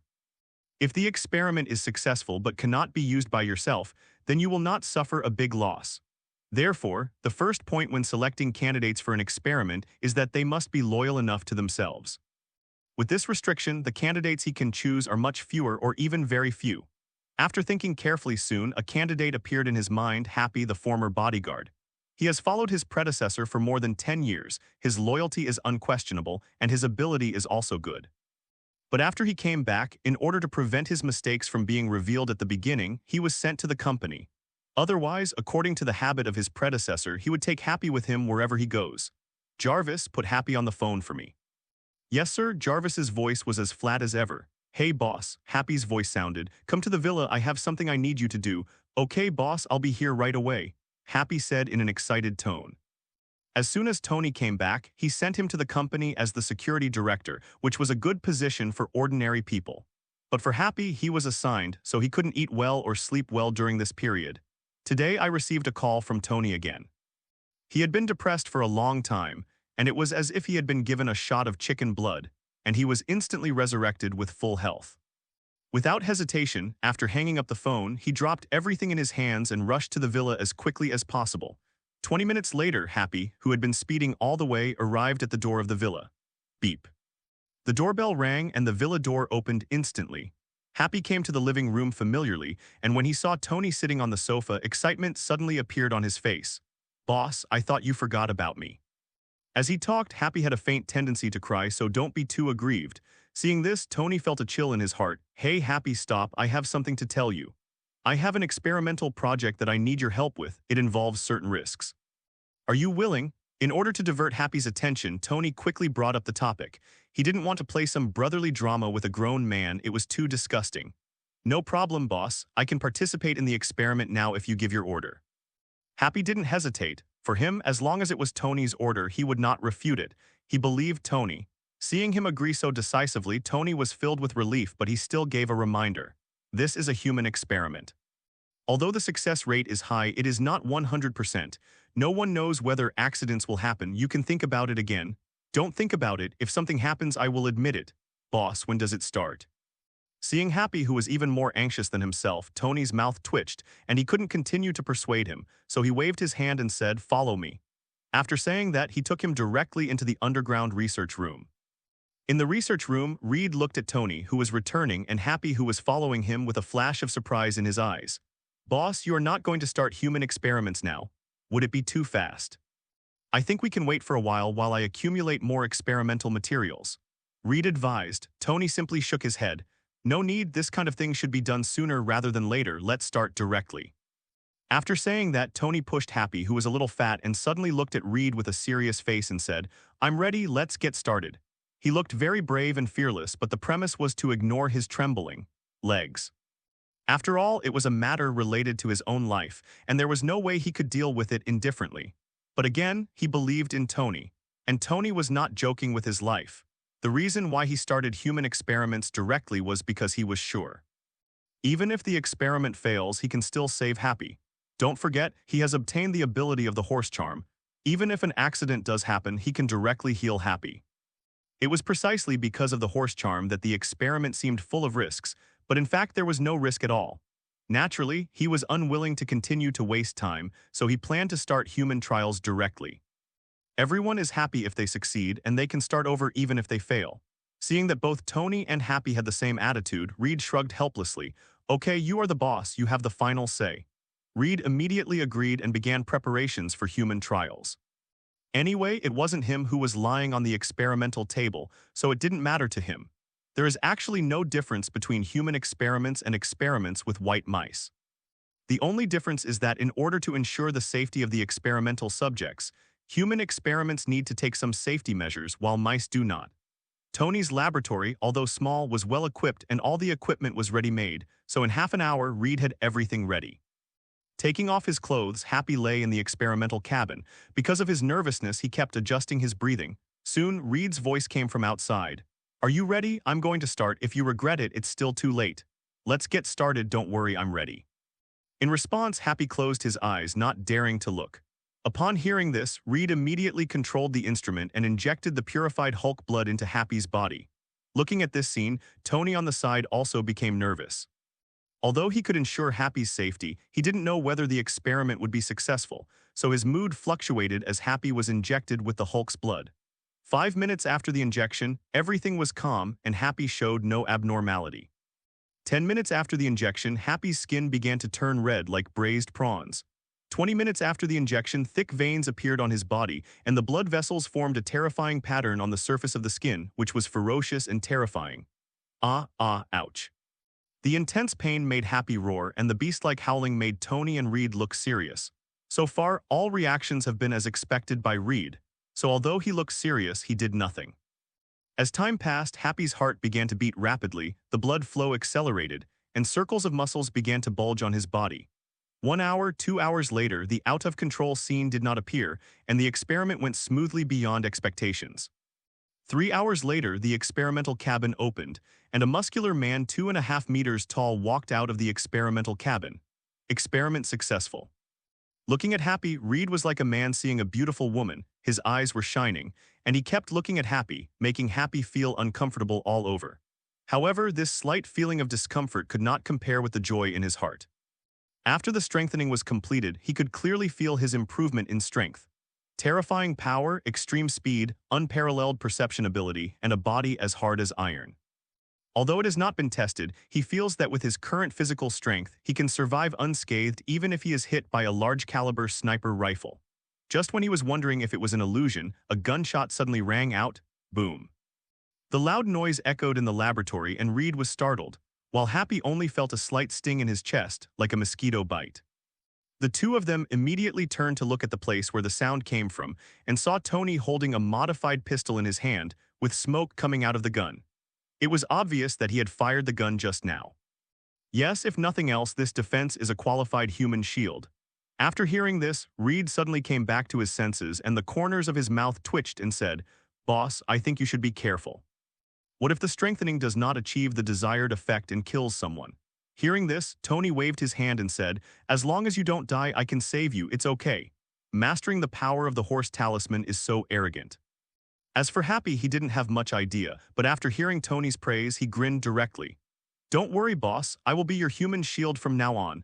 Hearing this, before Tony could say anything, Reed on the side already shook his head speechlessly. One of the two was as smart as a monkey, and the other was as stupid as a bear. He was speechless. "Okay, you can continue to be my personal bodyguard from now on." Tony responded, and Happy immediately touched his head and giggled. Ignoring him, Tony turned to look at Reed and said, "Try to get more of these enhancers. I plan to throw this guy out later." Why? Reed was a little strange. Raising this guy meant a steady stream of enhancers, so why throw them away? Moreover, this guy is a good research material, and he has many ideas that he plans to experiment with. In response, Tony shook his head without explaining. Reed didn't know where this guy came from, or whether he knew that he had intercepted it from the military. It should be okay if it is left in his own hands for a short time, but someone will definitely find it out over time. By then, Bruce will be a constant source of trouble, and he doesn't want to cause that much trouble. Besides, even if there were no external troubles, this guy was originally a time bomb. Keeping him here, he has to guard against him day and night, otherwise, if this guy accidentally wakes up, it will be a lot of fun. Although according to his request, Reed would inject him with a large amount of anesthetic every day to ensure that this guy was always in a comatose state. But don't be afraid of 10,000, just be afraid of the worst. Anesthetics can't suppress him for a lifetime, so it's better to throw this guy out as soon as possible. Anyway, all the benefits that can be obtained from this guy have been obtained, so we can't really expect to create an army of extraordinary people with his blood. That's too crazy, mainly because Tony can't find so many suitable candidates. After arranging things, Tony took Happy and left the basement. At this moment, the sky outside was completely dark. They stayed in the underground research room for almost 5 hours, and it would be midnight in 2 hours. After stretching, Tony looked at the changed Happy and said in a casual tone, "Just stay here tonight and find a room by yourself." "Okay, boss, I understand." Happy responded, and Tony ignored him and walked straight to the room on the second floor. After working hard for so many days, he was quite tired and needed a good rest. However, tonight was destined to be a sleepless night. As soon as he returned to the room, Jarvis's voice suddenly sounded. "Sir, we have detected a large number of unknown armed forces approaching the villa. Please prepare early." As soon as he finished speaking, the sleepiness on his face disappeared instantly and he looked sharply out the window, but under the cover of darkness he saw nothing. "Call out the surveillance cameras around the villa and project them on the wall." As soon as he finished speaking, Jarvis immediately projected the surveillance scene outside. In the picture, a large number of armed men dressed in black are quickly approaching the villa. All of them are fully equipped and holding firearms. It can be said that they are armed to the teeth. Looking at them, Tony frowned instantly, guessing the identities of these people. The 10 Rings gang? Impossible. Look at their equipment. They are all the most advanced weapons and equipment in the world. The 10 Rings gang does not have these things. Except for the 10 Rings gang, I didn't offend any forces when I returned to Neu. Could it be him? Suddenly the figure of Bruce flashed in Tony's mind. When it comes to what is the biggest trouble around him, Bruce undoubtedly ranks first. Although he was in an alley when he took him away, he was sure there were no surveillance cameras around. But if you have the intention, you can still find that you have taken Bruce away. After all, the direction in which Bruce disappeared happened to be where he appeared. It was a coincidence no matter how you looked at it. But according to his calculations, even if the military noticed him, it would definitely not be now. Therefore, someone must have seen him taking Bruce away, so they came to the door so quickly. And those who can notice this immediately must be those who have been monitoring their own forces. There are not many forces in New UA that can monitor their actions at any time, including one from the Jin dynasty and one from the military, but neither of them has any reason to monitor themselves. In addition to these two major forces, there is still one left, SHIELD. Thinking about Natasha Romanoff who appeared in the company, I am afraid that SHIELD has already started to monitor me after I returned to New York. Thinking of this, Tony suddenly raised his eyebrows, wondering where he was exposed. It's all a long story, but in just a moment, Tony connected everything together in his mind. Although he has no evidence, he is 80% sure that those people outside are definitely from SHIELD, and there may even be personnel from the military involved. "Go and kill them all," indifferent words came out of Tony's mouth. Although he guessed the identity of the visitor, he had no mercy at all. "When I first traveled through time, I didn't have enough strength, so I wanted to hide myself. But now I want people in strength, and there is the behemoth Stark Industries standing behind me. If anyone wants to cause trouble for me, I will knock off his claws first. Not to mention that the current SHIELD is not the SHIELD that will dominate the world in the future. Since they dare to put ideas on their heads, don't blame yourself for being cruel." Tony's voice fell, and suddenly a black shadow flowed on the ground, rushing towards the outside of the villa. Gil is a 6th-level agent of SHIELD. He is an elite among the elite.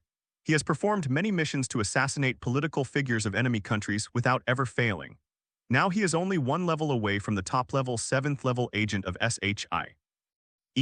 Therefore, after the task was assigned by the superiors, he took the initiative to apply for this operation in order to accumulate more credit and be promoted to the top level faster. Although the target they wanted to arrest this time was Tony, who was famous in New York, he was not worried at all.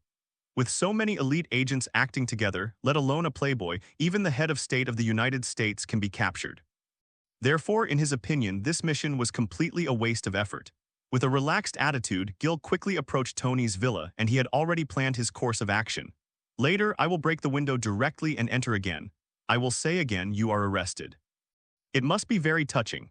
With this thought in his mind, the corners of his mouth raised slightly, as if he had already seen the meritorious service waving to him. Soon, he arrived at the outskirts of the villa. Just as he was about to enter, a shadow suddenly blocked the light behind him. "What?" After muttering in confusion, Jill subconsciously turned her head and looked behind her. Suddenly, a figure wrapped in a black robe, with its hands and feet in the shape of sharp blades, appeared in front of him. "Who are you?" Gil asked quickly, and at the same time he immediately wanted to turn the gun and aim it at the figure.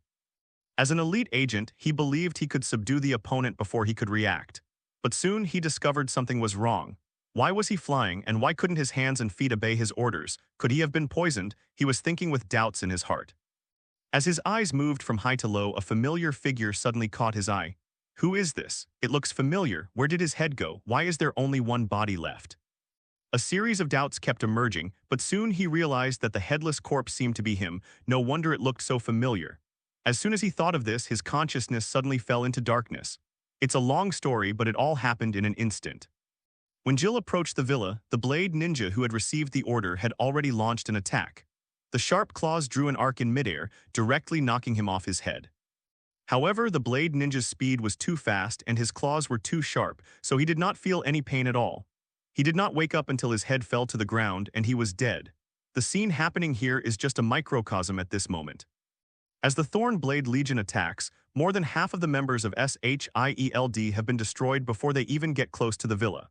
The elusive Blade Legion took the art of assassination to its extreme, and most of SHIELD's agents were killed before they even had time to react. However, the elites are the elites after all. After more than half of their numbers were lost, the agents of SHIELD also reacted one after another. At that moment, everyone no longer cared about hiding their whereabouts and opened their mouths to alert the people around them. After being reminded, the assassination difficulty of the Thorn Blade Legion has been greatly increased. However, as a military unit designed for combat, assassination is only one of the methods they choose to complete the mission, not the only option. Seeing that the assassination plan was thwarted, the Blade Legion decisively changed its combat plan and faced the enemy head-on. One after another, black figures slowly walked out of the darkness outside the villa, their scarlet eyes exuding shocking murderous intent, staring at the SHIELD agents.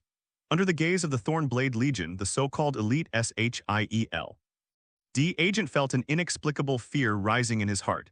They had always boasted of being fearless, but now facing the Dark Legion, they seemed to have fallen into hell.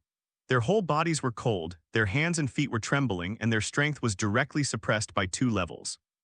As dark creatures, their existence is to bring fear to people, especially to ordinary people. The dark aura exuding from their bodies is enough to make them lose all ability to resist, and everyone in SHIELD can still maintain a certain level of combat effectiveness, and they are worthy of being called the elite. However, even if it still retains a certain degree of combat effectiveness, it is of no use at this moment. When the siege was completed, the Thorn Blade Legion directly launched an attack. The speed of each blade ninja is comparable to that of a cheetah. Under full attack, the members of SHIELD are like lambs to be slaughtered. They can only wait in place for the arrival of the death god. It wasn't that they didn't resist. The moment the Blade Legion launched their attack, all members of SHIELD had already subconsciously opened fire. In the dark night, violent gunshots continued to sound. Many blade ninjas were unable to dodge and were directly shot into black mist, but all this is of no use. As immortal dark creatures, as long as the Kingdom of Shadows is immortal, they will be able to be reborn continuously in the Kingdom of Shadows. So after fighting for a long time, everyone in SHIELD finally discovered that not only were the enemies not reduced at all, but they were becoming more numerous. This scene completely destroyed the will of everyone in SHIELD to resist. The originally dense gunfire quickly became sparse, and many people began to look for opportunities to escape. After all, work is public and life is your own. Except for a few people, more people care more about their own lives. Therefore, after discovering that they could not eliminate the Blade Ninja, a large number of people chose to escape. As they were already weak in resistance, as this group of people gave up resistance, they completely entered the abyss of despair. The SHIELD agents who stood firm were killed one after another. Those who took the opportunity to escape were also hunted down one by the Blade Legion. Soon, the outside of Tony's villa turned into a bloody slaughterhouse, with blood filling the air and flesh everywhere. The strong smell of blood filled the air, making people nauseous. 1 kilometer away at the SHIELD temporary command post, Pierce looked at the scene displayed on the surveillance screen. His face became extremely livid, and it looked as ugly as possible. Not only him, but everyone else in the command room was also stunned at this moment.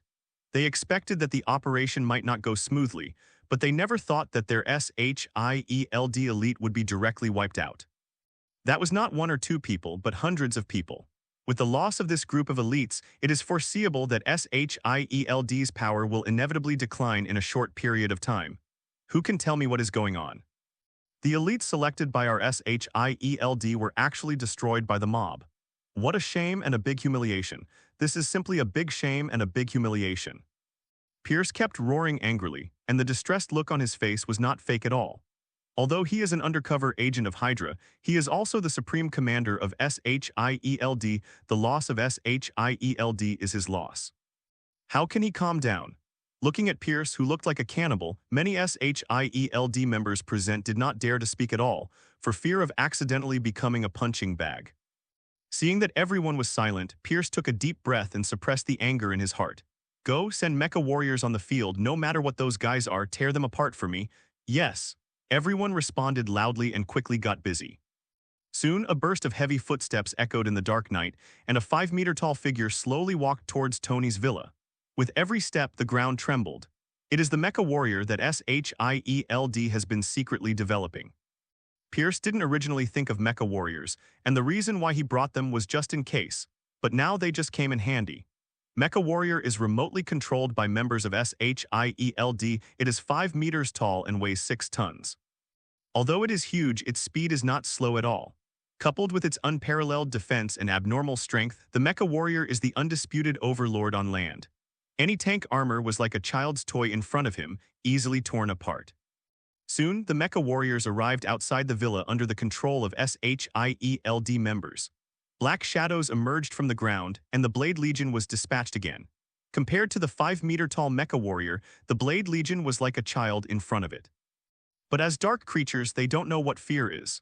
All they know is that anyone who breaks into the villa will die. Whizzing, there was a sound of breaking through the air, and the Blade Legion launched an attack. The sharp claws instantly fell on the Mecha Warrior, causing a burst of sparks. For the Mecha Warrior, such an attack was neither painful nor itchy. A small rocket emerged from his arm. The next second, the rocket launched and fell into the sharp blade army. Boom. A terrifying explosion sounded, and the endless firelight dispersed the night, turning the sky into fiery red. A large number of sharp-edged ninjas were directly vaporized in the explosion. The place that was originally filled with blade ninjas was immediately cleared. In the command post, watching this scene, the members of SHIELD showed excitement, and the decadence just now was swept away. In the villa, Tony was also observing the situation on the battlefield through the surveillance projected by Jarvis. After seeing the performance of the Mecha Warrior, Tony immediately raised his eyebrows. Interesting. It seems that SHIELD is quite capable and has actually developed such a weapon of war. I just don't know who is stronger or weaker, this Mecha or Happy. While muttering in his heart, a playful smile appeared on the corner of Tony's mouth. Happy, boss, I'm here, what's wrong? A sound of footsteps came from outside the door, and soon Happy's tall figure appeared in the room. Due to the good sound insulation of the villa, even though it was raining outside, no sound could be heard in the villa, so Happy still knew nothing about the situation outside. Let's see, I want you to have a one-on-one challenge with this tough guy. What do you think? Tony said while extending his hand to let him in. Happy, who entered the room, also saw the projection on the wall. No problem, boss, leave it to me. I'll go and dismantle him now. Looking at the picture projected by Jarvis, Happy instantly became excited. Having just gained Superman's power, he was eager to show it off, so he not only had no fear of Tony's arrangements but was full of expectations. Since you are so confident, then go ahead and I'll wait to see your performance. Don't worry, boss, I will definitely tear off that iron head. After saying that, Happy strode towards the outside of the villa. At this time on the outside battlefield, the battle between the Blade Legion and the Mecha Warriors continued. Although the Blade Ninja was unable to break through defenses, it was able to fight back and forth with the Mecha Warriors due to its immortality. However, when Happy arrived on the battlefield, the sharp blade army that had been attacking suddenly stopped and then disappeared into the darkness one by one. This is of course Tony's order. He wants to see whether Happy injected with the Hulk enhancer is stronger or SHIE. LD's secret weapon Mecha Warrior. Hey big guy, now your opponent is me. Happy said provocatively to the Mecha Warrior, even twitching his fingers as if he didn't take him seriously at all. As a pure war machine, Mecha Warrior naturally has no emotions, but the SHIELD members who control him do. Through the eyes of the mecha warrior, the member controlling the mecha warrior clearly witnessed Happy's provocation. Suddenly, the mecha operator let out a curse and controlled the mecha warrior to walk directly towards Happy, trying to this arrogant guy pays the price. Seeing the mecha warrior approaching, Happy's expression became solemn. Ha. With a loud shout from his mouth, Happy's muscles suddenly bulged and he punched the mecha warrior. Theoretically speaking, flesh and blood versus steel is an egg against a rock. But after Happy, who had been injected with the Hulk enhancer, punched the mecha warrior, a sound of metal clashing suddenly sounded in the air. The behemoth mecha warrior was even knocked back by Happy's punch. Such a scene immediately shocked everyone in SHIELD.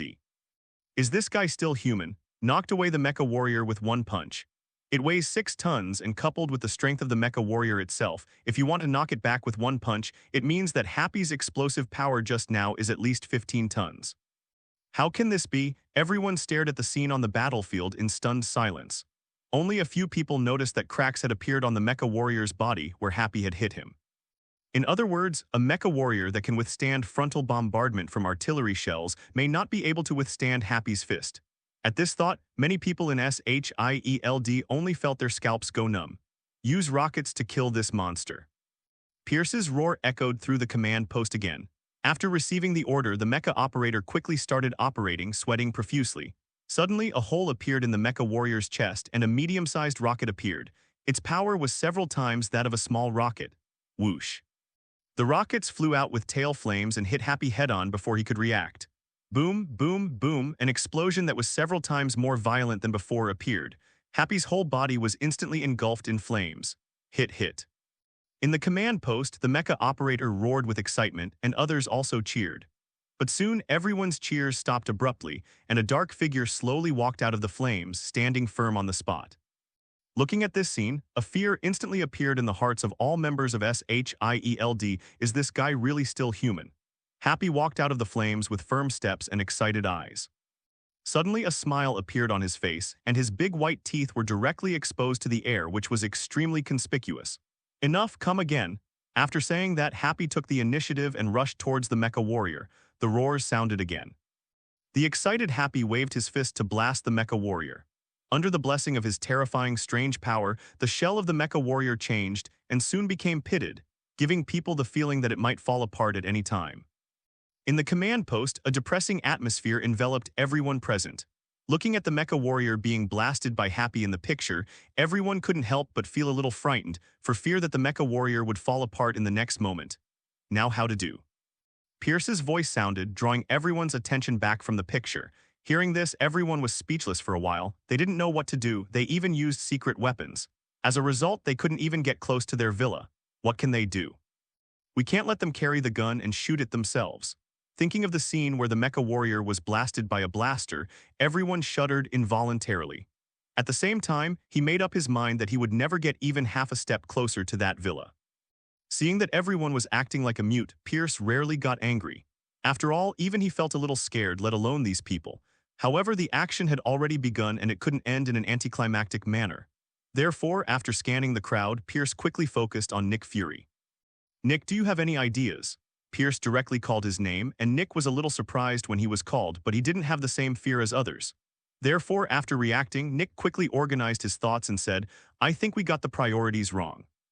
The target of our operation this time is Tony and the Bruce he took away, not to fight with that stupid guy. Since the mecha warrior can't break through the blockade of the stupid guy, let him entangle the stupid guy. We sneaked into the villa from another place and captured Tony. According to the intelligence, that stupid guy is Tony's personal bodyguard. Now that he is here, it means that the security force around Tony is very weak, as long as we act fast enough. After taking down Tony, this stupid guy could only raise his hands and surrender. Listening to Nick's analysis, everyone present couldn't help but nodded, but Pierce frowned at this moment. Don't forget the group of monsters just now. Even without the protection of that stupid big guy, there are still those elusive monsters. Hearing this, Nick smiled confidently. Of course, I haven't forgotten their existence. But through the observation just now, I found that although the monsters are very strong, their defense is also very weak. It will also disappear after hitting the vital point. As long as we prepare in advance and don't get caught off guard, it's not difficult to deal with them. After hearing this, Pierce pondered for a while and finally nodded. What you said makes sense. In that case, then you can select a group of elite and military people to sneak in together. I'm here to help you attract attention. Pierce approved Nick's plan and gave him the task. Suddenly, the corners of Nick's mouth twitched, and his eyes towards Pierce became somewhat resentful. Although what he just said was eloquent, it was just talk on paper. No one knows if Tony has any other tricks up his sleeve. Just like Happy, according to the data, he is just an ordinary bodyguard, but look at the scene where he is pressing the mecha warrior to the ground and hammering him. How does it qualify as ordinary?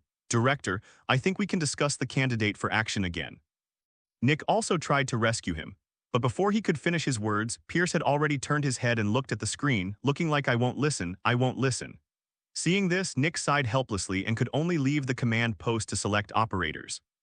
And just after Nick left, Pierce also edited a text message on his phone and sent it. There is an old saying in Daxia that goes like the mantis stalks the cicada, but the oriole follows behind. And he is going to be this oriole today. First, let Nick lead people to explore the road together with the military, and then arrange for people to follow them and prepare to pick peaches. The plan is perfect, now it depends on the implementation. At the gate of Tony's villa, the hand-to-hand fight between Happy and the mecha warrior continued, but with the previous lessons, Happy quickly dodged whenever he saw something open on the mecha warrior's body. Although he can withstand shells, he is not in the habit of being bombed. On the other side, after Nick selected a team of elite members, he quickly joined forces with the elite team sent by General Ross to sneak in from behind the villa. Speaking of which, we have to talk about the layout of Tony's villa. His villa is built entirely on the edge of a cliff, with the main door facing the land and the balcony facing the sea. Therefore, when the predecessor installed the surveillance system, it did not consider the location facing the sea at all. After all, there is a cliff tens of meters high below. Who can climb up from the cliff? Therefore, this place has become a blind spot for surveillance, and Jarvis cannot detect it at all. Nick, who had carefully studied the layout of the villa, naturally noticed this monitoring blind spot. Therefore, directly select this as the infiltration point. Of course, he didn't want to climb the cliff in the dark, so he mobilized a silent helicopter. The group of people sat on the helicopter, circled around and arrived at the balcony of Tony's villa, and landed on the balcony through rappelling ropes. Tony, who was watching the theater in the room on the second floor, didn't know at this moment that a group of uninvited guests had broken into his home. There was no movement. Nick and others saw the heat source on the second floor through thermal imaging, so they went straight to the second floor. Just after they stepped onto the second floor, Tony, who was watching Happy fighting the mecha warriors in the room, suddenly received a prompt from Jarvis. Sir, there are guests in the villa. They have reached the second floor now and will be in your room soon. Hearing this, Tony was stunned. Where did they come in from? Didn't you even notice them? According to the detection, they should have bypassed the surveillance area outside the villa and entered from the balcony. Just when one person and one intelligence are talking, suddenly there was a loud noise and the door to the room was kicked open. Nick led two heavily armed teams and quickly rushed into the room, with the black muzzles aimed directly at all the vital points on his body. Good evening, Mr. Tony. It's really difficult to see you. Introduce yourself. My name is Nick, Fury, your father's old friend. Now we have a case that we need you to investigate with us. Please don't make any dangerous moves, otherwise they will shoot directly. Nick looked at Tony with a smile on his face. He didn't expect things to go so smoothly, and his tense mind couldn't help but relax. Seeing Nick's victorious attitude, Tony raised his eyebrows and said, "You are my father's friend, then I really feel sad for him. I have a friend like you. In the middle of the night, you led someone to break into your friend's house and pointed a gun at your friend's son. Is this how you treat your friend, Mr. Nick?" Tony hit Nick unceremoniously. Suddenly, the smile on Nick's face disappeared. "Maybe you are right, but this is my job, so please cooperate. Don't expect others to save you, just follow me now." After speaking, Nick gestured to a SHIELD member next to him. The SHIELD member immediately nodded knowingly and was about to step forward to cuff Tony. But before he could make any move, Tony stood up from the sofa. The moment he stood up, everyone who had been aiming their guns at him pulled the bolts of their guns, and the conflict was about to break out. Nick was also startled by Tony's actions. He raised his hand to signal everyone not to be impulsive and quickly said, "I'm warning you again, just stay there and don't move, otherwise I won't guarantee your safety." "Safety? Do you really think you've got me?" Tony smiled disdainfully. The next second, black figures emerged from the ground and stood in front of Tony. Seeing this scene, Nick's eyes narrowed and he no longer stopped everyone and even proactively ordered, "Shoot." Suddenly, countless bullets formed a metal storm and swept towards Tony. The shadow ninjas who stood in front of Tony were torn apart by bullets and disappeared. However, a scene that was beyond Nick's expectation appeared.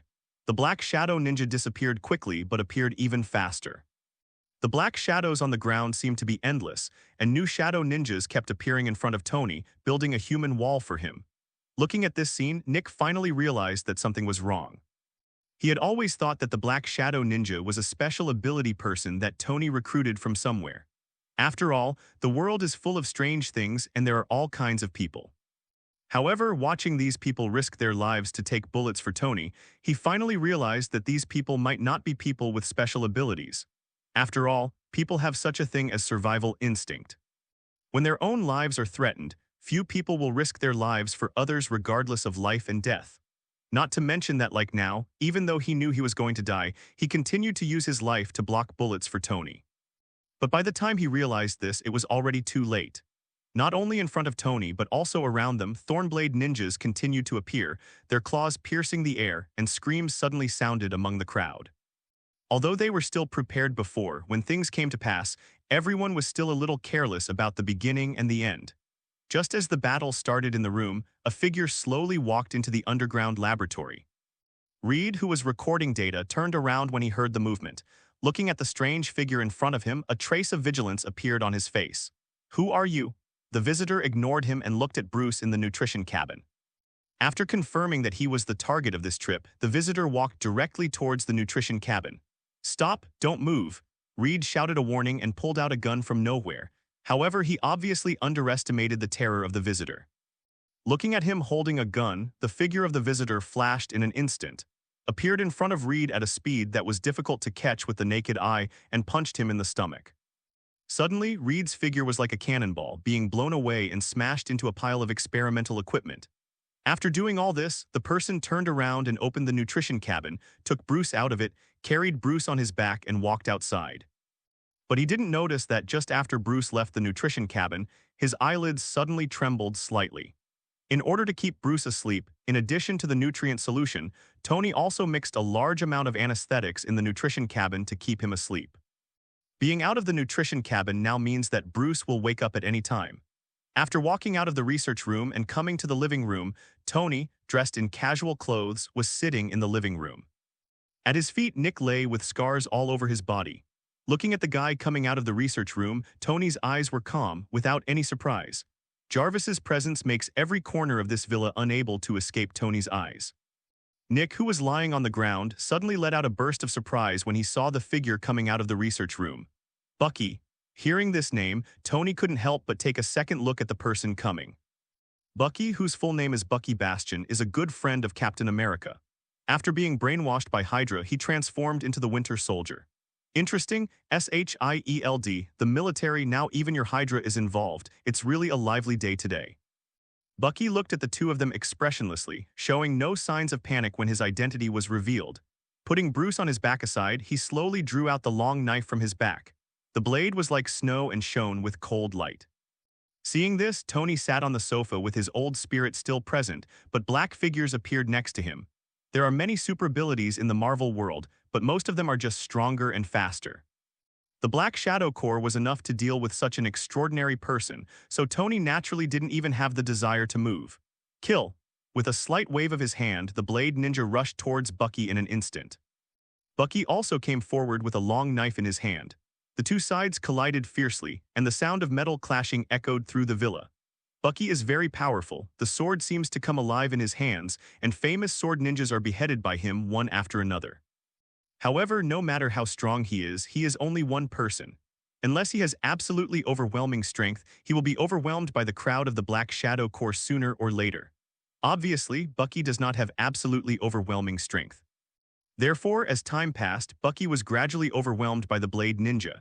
Tony was sitting on the sofa watching the battle between the two sides with great interest, but at this moment a muffled sound sounded. On the battlefield, this voice was inaudible, but Tony's expression changed instantly. Now he looked behind Bucky. Bruce, who had just been left behind by Bucky, was sitting up from the ground, covering his head with a look of discomfort on his face. He was wearing only a pair of underpants, and there was a hint of confusion in his eyes. Looking around, looking at the messy scene around him, the confusion in his eyes became even worse. Soon, a headache suddenly hit me, and a series of memory fragments flashed through my mind. He mutated and wreaked havoc on the streets. He escaped from the encirclement and came to the alley. A man in black knocked him unconscious, and he was taken to a laboratory where his blood was drawn. Fragments of incomplete memories kept emerging. Although Bruce didn't know the specific process, through the remaining memory fragments, he knew that he seemed to have become an experimental subject and was put on a research platform for experiments. Suddenly, an anger rose in his heart. He had also conducted human experiments, but he was the operator, not the experimental subject. But now he has become an experimental subject, which even a normal person can't bear, let alone him who has a problematic personality. Roar! A roar sounded. Everyone in the villa was attracted by him. Tony stood up from the sofa in an instant, and his face became unusually serious. Bang, bang, bang, while roaring, Bruce beat the ground crazily. His body shape changed at a speed visible to the naked eye, turning green and getting stronger. In a few breaths, the green fat man who wreaked havoc on New UA a few days ago returned to the eyes of the world again. After the transformation, Bruce completely lost control, and his anger dominated his body, causing him to start destroying everything in front of him. The first to be unlucky is Bucky, who is closest to the green fat man. A fist bigger than a sandbag was quickly thrown out, and Bucky had no time to react before he was knocked away by the punch. Blood spilled into the air, and Bucky was stunned by the punch. The angry green fat man still kept pace at this moment and rushed directly towards the Thorned Blade Legion. The terrifying power and absolute defense made the Blade Legion's human sea tactics a joke. I saw the green fat man running rampant among the people of the Thorny Blade Legion, just like the rampant Tyrannosaurus Rex in the Cretaceous period, extremely arrogant and arrogant. Nick, who was lying at Tony's feet, watched this scene. The corners of his eyes kept beating and he swallowed subconsciously. He had seen many extraordinary beings, but he had never seen a guy as powerful as Green Fatty, especially his arrogance that made him tremble. Tony, who had been standing by and watching, finally couldn't sit still at this moment. If he continued to watch, his villa would be destroyed. He still likes the current style of the villa and doesn't want to rebuild it. Pang. A ball of flames instantly appeared in his hand. The flames burned out of thin air, and the surrounding space began to distort slightly under the burning flames. "Hey, Fatty!" Tony shouted, instantly attracting the green fat man's attention. Suddenly, the flame in his hand flew out and flew towards the green fat man. Boom! The flames that were originally only the size of a slap suddenly erupted, drowning the green fat man in an instant. His terrifying defense became as fragile as paper under the burning flames and could be broken as soon as it burned. Roar! A roar full of pain sounded, and the fat green man who had shown his power just now rolled on the ground. From the Overlord to the Joker, there was only a flame between the two sides. Nick looked at this scene and immediately looked back at Tony, with an expression on his face as if he had seen a ghost, full of shock. Are you kidding me? A playboy who is famous for dating with girls has such terrifying strength. The fat green guy was instantly killed. God, are you kidding me? A series of questions popped up in his mind and Nick was completely numb. Compared to Nick's optimism, Tony was not relaxed at all. What is the most terrifying thing about the green fat man, his unparalleled defense? Or his terrifying power? Neither, but the unlimited growth. In the early stage, the green fat man had trouble fighting an army alone, but in the later stage, the green fat man could challenge the gods head-on. Apart from the green fat man, no other mutant could achieve such a terrifying improvement. So looking at the embarrassed green fat man, Tony didn't dare to be careless and was always on guard. Sure enough, although the flames continued to burn on the green fat man's body, except for the painful howl, the green fat man's voice was not weak at all. Even as time goes by, it becomes more and more energetic. Soon, the green fat man stood up with his body covered in flames, and his angry eyes fell on Tony. Boom. As soon as he stepped on it, the floor of the villa instantly shattered, and the fat green man with his body burning with flames instantly appeared in front of Tony. Huge amounts of fists blasted out, and there was a roar in the air. Seeing that Tony was about to be blown away by the green fat man, Tony still stood motionless. Boom! A trembling voice sounded, and a wall of fire appeared in front of Tony, blocking the green fat man's fist. The dragon talisman gave Tony not just flame burning but a rule of flame. After integrating the dragon talisman, the flame is a plaything in Tony's hands, allowing him to control it. The green fat man may be very powerful, but he can't break the rules. Therefore, from Nick's perspective, the green guy was bombarding Tony crazily, but it was all blocked by the wall of fire in front of Tony. There was even a smile on Tony's lips, and he looked at the angry green fat man calmly. Finally, Tony had enough fun, flames enveloped his right hand, and he watched the fat green man in front of him punch out. Boom! The green fat figure flew out directly and crashed out of the villa, leaving a big hole in the wall. After hitting the ground outside the villa, the green fat figure shrank at a speed visible to the naked eye, and the flames burning on his body were extinguished instantly, but Tony punched him back to his original shape. Footsteps sounded slowly, and Tony walked out of the cave, glanced at Bruce, who was already unconscious, and then looked at Happy not far away. As if aware of his gaze, Happy looked back with an honest smile on his face. Under his feet, SHIEL. D's mecha warriors had been dismantled and turned into a pile of parts. Boss, Happy quickly came to Tony. Because of the battle just now, his clothes were in tatters. Those who didn't know thought he had just come back from begging in a war-torn area. Clean up and send people back to the basement, Tony said casually. Happy nodded, and then Tony walked towards the outside of the villa, and his figure quickly disappeared into the darkness. The atmosphere inside the temporary command post is almost solid at this moment. The operations failed one after another, leaving everyone at a loss as to what to do. For a moment, everyone turned to look at Pierce, waiting for him, the director, to make up his mind. And at this moment, around them, shadow ninjas appeared one after another. Seeing this, everyone was instantly startled and quickly moved closer together. They have witnessed the terror of the Black Shadow Corps with their own eyes. How can they remain calm when facing this group of terrifying guys in person? Pierce was also shocked by the situation in front of him, but his psychological quality was obviously better. He immediately opened his mouth and said loudly, "Tony, what do you want to do? We are from SHIELD. We are affiliated with the US government. Do you know that you are committing a crime by surrounding us now?" As he spoke, Pierce looked towards the door, waiting for Tony to appear. At this moment, the sound of footsteps came from outside, and Tony walked into the temporary command post with a leisurely expression. Tony's appearance made everyone present feel relieved. They were afraid that Tony would really ignore them and order them to be killed. Anyway, there was no evidence to prove that he did it. Therefore, Tony's appearance here means that what they are worried about will not happen. First time meeting you, I am Alexander Pierce, director of SHIELD. Pierce adjusted his clothes, took the initiative to step forward and identified himself, and looking at his outstretched hand, Tony's mouth curved and asked, "You ordered them to come to my house to arrest people." Hearing this, Pierce's eyelids twitched. Naturally, it was impossible to admit this. He quickly said, "It's all a misunderstanding. We got the news that the Green Devil is hiding here, so we gathered people to encircle and suppress it. You also know that the appearance of the Green Devil a few days ago has made the citizens of Niu panic. We must explain to the outside world that we didn't know this was your residence." It has to be said that Pierce is worthy of being the director, and his lies on the spot are well-founded, making it impossible for anyone to find anything wrong with him. Unfortunately, Tony wasn't here to reason with him. Snapped. A crisp slap echoed through the command post. Everyone was shocked by the scene before them. The dignified SHIELD director was actually slapped in the face by Tony in public. Even Pierce looked confused, not expecting Tony's actions at all. A trace of anger flashed in his eyes, but it disappeared in an instant, and there was even a smile on his face. "Have you relieved yourself?" Seeing this, Tony took a deep look at Pierce. This guy has something. "No, how do you plan to calm me down?" Tony said slowly and moved the palm of his right hand, giving people the illusion that he might be slapped again at any time. Snapped. The loud slap sounded again. Don't get me wrong, it was not Tony who slapped him but Pierce himself. Such a scene not only stunned everyone but also Tony. He realized that the guy in front of him was not simple, but he didn't expect that he could do such a thing. "Now, are you relieved?" Pierce asked with another smile. Tony did not answer the question but looked at him with interest. "Interesting. But you know what? The more you act like this, the more I want to kill you. Although the barking dog is annoying, the venomous snake in the dark is even more frightening." Listening to these words, Pierce couldn't help but breathe a little faster, and he felt the killing intent emanating from Tony. But the more this happened, the less he dared to do anything else.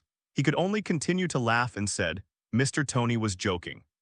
What happened today was our SHIELD's fault, and you were implicated. Don't worry, I will compensate you for all your losses. SHIELD will take care of all subsequent troubles and won't cause you any trouble. I also hope that you will be noble and let us people go." Pierce continued to give in, and the killing intent surging in Tony's heart calmed down. It was not that Tony planned to let this guy go, but his words moved Tony. Many people died tonight, and if they are not dealt with, there will definitely be huge amounts of trouble tomorrow. Although Stark Industries behind Tony can also solve these troubles, it requires human relationships and is very troublesome. So Pierce promised to solve Tony's trouble, and Tony was naturally happy. After a person has value, he has the qualification to live. Now Pierce has obtained this qualification for himself. In addition to this reason, Tony had another reason to let Pierce go. No matter what, he is still the director of SHIELD. A senior official in the United States and a high-ranking member of Hydra. Now is not the time to kill him. It seems that you are a person who knows current affairs, so I will leave tonight's affairs to you. I hope you can handle it well otherwise. Tony did not continue, but both parties knew what the consequences would be. At that moment, Pierce suddenly breathed a sigh of relief. After relaxing, he realized that his shirt was soaked in cold sweat. After looking around at the SHIELD people in the command post, Tony turned and left. He came here just to beat SHIELD, but he didn't expect Pierce to be so aware of current affairs, and he gave up before he even started. Now that the matter is done, he will naturally not stay here anymore. After he left, the black shadow ninjas surrounding everyone in SHIELD also sank to the ground and disappeared. When the black shadow ninja disappeared, a series of gasps suddenly sounded in the hall. Everyone looked at the door in fear, their eyes full of heart palpitations. Just now, all of their lives were almost lost here. If Pierce had not surrendered in time, several of them would have died. Thinking of this, everyone looked at Pierce with more respect. But at this moment, Pierce didn't feel good. It could even be said that he felt extremely uncomfortable. He knew very well that even if the current troubles were solved, this was just the beginning. The subsequent troubles would not really break out until daybreak. Attacking the head of a consortium is not so easy to end in this country where capital is paramount. But that's all for later. It's more important to deal with the immediate things first. Thinking of this, Pierce quickly turned around and ordered, "Everyone, clean up the scene immediately and retreat. There are also traces of battle on the battlefield. Clean them up for me. Hurry up." "Yes, Director." Everyone responded loudly, and SHIELD suddenly started running at high speed. The remains of the mecha warriors were towed away, the scenes bombarded by artillery fire were cleaned up, and the damaged lawns were paved with new ones. Even the big hole that appeared in Tony's villa was being repaired quickly. One night passed quickly, and when Tony walked out of the guest room the next day, everything in the villa returned to its original state. All traces of last night's battle have been cleared away, and the big holes in the wall have been restored to their original state. What's even more exaggerated is that even the destroyed furnishings in the room have been restored to their original state. If Tony hadn't clearly remembered the battle that took place in the villa last night, he would have thought that everything last night was just a dream. For this reason, Tony couldn't help but silently give SHIELD a thumbs up. Although its strength is a bit weak, its efficiency is still quite high. After going to the kitchen to make a glass of milk and making a sandwich, Tony sat on the sofa and enjoyed his breakfast. But at this moment, Jarvis's voice suddenly sounded. "Sir, I think you have forgotten something." "Forgot something?" Mr. Reed is still lying in the underground research room. As soon as he finished speaking, Tony paused in his eating movements and a hint of embarrassment appeared on his face. There were too many things going on last night, and Tony subconsciously forgot about Reed, who had been staying in the underground research room. Tony walked towards the research room with a sandwich in his mouth. Entering it, a messy scene appeared in front of Tony's eyes. This place was obviously not accessible to SHIELD people, so naturally no one cleaned it up. Taking a look at the messy research room, Tony didn't find Reed, but he saw Bruce, who continued to sleep in the nutrition cabin. "Jarvis, where is Reed?" "Under the experimental equipment near your left." Hearing this, Tony quickly turned his attention to the pile of overturned experimental equipment and pulled it with his hands and feet a few times. Reed's figure suddenly appeared in front of Tony. He was lying on the ground with a pale face, and his breathing was extremely weak. If Tony could not vaguely feel the beating of his heart, he almost thought that Reed had turned into a dead man. Withstanding Bucky's punch, Reed, an ordinary person, was almost punched through. Being able to sustain a serious injury for a whole night was considered to be in good physical condition. In this case, if you were sent to the hospital, the doctor would definitely issue a death notice directly. Fortunately, Tony had already drawn the horse charm, otherwise, facing this situation, he would really be blind. A burst of white light appeared on his hand. Soon, Reed's entire body was enveloped in white light, and all the wounds on his body began to heal at a speed visible to the naked eye. The chest that had collapsed automatically returned to its original position at this moment, and Tony even heard the clicking sound of bones returning to their original positions. In less than 10 seconds, Reed, who was on the verge of death, came to life again. Even his pale face became much rosier. That is to say, the Horse Talisman has such incredible ability. Otherwise, even if it were the Ancient One, things would not be so easy. His eyelids trembled slightly and Reed slowly opened his eyes. Looking at Tony, who was close at hand, his consciousness quickly returned. "Hey man, are you okay?" Tony was concerned. Reed shook his head to show that he was fine, then sat up from the ground and glanced at the messy scene around him. Reed subconsciously said, "What time is it now? Is the matter over?" It's 9 o'clock in the morning." Tony felt a little guilty. Sure enough, Reed's expression froze when he heard the time. As a genius, his wisdom is not all in scientific research, but also in combination with his surrounding environment and the time Tony mentioned. He discovered that he was truly alive because of God's blessing. However, he did not delve into this matter. No matter what, he was still alive, even living well, so the rest was not important. Glancing at Bruce in the nutrition cabin, Reed suddenly turned to look at Tony and said, "Boss, can I use that enhancer?" Hearing this, Tony glanced at Reed and nodded with a smile. "Of course you can, but you'd better call me when you use it. I'll watch from the side, which is safer." "Okay, boss, please wait for me for a moment." In response, Reed quickly got up and got busy, with no intention of resting at all. Before yesterday, Reed had always positioned himself as a researcher, so even after seeing Happy's terrifying strength after strengthening, he didn't have too many ideas. However, after experiencing being almost punched to death by Bucky yesterday, he discovered that researcher is also a high-risk profession. If you don't have any strength, you don't know when and how you will die. That's why he is so urgent. But Tony looked at Reed's busy back, his eyes full of weirdness. He didn't know if Reed, who had been injected with the enhancer, would mutate in the future. If something unexpected happened because the two were incompatible, that would be troublesome. However, since it is Reed's own choice, he will not interfere. He believes that people are different. Maybe the strengthened Reed will become stronger after going through the cosmic storm. No one can predict this kind of thing, so there is no need to stop it. Reed was busy making enhancers, and Tony was not idle either. In addition to Shield and the military, the one who attacked his villa last night was Bucky. Shield and the military didn't care. They couldn't just break up with each other, so Nick, who was lucky enough to survive last night, was sent away by Tony. But Bucky is different. This guy is also a superhero, and his Dark Alliance is short of people. How could he be forgotten? So after the Shield people evacuated last night, Tony asked Happy to take Bucky into custody. Arriving at the guest room on the second floor of the villa, Tony pushed open the door and entered. Happy, whose upper body was bare, was working out in the room with a serious look on his face. His explosive muscles were extremely impactful. If he walked out like this, I don't know how many middle-aged women would drool looking at him. "Boss, you are here."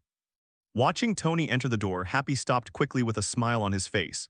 Tony nodded slightly and said casually, "Your current strength has been fixed and cannot be improved through training, so there is no need to waste time." "I know, boss, I'm just doing my daily activities."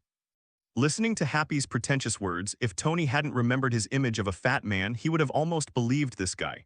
Without answering, Tony looked at Bucky, who was unconscious on the bed, and asked, "How is he doing? Are you awake?" Happy shook his head. "No, this guy doesn't know what happened. He was obviously not injured, but he has been unconscious." "Boss, do you think he was punched by the big green guy and turned into a vegetative state?" Although he didn't see the green guy showing off his power, he heard Tony's story afterwards. "I don't know, can I try to treat him?" Tony was a little unsure. Although Bucky was not immortal, the green fat man's terrifying power was indeed abnormal. He was not sure whether Bucky was knocked unconscious by the green fat man's punch. He stepped forward and put his hand on Bucky's face. A burst of white light emitted from his hand. 10 seconds later, Tony released his hand and waited quietly. Soon, the originally unconscious Bucky's eyelids trembled and finally opened his eyes. Seeing this, Tony suddenly understood that it was indeed a problem that the green fat man punched his head out. Who are you?" Bucky's startled voice sounded, and he looked at Tony and the two people in front of him at a loss. Looking at his reaction, Tony instantly realized something was wrong. This guy was completely different from his performance last night, without any indifferent temperament. For a moment, a guess emerged in his mind. "Who are you, Steve Rogers?" "You know Steve, I'm his friend. Where is he now?" Bucky said excitedly, while Tony patted his head helplessly as if the treatment was too much. "The one I saw last night should be Bucky after amnesia, transformed into the Winter Soldier by Hydra. The current one should be the original Bucky. After his own treatment, he not only woke up from the coma, but even regained his original memory." Thinking of this, Tony, who originally planned to force Bucky to join the Dark Alliance, could only change his plan. Do you remember exactly what happened? Tony took the initiative to guide. Hearing this, Bucky couldn't help but recall. As he fell into memories, all the memories since his amnesia came to his mind. The same memory of last night also appeared in his mind. After he cleared his thoughts, the look he looked at Tony and the two men suddenly became complicated.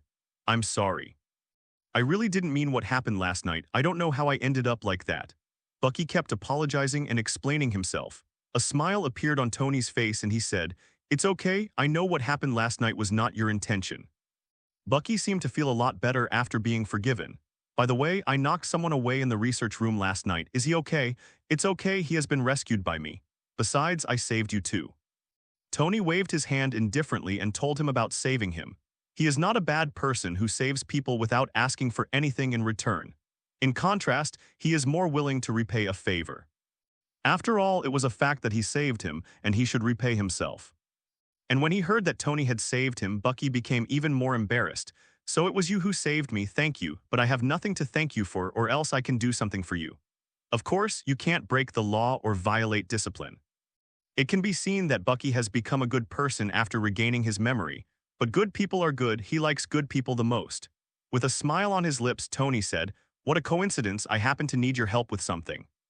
I created the Alliance of Light to help others, but because the Alliance is new, there is currently a shortage of manpower. I think you are quite suitable, otherwise you can join my Alliance of Light. How about you repay me in this way?" Tony abducted Bucky like a kid. Although Bucky felt that something was not right because he had just recovered his memory and was confused, and Tony was his savior, he should repay him. Therefore, after thinking for a while, he nodded immediately. "In that case, fine, I'll join."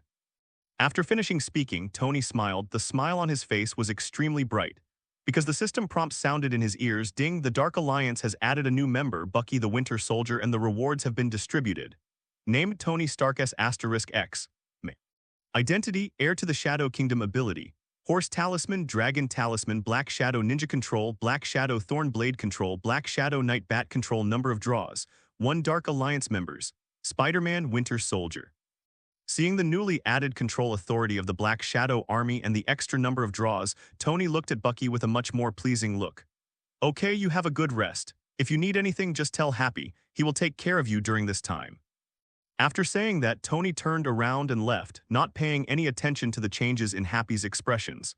He behaves like a scumbag. He just leaves after the prostitution. He only cares about his own pleasure and doesn't care about the feelings of others.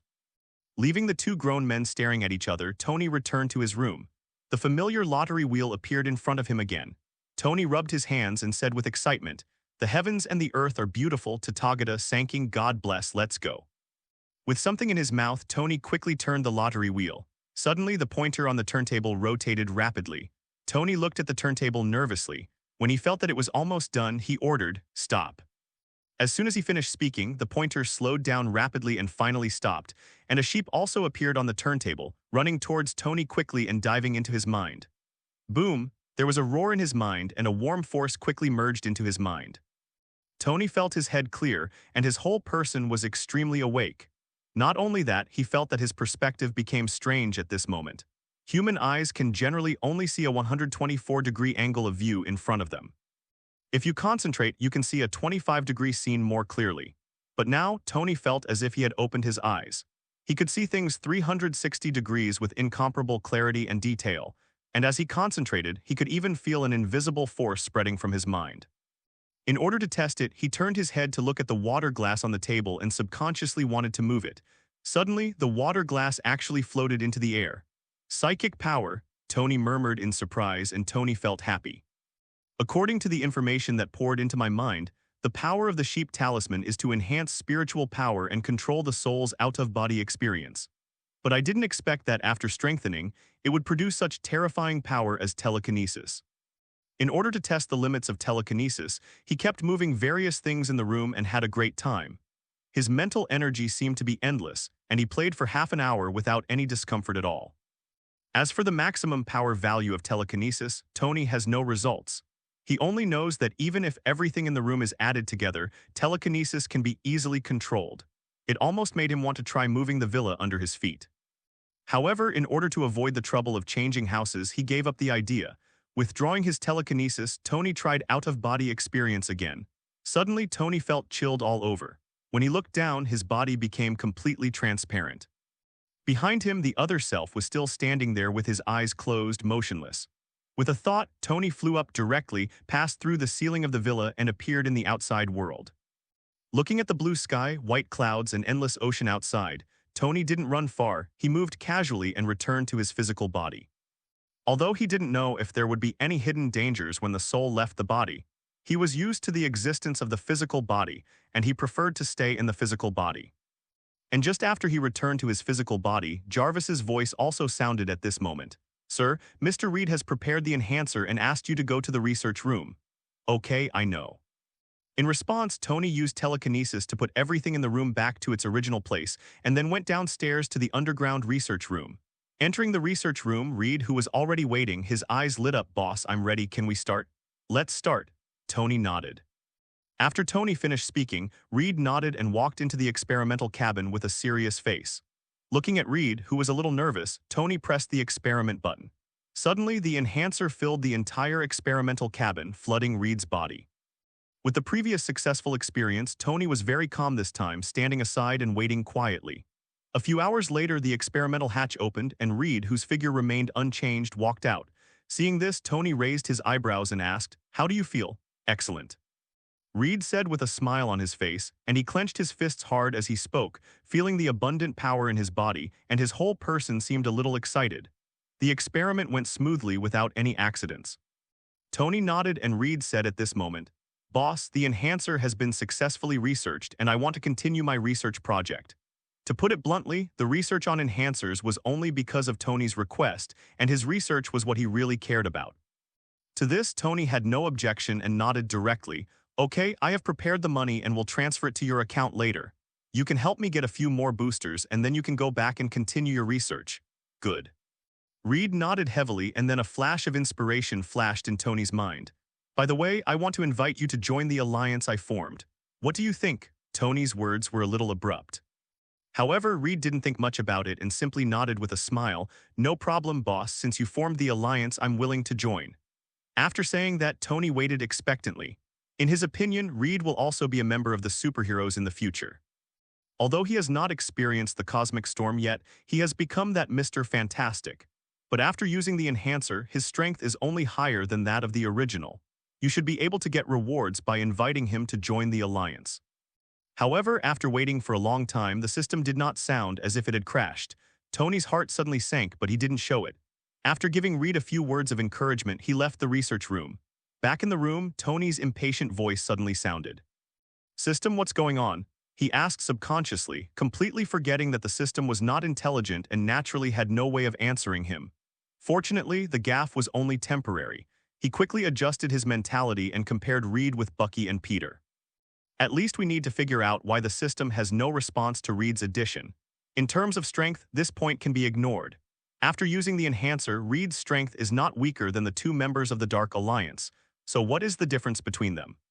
Frowning, Tony's thoughts kept spinning, constantly comparing the differences between the three of them.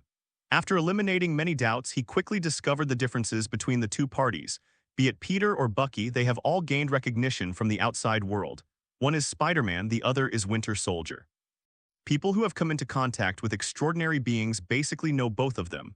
On the other hand, Reed, although his reputation is also very loud, is the reputation of a scientist. As for the so-called Mr. Fantastic, only Tony knew about it and no one outside recognized it. So if you want to join the Dark Alliance, do you have to be a famous superhero or villain? Thinking a little uncertainly, Tony didn't know if his guess was correct or not, and he still needed follow-up verification. Thinking of this, Tony immediately spoke. "Jarvis, help me contact Peter." "Okay, sir." Soon, Peter's call was connected and Tony's calm voice also sounded in the room. "How did the mission go?" On the other end of the phone, Peter listened to Tony's words. A trace of embarrassment flashed across his face. It still needs some time." After receiving part of the command of the Black Shadow Corps, he got a little carried away and didn't have time to cause trouble for Norman. Now being questioned by Tony, I suddenly panicked. And listening to Peter's answer, a hint of speechlessness flashed across Tony's face. It's been a few days, but it hasn't been settled yet, so he didn't know what to say. At that moment, Tony's tone became stern and said, "Tonight, I want to see Norman, that's it." After saying that, Tony hung up the phone directly without giving Peter a chance to refuse. Slowly exhaling a breath of turbid air from his mouth, temporarily forgetting the matter, Tony changed his clothes and left the villa. Driving a sports car and speeding all the way, he soon arrived at the Stark Industrial Building. As he walked into the company, people kept greeting him along the way. In response, Tony nodded at him and walked past everyone with a calm expression. Taking the exclusive elevator to the office, Natasha Romanoff also walked in after receiving the news. "Mr. Tony, long time no see, coffee or wine? Bring me a cup of tea," Tony said casually as he took off his suit jacket and threw it on the sofa. Natasha Romanoff was slightly stunned when she heard this but quickly nodded, "Okay, sir." Soon, she returned to the office with a cup of green tea. Tony took a sip and said in a calm voice, "Call Potts over for me." "Okay, sir." Natasha Romanoff turned away again. Tony was not kept waiting for too long. Soon, Potts, dressed in professional attire with black stockings on his legs and high heels, walked into the office. After not seeing each other for a few days, Potts looked even more attractive. "Tony, what do you want from me? I still have a lot of documents waiting to be processed." Potts' tone was somewhat complaining, and the look he looked at Tony was full of dissatisfaction. Tony felt comfortable being the boss, but the group's affairs still needed someone to handle it. As the president, Potts could only help Tony wipe his butt. So looking at Potts' eyes, Tony coughed slightly in embarrassment and then said, "Don't get excited, I'm delayed by something." "What's wrong with you? You're not busy hooking up with beautiful women again?" Potts complained, his eyes becoming particularly resentful. Hearing this, the embarrassment on Tony's face became more intense. Fortunately, this time he had a legitimate reason, so he didn't panic at all. "I didn't hook up with a beautiful woman, I was attacked last night." He opened his mouth to tell what happened last night, and the expression on Potts's face changed instantly. "Damn it, they are so brave, how dare they attack you? Just wait, I'll make them look good now." After saying that, Potts stood up and left, his pretty face full of evil spirits. Tony is her enemy. Although she doesn't have a good attitude towards Tony, she will fight anyone who hurts Tony. Natasha Romanoff, who had been standing aside, looked a little embarrassed at this moment. She is from SHIELD. She came specifically to get close to Tony and find out his secrets. Unexpectedly, SHIELD had already taken action. If his identity was discovered, could he still get out of Stark Industries safely? Thinking of this, Natasha Romanoff glanced at Tony guiltily and happened to see Tony looking at her with a meaningful expression on her face which shocked her. "Mr. Tony, it's okay, I'm going out first." Natasha Romanoff felt a little guilty when Tony looked at her and wanted to leave. Seeing this, Tony said nothing but stretched out his hand and pulled Natasha Romanoff into his arms. "Ah!" With a cry of surprise, Natasha Romanoff was caught off guard. "Don't leave in a hurry. We're already here, how about playing a little game together?" Tony said slowly with a smile on his lips. He had been ignoring her before, but now that SHIELD has taken action, he has to collect some interest. He's not someone who doesn't fight back when he's in trouble. Therefore, when he spoke, his palms had already begun to move. Feeling the changes on her body, Natasha Romanoff's expression changed and her face quickly turned rosy. "Mr. Tony, don't do this." Her tone seemed a little weak, and her expression was a little pleading. As the top agent of SHIELD, she will naturally not be so weak, so the posture she is showing now is 30% true and 70% false, which perfectly fits the role she is playing now. Seeing Natasha Romanoff still acting with him, the expression on Tony's face gradually turned playful. He was already prepared for Natasha Romanoff to take the initiative to fall out, but he didn't expect that she didn't intend to reveal her identity. In this case, Tony was happy to take advantage of it. "What's wrong with me? Am I not talking about work with you now? Have you ever heard of a saying that as a boss's secretary, in addition to being beautiful, you must also be capable?" Tony added an accent to the last two words, which made people think wildly. Natasha Romanoff, who originally planned to act, was shocked when she heard this. This guy wouldn't want to do that kind of thing now. Thinking of this, she subconsciously wanted to get out of Tony's arms, but when she tried hard, a greater force came from Tony, suppressing her body so tightly that she couldn't resist at all. "Mr. Tony." With an exclamation, Natasha Romanoff felt Tony's palms reaching into the jungle area and quickly covered the hem of her skirt with both hands. "Do not do that," Natasha Romanoff said with a look of shame and anger. Hearing this, Tony suddenly stopped what he was doing and his expression became cold. "If that's the case, then you can go to the finance room to settle the matter and leave." After saying this, Natasha Romanoff was stunned and looked at Tony with eyes full of disbelief. Is this man born in the year of the dog? He will fall out whenever he wants. For a moment she didn't know how to answer. But one thing is that she must not be fired. She came with a mission and was fired before the mission was completed. How could she be fine after she returned? The thoughts in my mind were spinning rapidly, and only a moment passed in the outside world. Seeing that Tony was about to withdraw his hand, Natasha Romanoff couldn't help but reach out and hold Tony's palm. "Mr. Tony, don't do this." It was still the same words, but this time the tone was completely different. Looking at Natasha Romanoff, who surrendered, Tony's lips curled up into a smile again. 20 minutes later, Natasha Romanoff walked out of Tony's office, covering her mouth. Not to mention, Natasha Romanoff is really capable. After Natasha Romanoff left, a refreshed Tony asked Jarvis to call Rhodes. "Hey Tony, what do you want from me?" Rhodes' voice came from the phone, and Tony didn't mince words and went straight to the point. "I was attacked. The attacker was a member of the military. I think you should give me an explanation." Hearing this, Rhodes on the other side of the phone was stunned. "Who is so brave?" After reacting, Rhodes suppressed his angry voice. Tony said as calmly as ever, "Find out who it is.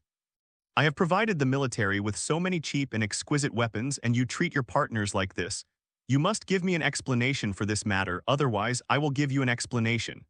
Tony's words were full of threats, and Rhodes was suddenly shocked. Stark Industries supplies almost 1/3 of the weapons of the U.S. military. Once Stark stops supplying, big trouble will definitely happen to the military. Thinking about the terrible consequences, Rhodes said quickly, "Don't be impulsive, Tony. We will definitely give you an explanation for this matter." "I hope so. Let me know if there is news."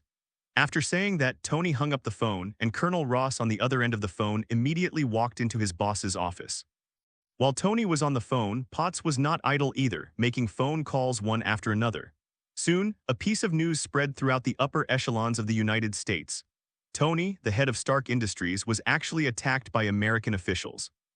Things suddenly escalated, and the originally peaceful upper echelons of the United States became turbulent, with phone calls being made directly to the White House. The power from the chaebol began to show its ferocious fangs, and the U.S. government directly endured huge amounts of pressure. Such pressure isn't just coming from Stark Industries. They also come from major groups such as Pioneer Technology and Hammer Industries. Major groups usually fight each other to the death for their own interests, and Hammer Industries is the absolute mortal enemy of Stark Industries. The conflict between the two parties is almost irreconcilable. However, now Hammer Industries is also on Tony's side and is putting pressure on the U.S. government because they broke the rules. This rule is not to protect one individual but to protect all chaebols. They dare to attack Tony today, who can guarantee whether they will attack them tomorrow. Therefore, this matter has nothing to do with right or wrong. All those who break the rules must die. In the military area, General Ross's office, looking at the investigator standing in front of him, General Ross looked extremely ugly.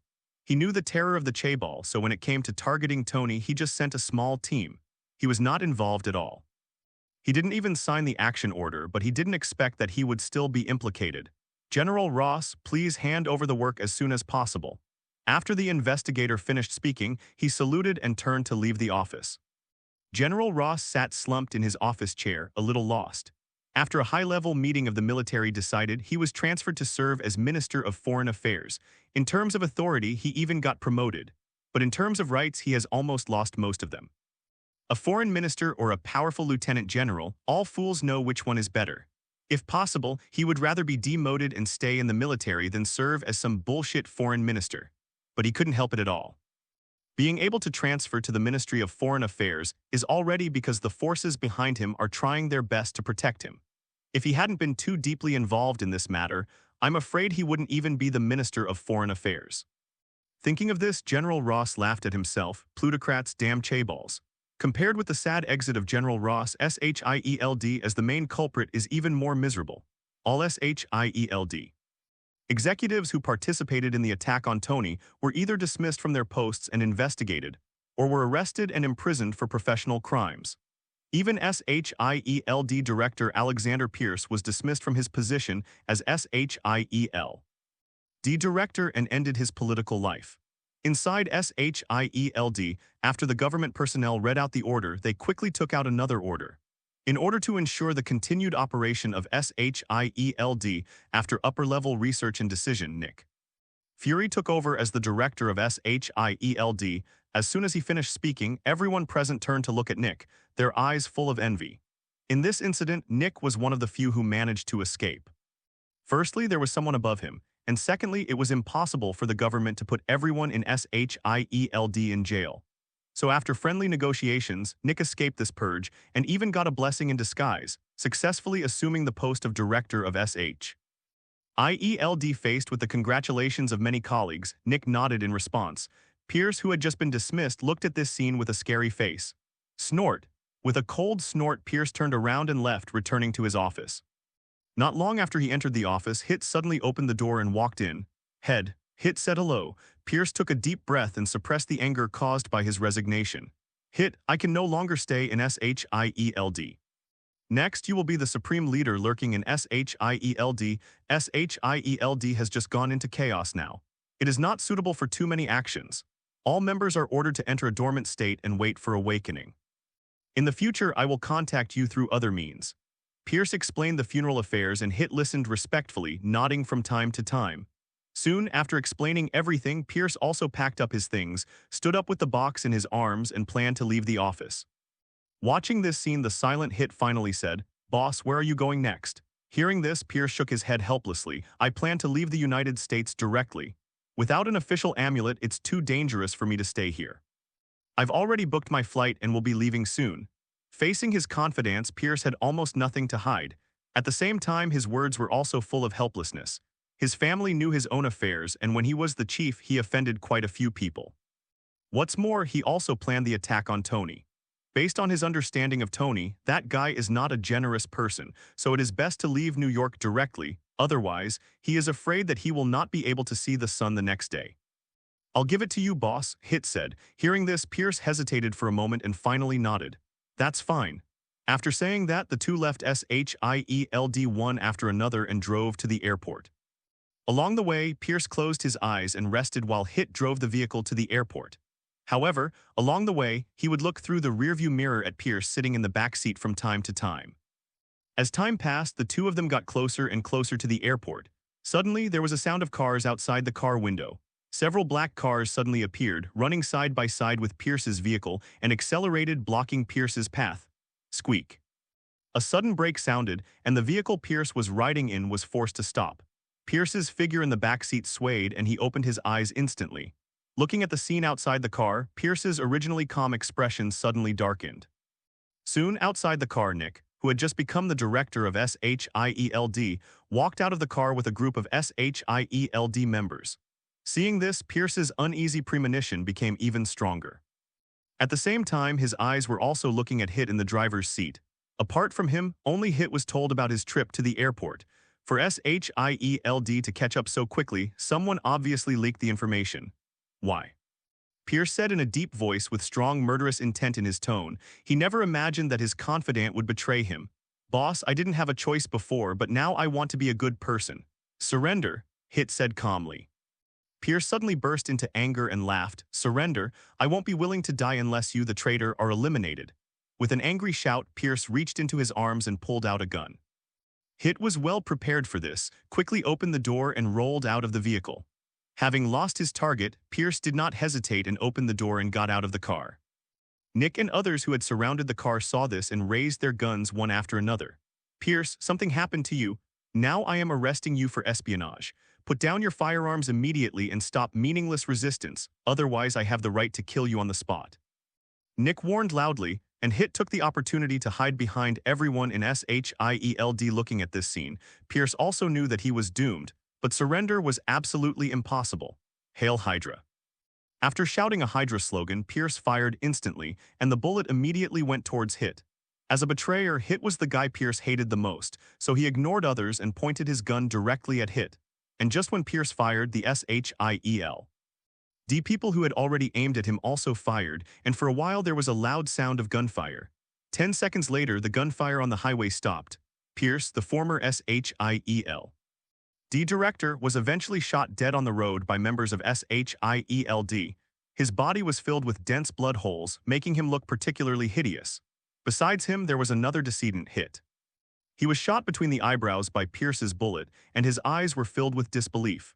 As a spy trained by Hydra, Pierce is also an excellent agent with extremely outstanding marksmanship.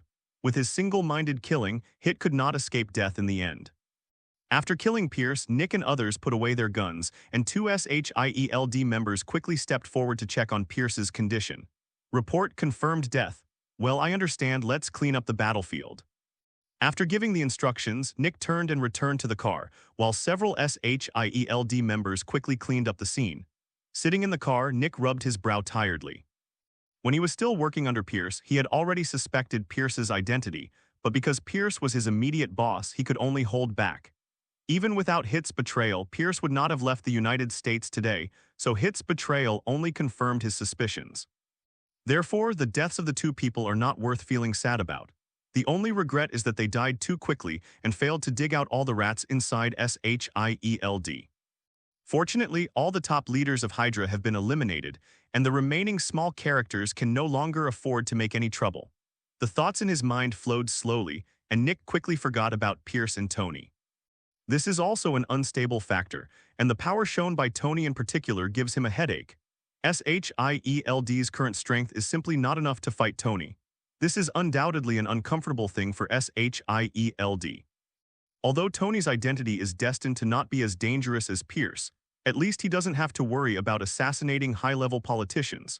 But as an unstable factor, SHIELD must have the power to check and balance him, and it cannot be left alone.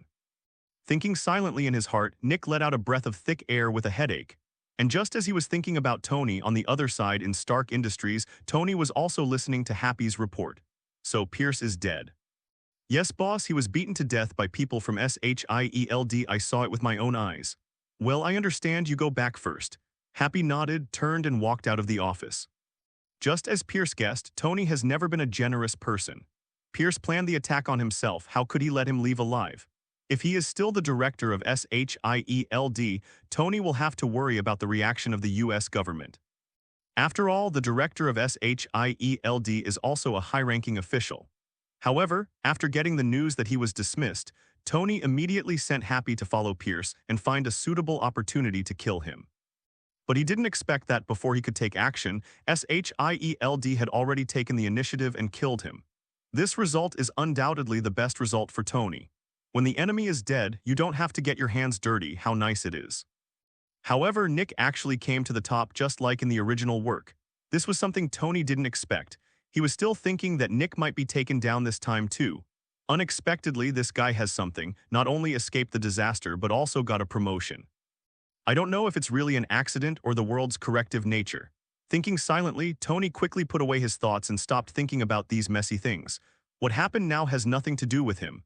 SHIELD and the military have paid the price, and he has to accept it as soon as it's done, and it's impossible to continue to target him. Otherwise, although the power of the Chaebol is strong, the US government is not a free man. He sees this very clearly.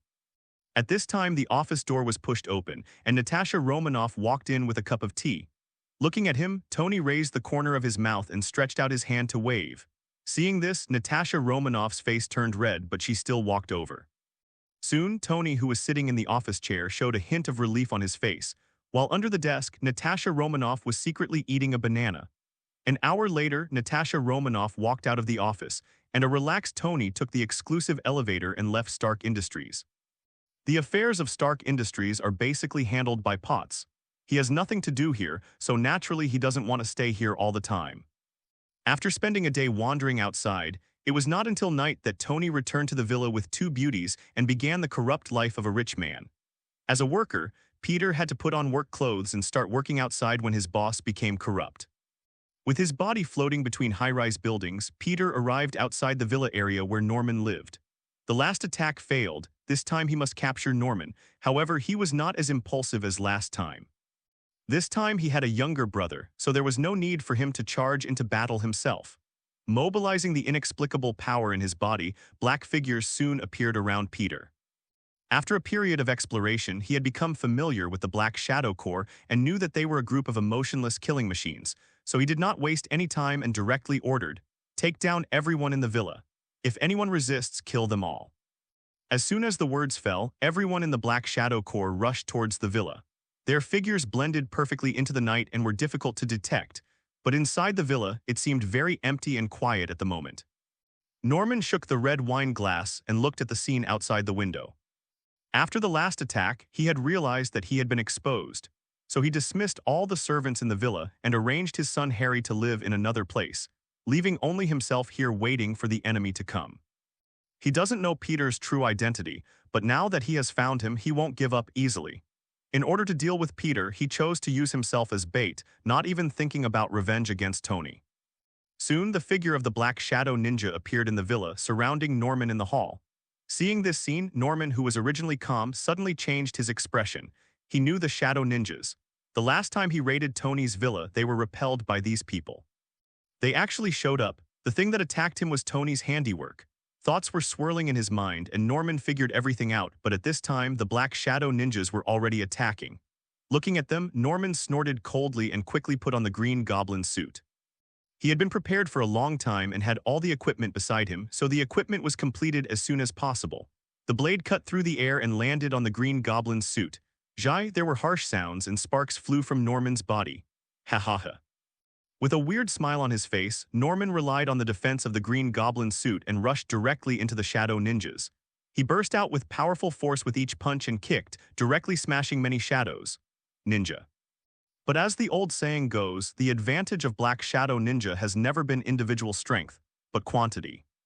No matter how strong Norman is, unless he can suppress the Black Shadow Ninja with absolute strength, otherwise, he can only waste his energy in the continuous offensive of the Black Shadow Ninja. Soon, Norman also realized this, and the thermal imaging sensor was turned on directly, searching the surroundings. Since I can't completely defeat the Black Shadow Ninja, I'll capture the thief and the king and first deal with the guy who controls the Black Shadow Ninja. Soon, Peter's thermal image appeared in Norman's perspective. Hey, found it. With a chuckle, a skateboard crashed through the wall of the villa and appeared in front of Norman. Norman jumped up and flew directly out of the villa and rushed towards Peter. Peter, who originally wanted to let the Black Shadow Ninja consume him, saw this scene and immediately faced him without dodge. Even if he was repelled last time, it can be said that he was unprepared and was caught off guard. This time he was well prepared. If he was still beaten back, he wouldn't have to mess around. Do you really think he didn't want to lose face? Boom! The two fists collided hard together and a roar echoed through the night sky. Under the night sky, the two figures flew backwards under the strength of each other. One is on the skateboard, floating in the air, and the other limbs fall on the wall, firmly grasping the wall. Are you Tony's man? Norman's voice sounded, with a hint of madness in his tone. Peter didn't answer. He used to like to chatter endlessly, but now he has no intention of talking nonsense in battle. He learned this from Tony. If you want to be ruthless, you can't talk too much.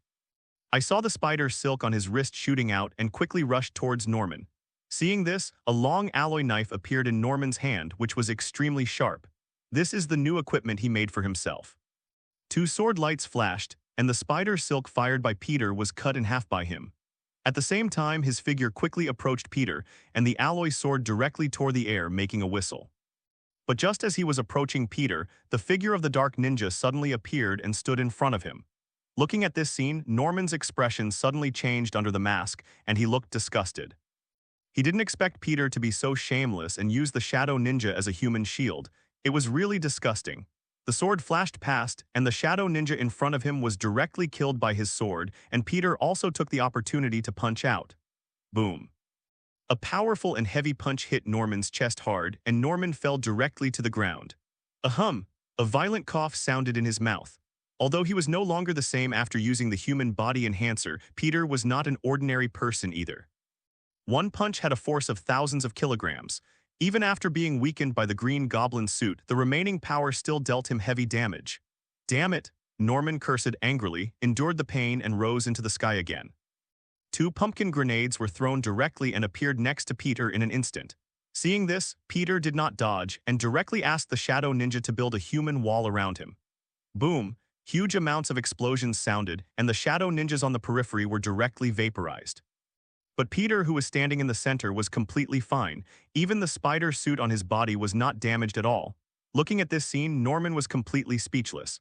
Especially when the Shadow Ninjas reappeared, he couldn't help but want to curse. What a slap in the face. His attack was blocked by the Shadow Ninja, and all Peter's attacks fell on him. Such a shameless attack. For a moment, Norman couldn't help but feel the intention to retreat. After all, there is no point in fighting without breaking the defense. Anyway, you are the one who suffers. And just when he was about to retreat, Peter rushed forward again. Compared to Norman's depression, Peter was completely excited at this moment. He could hit others, but others couldn't hit him. There was nothing more satisfying than this, so Peter's fighting enthusiasm could be said to be very high. There was a constant sound of punches hitting the flesh, and the shadow ninjas assisted from the side, either attacking or defending. Norman was beaten extremely uncomfortable. Finally, the skateboard under his feet took him into the sky, and he planned to run away. Looking at this scene, Peter's eyes flashed. How could he let this guy leave? The spider silk in his hand was launched and fell directly on the flying skateboard, and then Peter suddenly exerted force. Norman, who was originally steady, shook violently in an instant. The next second, his rising figure fell directly to the ground, hitting the ground hard and making a loud noise. Bang! A huge crater was made on the ground, and Norman almost lost his breath. Before he could get up, Peter's figure quickly appeared in front of him and punched his mask. When, the sound of metal collision echoed, and Norman's head felt as if he had been hit by a big truck, and he was instantly dizzy. After Peter gained the upper hand, his offensive did not stop at all, and punch after punch continued to fall on Norman. Dang, dang, dang. After a full minute, Peter finally stopped attacking, and the Green Goblin mask was now completely deformed. As for Norman, he had completely fainted. Although his physical fitness is extraordinary, he cannot withstand Peter's bombardment all the time. It's like ordinary people can't bear to have their heads crushed by a dozen large trucks. After taking off the Green Goblin mask and confirming that Norman was really fainted, Peter breathed a sigh of relief. Although there is assistance from the Black Shadow Corps, the danger of the battle is not low at all. So he didn't dare to be careless. After resting there for a while, Peter let two shadow ninjas carry Norman, and Peter took him away from here. Half an hour later, he walked through Manhattan City and arrived outside Tony's villa in Liberty City. In the room, Tony, who had finished exercising, also heard Jarvis's reminder. "Sir, Mr. Peter is here and is outside the door." "Oh, let him in." In response, Tony put on his pajamas and walked downstairs. Arriving at the living room, a very embarrassed Peter had been waiting here for a long time. "I brought the person you wanted." Peter looked at Tony coming downstairs and said, looking at Tony with eyes full of envy. Thanks to his super spider sense, he knew the general situation in the room even if he didn't go upstairs. Besides Tony, there were two beauties in the room. Thinking about his own night and then thinking about Tony's night, how could he not be envious as a young man? But it's just envy. After completing the task, I can get 20 million and then I can be free and unrestrained. Thinking of this, a trace of longing appeared on Peter's face. Tony naturally didn't know what Peter was thinking. Looking at Norman, who was left on the floor of the living room, a smile suddenly appeared on his face. "Well done, thank you for your hard work." After praising him, he turned to look at the guest room on the first floor and said, "Bucky." After saying that, the door opened and Bucky came out. "Boss, what's wrong? I'll leave this guy under your care. He's not a fuel-efficient guy, just be careful." Tony pointed at Norman on the ground. Bucky took a look and nodded. "Don't worry, boss, I will definitely take a fancy to this guy." As he spoke, Bucky stepped forward and picked up Norman from the ground. Tony also introduced the two of them at this moment. "This is Peter, a member of the Alliance like you." Hearing this, Bucky nodded to Peter and Peter nodded in response, but there wasn't much communication. Neither of them is a talkative person, so naturally they can't become enthusiastic. Tony didn't mind this either. He just let them know each other's existence to avoid accidentally bumping into each other and starting a fight. As for whether they can get along well with each other, that's not something he should worry about. He's not so free yet. Soon, Norman was taken away by Bucky, and Peter said with some embarrassment at this moment, "Mr. Tony, when will you cash in the reward you promised me?" Hearing this, Tony raised a smile on his lips right away. After speaking, Tony asked for Peter's account and transferred 20 million yuan directly from his personal account. Soon, Peter received a text message from the bank, and his face suddenly flushed with excitement.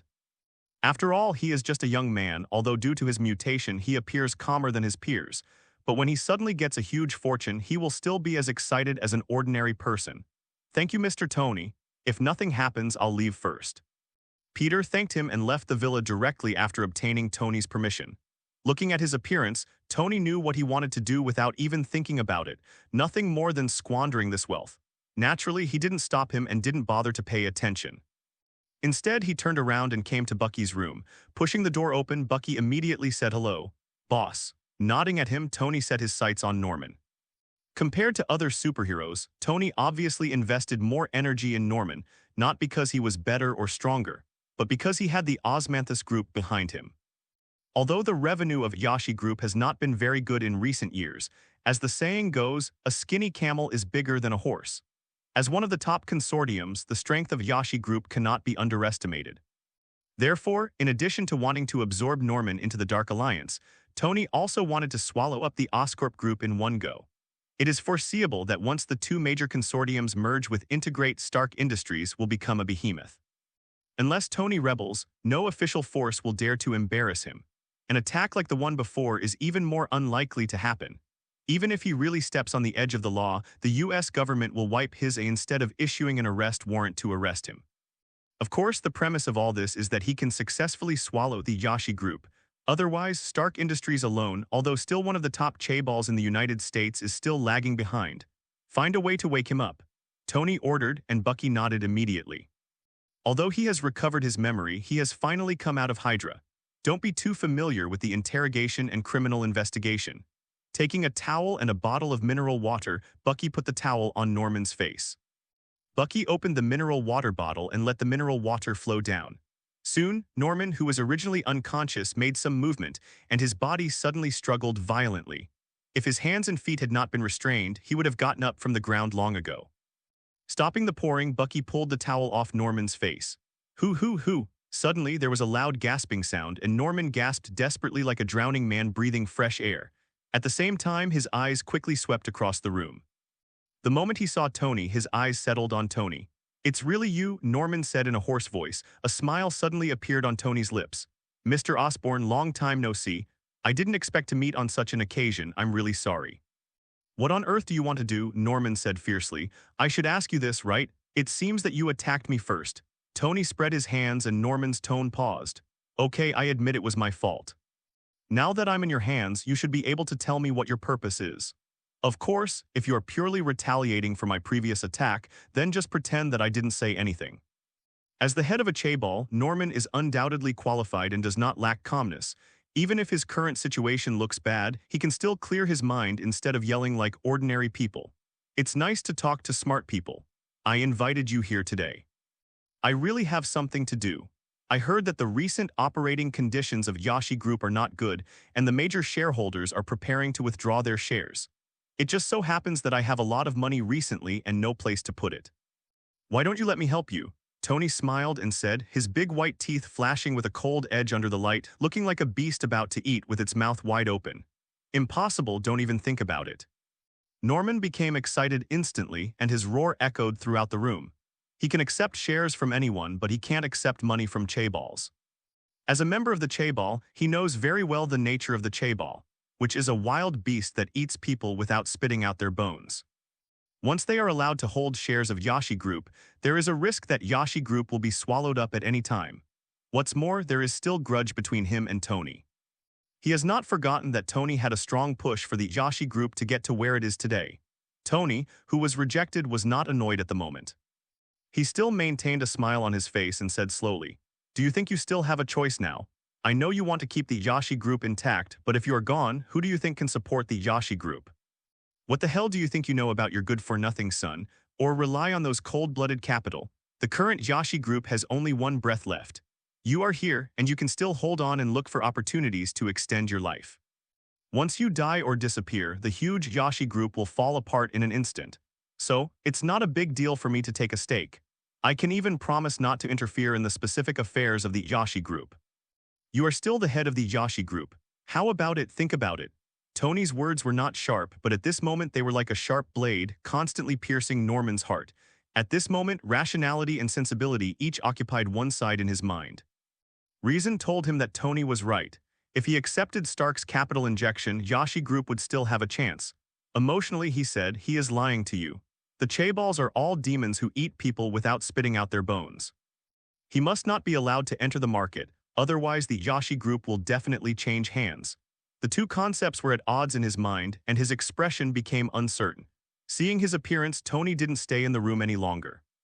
He knew that Norman wouldn't be able to make a decision for a while, so after asking Bucky to keep an eye on him, he turned around and left the room. After returning to his room and looking at the two sleeping beauties on the bed, Tony took off his pajamas and walked over. "The night is still very long. How can we let down this great time?" Soon the room was full of spring and filled with the breath of spring again. Early the next morning, people threw away last night's garbage, and Tony sat in the living room and quietly enjoyed breakfast. At this moment, Bucky walked out of the room and came to the living room. "Boss, that guy wants to see you and wants to talk to you." In the room, Tony stepped in and saw Norman again. He seemed much calmer than last night. "How's it going?" "Have you thought about it clearly?" Tony asked with a smile. Hearing this, Norman looked up at him and said, "I promise to let you buy shares in Yashi Group, but you also have to promise me one thing. I will exchange shares with you." This was the only way he came up with after thinking about it all night. If the Yashi Group wants to survive, it must accept Tony's capital injection. In order to prevent Tony from turning around and swallowing up the Yashi Group and kicking himself out after Tony settles in, he also needs a guarantee. And this guarantee is the shares of Stark Industries. Now all the shares of Stark Industries are in Tony's hands. Even if he also holds shares of Stark Industries, he cannot threaten Tony. On the contrary, Yashi Group has many shareholders. Once Tony enters the market, he will be eligible to acquire shares, which is likely to cause Yashi Group to change ownership. Therefore, exchanging shares, although it does not pose any threat to Tony, can prevent him from being kicked out and ending up with both his life and money. Tony raised his eyebrows slightly and flatly refused. "No, you don't have the capital to negotiate terms. You have only two options now, either watch the Austrian group go bankrupt or accept my capital injection. Beyond that, you don't have any choice." Hearing this, Norman's seemingly stable mood suddenly became crazy. "Impossible, I know you just want to swallow my Austrian group in one go. I tell you, even if I die, I will never let you succeed." As he spoke, Norman struggled violently again. After being injected with the human enhancer, he already had emotional problems, but now after being stimulated by Tony, he is even more crazy. Tony watched this scene quietly, his face as calm as ever. After a long time, the out-of-control Norman calmed down again, and Tony, who had been silent, spoke again. "Have you thought about it clearly?" It was the same question as before with the same tone. Tony seemed not to remember that he had been rejected just now. Seeing this, Norman couldn't help but have a wry smile on his face. "Have you convinced me? Aren't you afraid that I will really destroy the Austrian group so you won't accept your proposal?" Norman's tone was full of helplessness. He was indeed crazy just now, but no matter how crazy he was still the head of the Austrian group. Therefore, the so-called madness is mostly shown to Tony, who wants to strive for more benefits. But Tony was not only calmer than he thought, but even cold. "It's just the Austrian group. If it is destroyed, it will be destroyed. It doesn't belong to me now anyway. Do you think I will feel uncomfortable for something that does not belong to me? But for you, it's different. Austrian group is your hard work. If it really goes bankrupt, will you be willing to let it go?" Tony asked with a smile, and Norman lowered his head dejectedly. He understood that he lost not because he was inferior to Tony, but because the gap between the strengths and weaknesses of the two sides was not equal from the beginning. "You win. I accept your capital injection. I hope you can bring the Austrian group back to life." After saying this, Norman seemed to have been drained of all his energy, and his whole person seemed to have become much older. Seeing his appearance, Tony frowned. "I said, I will not interfere in the Austrian group's business. You still take charge of the overall situation. Capital may not keep its word, but I, Tony, keep my word." As soon as he finished speaking, Norman suddenly raised his head and stared at Tony closely. He was already ready to be kicked out, but it seems like Tony really intends to keep his promise. "Are you telling the truth?" Norman asked a little uncertainly. Tony spread his hands. "If you know me well enough, you should know that I hate dealing with company matters." Hearing this, Norman suddenly remembered the other party's reputation as a playboy, and the corner of his mouth couldn't help but twitch. "Although I am a little speechless, it is undoubtedly a good thing to continue to be in charge of the Austrian group. Thanks." Norman said softly, but Tony might not be able to hear him clearly if his five senses were not sharp. Tony smiled indifferently, turned around and left the room. Coming to the living room, Tony's voice suddenly sounded in the living room. "Jarvis, call Potts." "Okay, sir, you have been connected." "Hey, Tony, what's up?" Potts's voice sounded. "Contact Austrian group and prepare to invest in it. In addition, find the shareholders of the Austrian group and take over all the shares in their hands." Hearing this, Potts on the other end of the phone couldn't help but be stunned for a moment. "What did you say? Has the Austrian group agreed to our investment?" Potts said in disbelief. As both top chaebols, except for some business dealings, they will engage in share exchange cooperation. How could several major consortiums in the same industry accept another giant in the same industry to take a stake in the company? Therefore, Potts' tone can be said to be full of surprise. Don't worry, I have already discussed all the things you're worried about. Now you just need to do as I say. Tony said confidently. Potts on the other end of the phone nodded heavily. Okay, don't worry, I'll do it now. After saying that without waiting for Tony's consent, Potts hung up the phone. After hanging up the phone, Potts immediately took action and immediately organized negotiators to go to the Austrian group. While she was acting, the Austrian group also received a call from Norman. Because he and Tony had already reached an agreement, Stark Industries' entry into the Austrian group was obviously much faster than normal investment. In just one afternoon, the two parties negotiated all the details. Stark Industries paid tens of billions of dollars in exchange for 10% of the Austrian group's shares. After the negotiation was completed, Potts immediately found several major shareholders of the Austrian group and wanted to take all their shares. With the Austrian group losing money every year, these shareholders had long wanted to get out. The emergence of Stark Industries was undoubtedly a life-saving straw for them, so the two parties had a pleasant conversation. After 3 days, Stark Industries acquired 55% of the Austrian group's shares in one fell swoop, becoming the largest shareholder of the Austrian group. As the leader, Norman only has 43% of the equity left at this moment, and the remaining 2 points are circulating on the stock market. It can be said that as long as Tony is willing, he can start the acquisition now, forcibly acquire the shares in Norman's hands, and swallow up the Austrian group in one go. But as he said, he is a playboy and doesn't like managing companies very much. And Potts' ability to manage a Stark industry is already the limit, so Tony has no idea of peeking at Norman's shares. In this way, a business change that shocked the entire upper class of the United States came to an end in just 3 days. Shield Nick listened to the report of his men with a blank expression on his face. No one could tell what he was thinking. With Pierce's lesson, although Shield dare not take action against Tony again, proper surveillance is still necessary. The original Stark Industries was already feared. Now Stark Industries has invested in the Austrian group, becoming the largest shareholder and becoming more powerful. This is not good news for forces other than Stark Industries. After waving his hand to ask the reporter to leave, Nick stood up and walked to the window. Looking at the scene outside the window, his eyes were full of heaviness. The strength of Stark Industries is getting stronger and stronger, but the Shield he controls not only does not become stronger, but also loses a large number of elite agents due to previous attacks. It is foreseeable that if this continues, Shield will become increasingly weak. Whether it is to protect the security of the United States or to preserve the status of Shield, it is urgent to enhance the power of Shield. Especially in terms of extraordinary combat power, it's ridiculous that the huge Shield can't produce much extraordinary combat power. Therefore, the first thing Nick did after taking office was to join Shield in order to find extraordinary combat power. After several days of exploration, Shield finally has a suitable target: the former patron saint of the United States and the Captain of the United States. That year, Captain America's plane crashed and he disappeared, but no one was sure whether he was dead or not.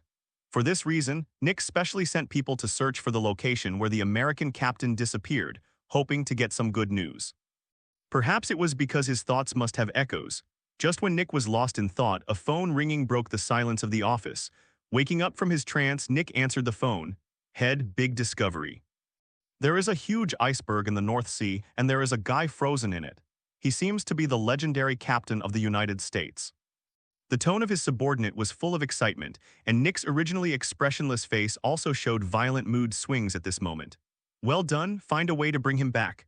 Don't worry, I'm already asking people to salvage it. No accident, we will be able to return to Shield soon. After a few words of conversation, both parties hung up the phone.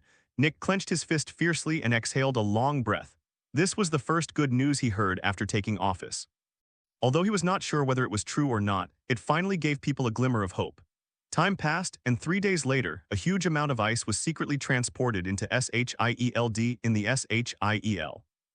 Shield scientific research room. Under the research of scientists, the ice cubes began to thaw, gradually revealing the figures in the ice cubes. Nick stood outside the laboratory and looked nervously.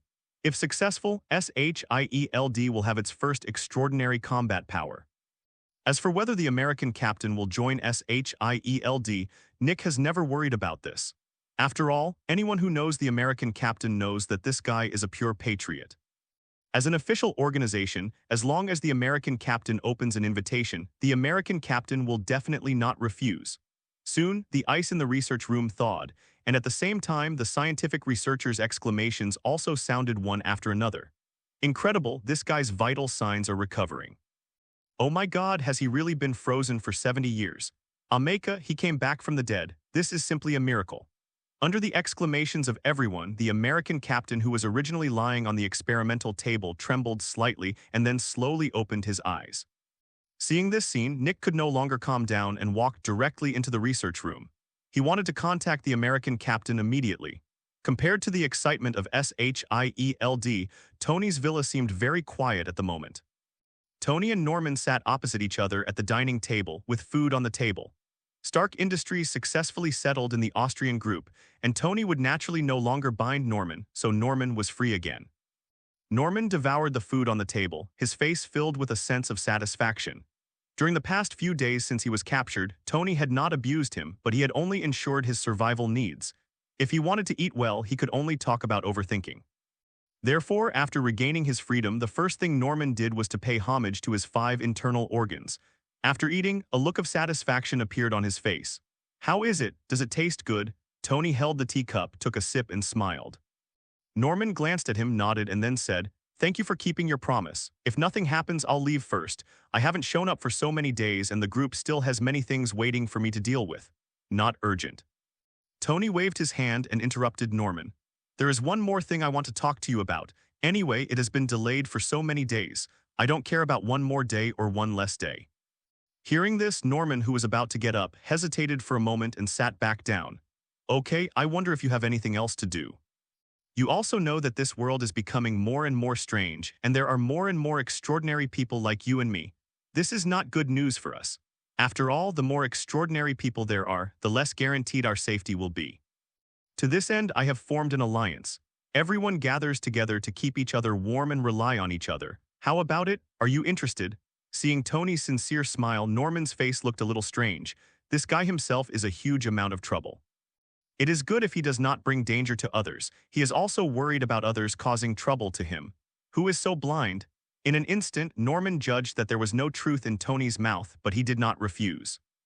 Instead, he asked, "What are the benefits of joining the alliance?" Although he felt that Tony was not telling the truth, Norman still recognized his words. The world was becoming more and more dangerous, and it would be nice to have someone to rely on.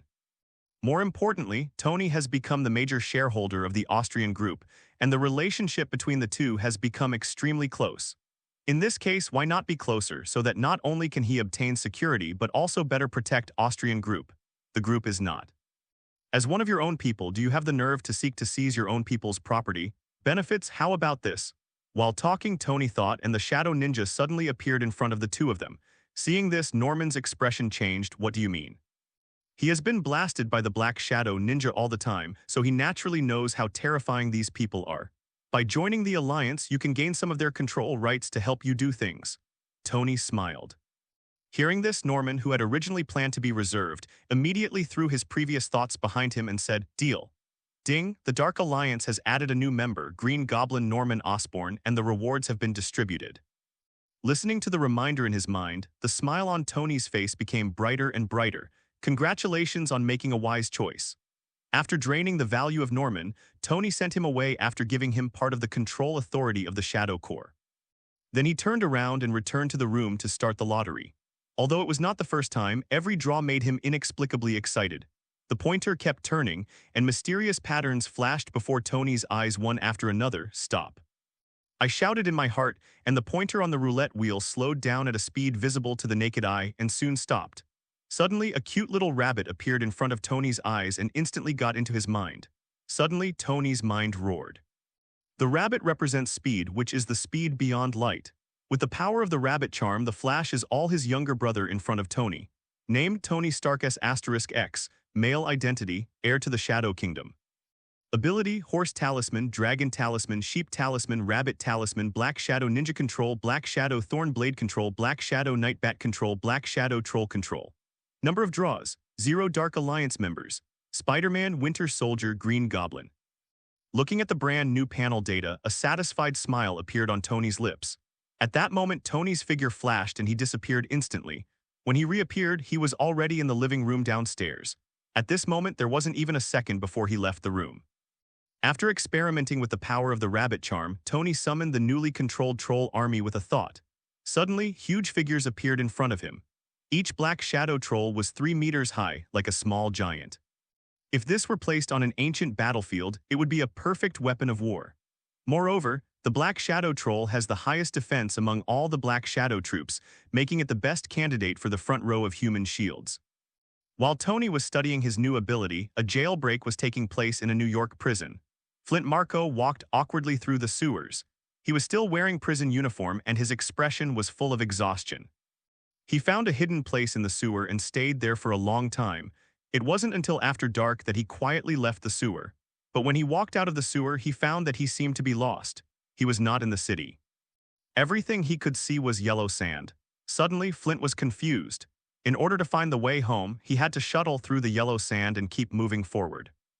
But as time passed, not only did he not find a way out, but he felt more and more uncomfortable and his whole body was spinning.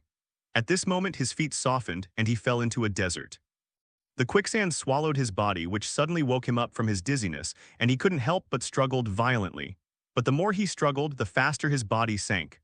Soon, the quicksand completely submerged him. 10 kilometers away from him, a sign was hanging on the fence military test field. It turns out that this is a test field for the military to test nuclear weapons, and this desert was all created because of nuclear tests. He accidentally broke into the military experimental field from the sewer, a place of death full of nuclear radiation. I don't know how long it took. When the moonlit night completely enveloped the earth, a hand stretched out from the desert. The sand continued to surge and Flint's figure slowly appeared. He looked at his hands in shock, his eyes filled with disbelief. He thought he was dead, but he didn't expect that he came back to life and had the ability to control sand. A burst of joy for the rest of his life filled his heart, but he quickly calmed down. Glancing at the yellow sand around him, he no longer felt despair because this was his home court. After spending a few hours, he left the military experimental field and returned to New York City. Hell's Kitchen, the slums, Flint, dressed in prison uniform, returned home under the cover of night. In the room, a pale little girl and a woman were sleeping. Their faces were pale and their clothes were shabby, and it was obvious that their lives were very difficult. Flint looked at the two of them with guilt in his eyes. He didn't disturb them, he just sat on the sofa and felt the atmosphere of home. At this time, several pieces of paper placed on the table attracted his attention, and he picked them up. Soon, his body began to tremble. This is a physical report.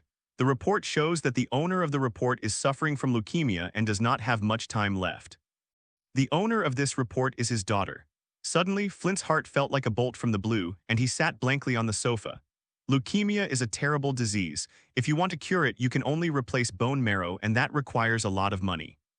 But given the family's situation, it was obviously impossible to come up with so much money, and he was still an escaped prisoner, so it was even less possible for him to come up with this money.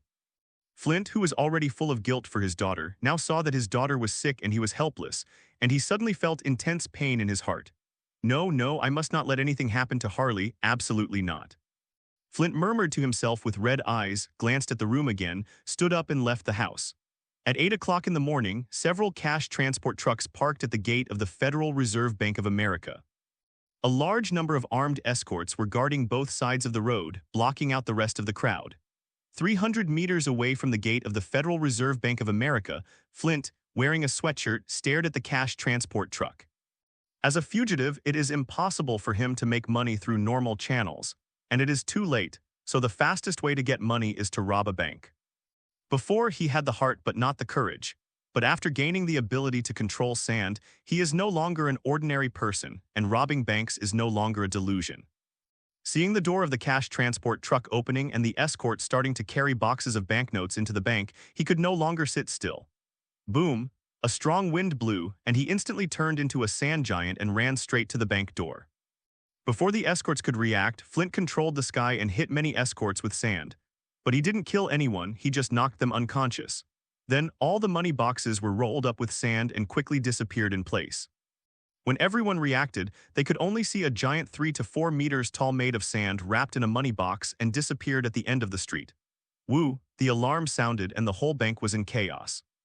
On the same day, Niu Morning News reported the bank robbery incident in detail, causing a sensation in Niu.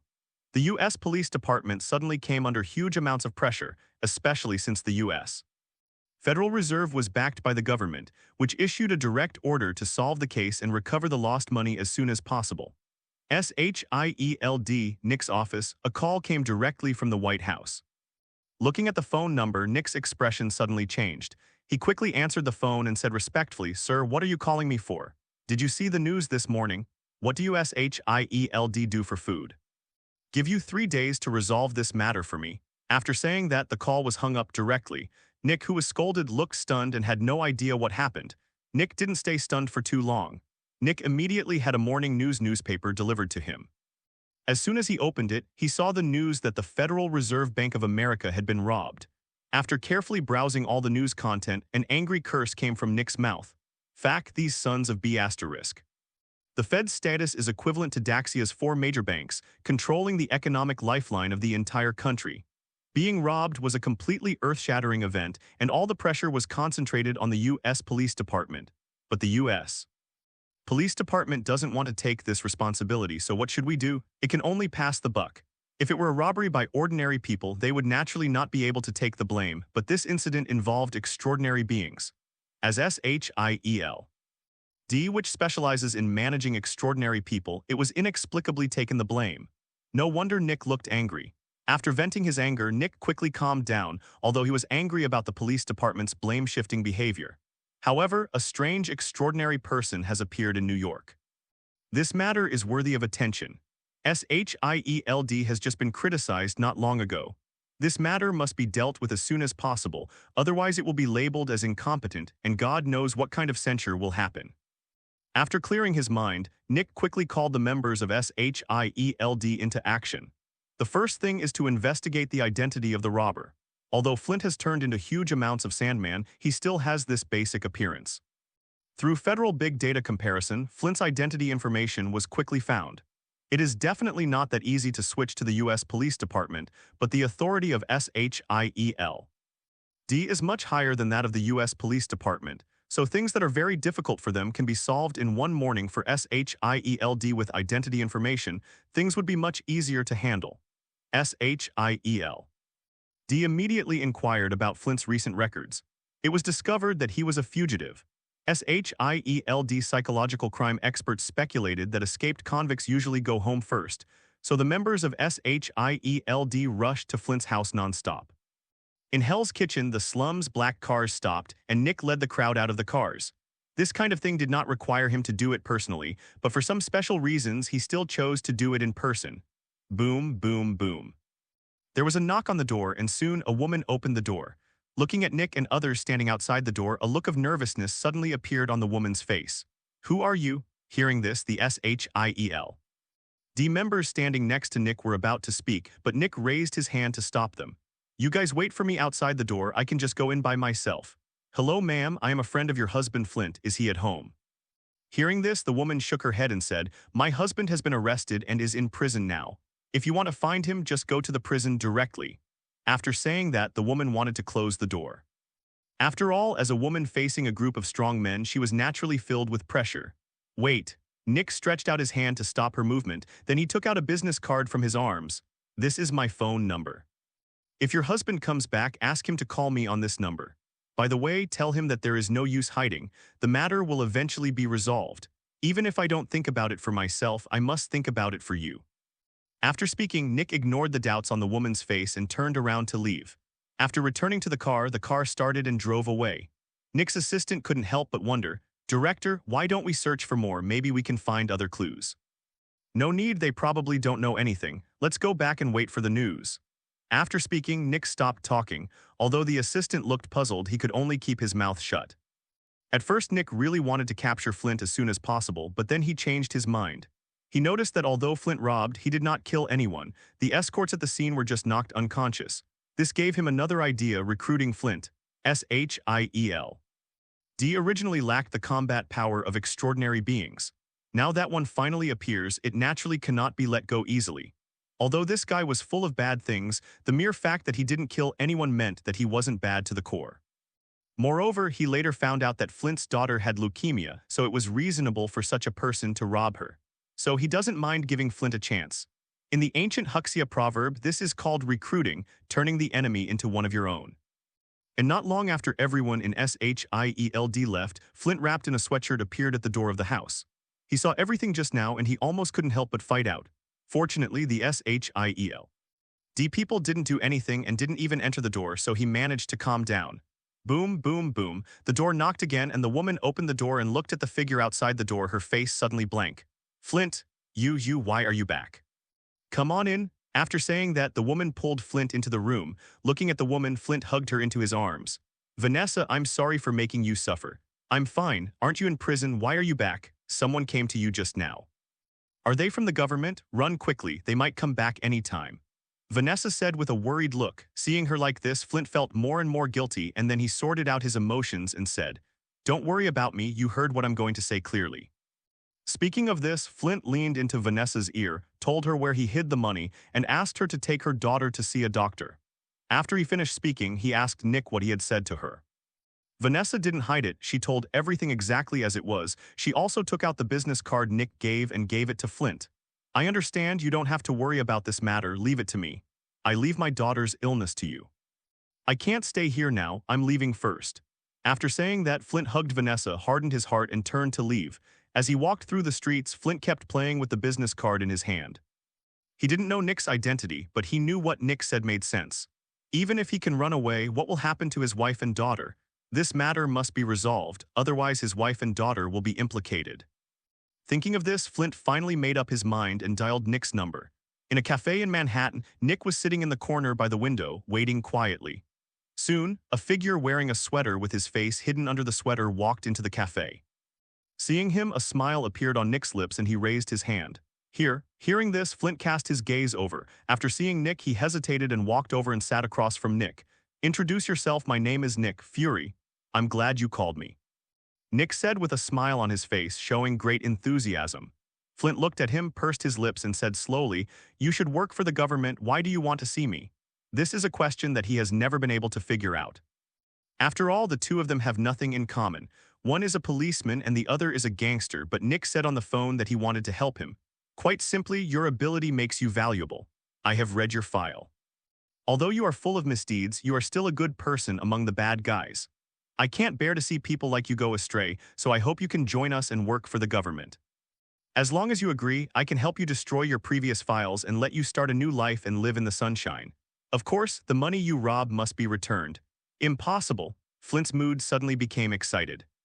Nick, who had already checked out all his information, was naturally unfazed when he saw this and still had a smile on his face.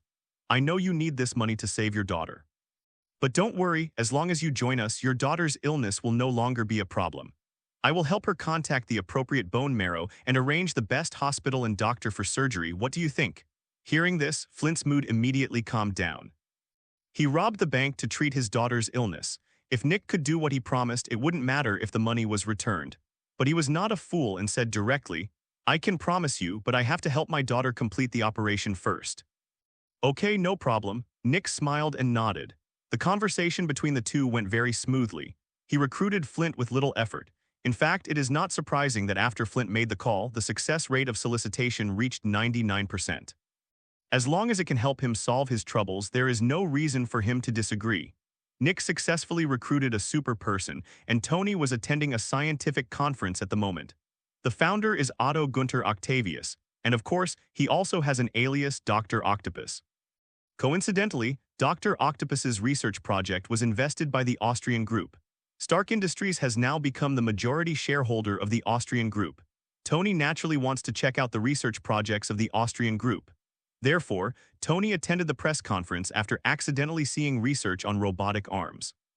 Looking at Octavius, who was 80% similar to the one in the movie, Tony listened to his speech seriously on the surface, but in fact he was thinking about how to take him under his command. After all, Dr. Octopus is pretty good. Using Peter as a comparison, one Dr. Octopus can defeat 3 little Spider-Mans. In the movie, if Dr. Octopus hadn't discovered his conscience at the end, little Spider-Man would have been beaten to death by him. But he is not in a hurry. Dr. Octopus now belongs to the scientists of the Austrian group, and as the major shareholder of the Austrian group, Dr. Octopus belongs to his scientists. There is no way I can let this kind of duck fly when it is already in the bowl. However, in view of Dr. Reed's incident, Tony decided to wait and see what happened before he succeeded in becoming Dr. Octopus. Otherwise, the system would not recognize it and it would be in vain. I made up my mind, and soon it was time to show off the robotic arm. A woman stepped onto the stage. Looking at this woman, Tony narrowed his eyes. He could not remember much about Marvel, but he vaguely remembered that Dr. Octopus seemed to have started to transform because of the failure of the press conference. Is something going to happen to this woman? He had a vague premonition in his heart, but he didn't mean to remind him at all. What he needs is the supervillain Dr. Octopus, not the scientist Octavius. Soon, 4 metal mechanical arms appeared in front of everyone, causing a burst of exclamations. Looking at everyone's expressions, Dr. Octopus was obviously very happy. He believes that tomorrow, his invention will be famous all over the world, and he will be famous by then. Thinking in his mind, Dr. Octopus continued to show his research results. 4 robotic arms were connected to the woman's back, and the woman easily controlled the robotic arms to move continuously, causing everyone to exclaim. But just then an accident happened. The woman's face instantly became ugly, and her originally rosy cheeks quickly turned pale. A scream came from her mouth. Suddenly, her pupils became blurred and her body completely drooped. The sudden scene stunned everyone, and Dr. Octopus' expression changed instantly. "Sally, are you okay?" Dr. Octopus took off his mechanical arm, held Sally's body, and kept shaking it. Soon he had to accept the sad fact that she was dead.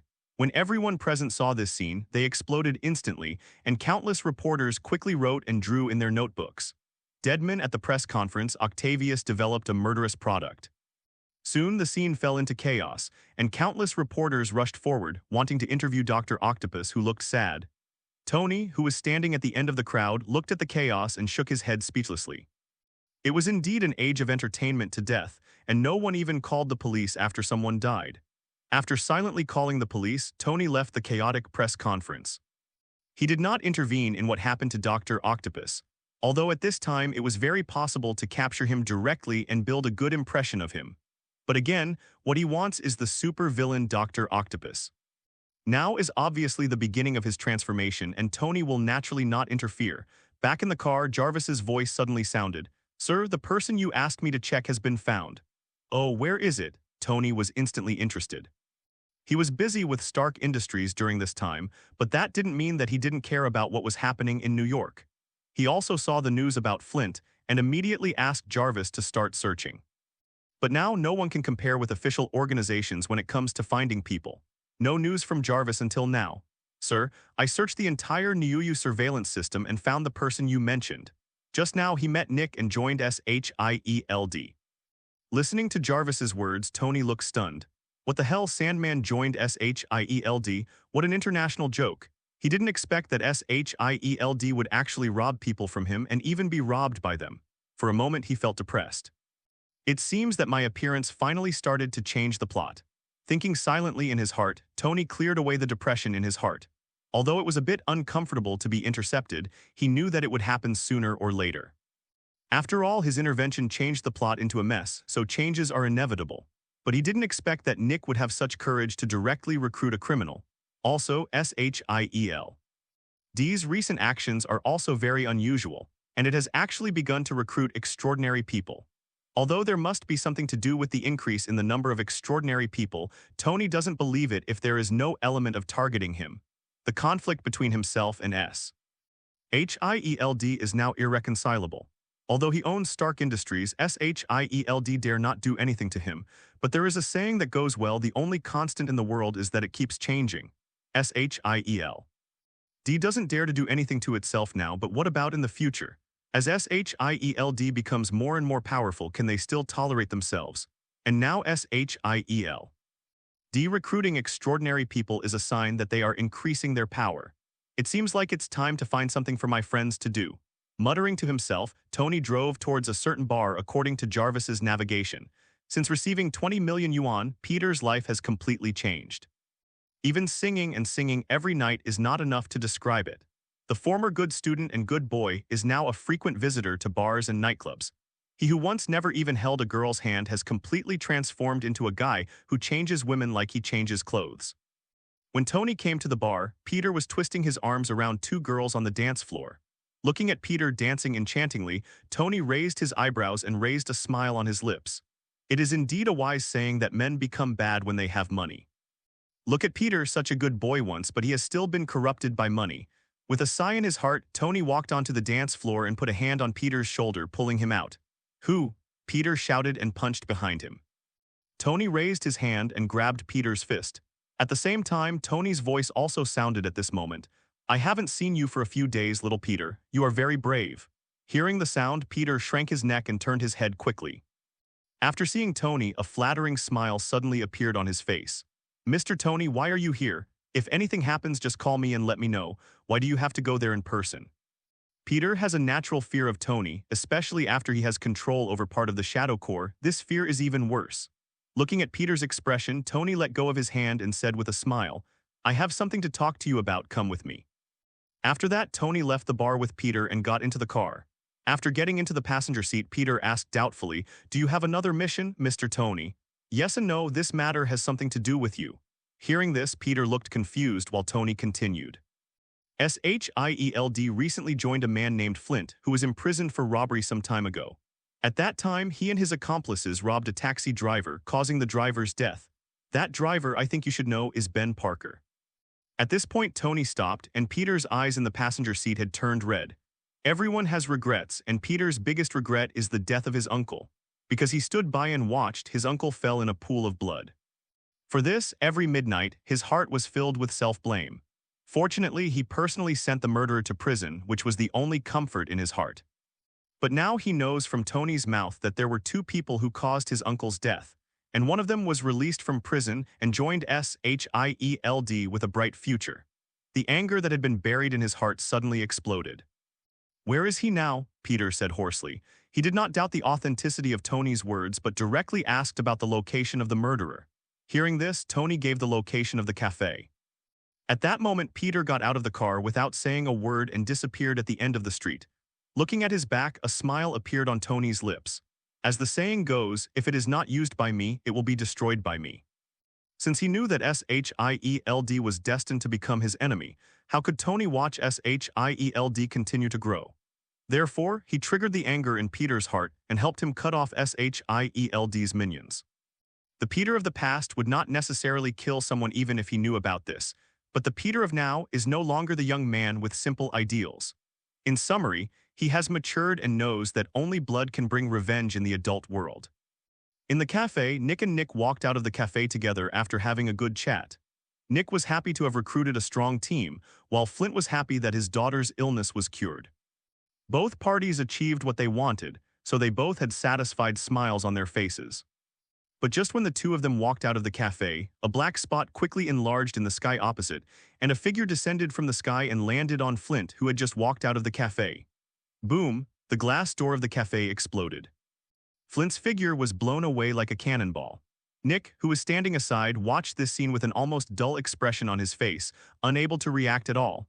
The extraordinary person he had just recruited was kicked away in front of him. Thinking a little stiffly, Nick turned to look at the person. When he saw the person wearing a spider suit, Nick immediately reacted and said quickly, "Wait a minute." He also thought that Peter was here to do justice. After all, that was his debut character. Although Peter wandered around bars and nightclubs during this time and the world gradually forgot about him, as the director of Shield, Nick obviously will not forget him. However, Peter had no intention of stopping. He completely ignored Nick and rushed into the cafe in a flash. Soon a violent roar sounded in the cafe. The customers in the cafe ran out one by one screaming. Nick looked at this scene with a look of anxiety on his face. He wanted to stop the battle, but his strength was pretty good compared to ordinary people, but far inferior to that of extraordinary beings, so he could only stare. He couldn't do anything at all. Not far away, Tony, who was sitting in the car, looked at Nick at the door of the cafe with a mocking smile on his face. Boom, boom. Violent roars continued to sound, and the cafe had become a mess due to the inhuman battle between Peter and Flint. It is conceivable that the boss had fainted in the toilet from crying. Suddenly, shadow ninjas emerged from the ground and appeared next to Flint. Before he could react, long knives were inserted directly into his body. Puff. There was a sound of intersecting, and Flint was pierced by thousands of knives, but the scene of blood flowing across Peter's imagination did not appear. Instead, grains of sand slowly slipped from Flint's body. Seeing this, Peter's pupils shrank instantly, and a trace of disbelief flashed in his eyes. Fark, is this guy still a human being? Cursing angrily, Peter rushed forward again without any hesitation, and Flint also roared and transformed into Sandman at this moment, entering a physical-free state. Outside the coffee shop, Nick was originally watching the battle between the two anxiously, but when he saw the Dark Ninja appear, Nick's expression couldn't help but change instantly. Having suffered heavy losses at the hands of the Black Shadow Ninja, he was very familiar with these guys. Originally, he thought Peter was arresting him because of Flint's identity, but when the Black Shadow Ninja appeared, he suddenly realized that things were not that simple. No longer paying attention to the battlefield, Nick quickly looked around, searching for something. Soon his eyes stopped on the sports car driven by Tony, and then he strode over. Boom, boom, boom. There was a heavy knock on the car window, followed by a burst of electric shock, and the car window lowered to reveal Tony's figure. Hello, mister. Nick, long time no see. Forgot, you have become the director of SHIELD. You should be called Director Nick now. I wonder what you want from me, Director Nick. Tony said with an exaggerated smile, the mockery on his face not diminishing at all. Nick stared closely at Tony's arrogant face and said seriously, what on earth do you want to do? Flint has joined SHIELD. You are now attacking a public official. I can arrest you at any time. Oh, I'm so scared. Tony pretended to look scared. However, you can eat whatever you want, but you can't talk nonsense. I am a good citizen who abides by the law. How could Director Nick frame him at will? It was Spider-Man who did it, not me. I just happened to be passing by. Is it illegal to pass by? Tony asked with a sarcastic smile on his lips. Nick was speechless. Although he knew that the scene happening now was definitely related to Tony, he had no evidence. As long as Tony doesn't admit it, there's nothing he can do against Tony. Of course, it's possible to let Peter identify Tony, but would Peter do that?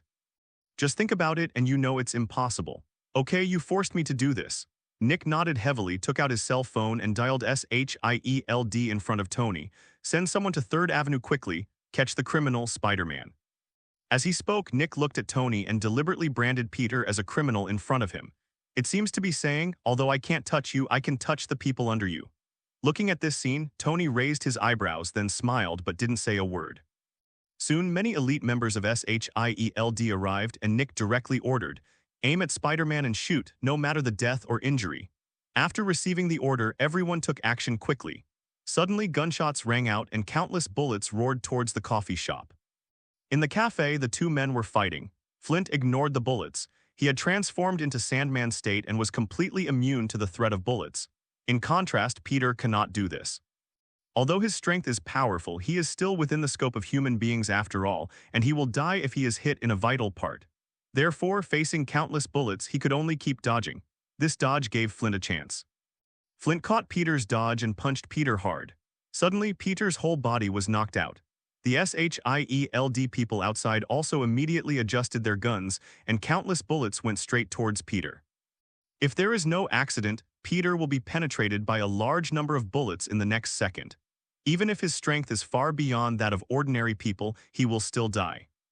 But at this critical moment, suddenly huge amounts of black figures appeared in front of Peter, directly forming a human wall to block all external attacks.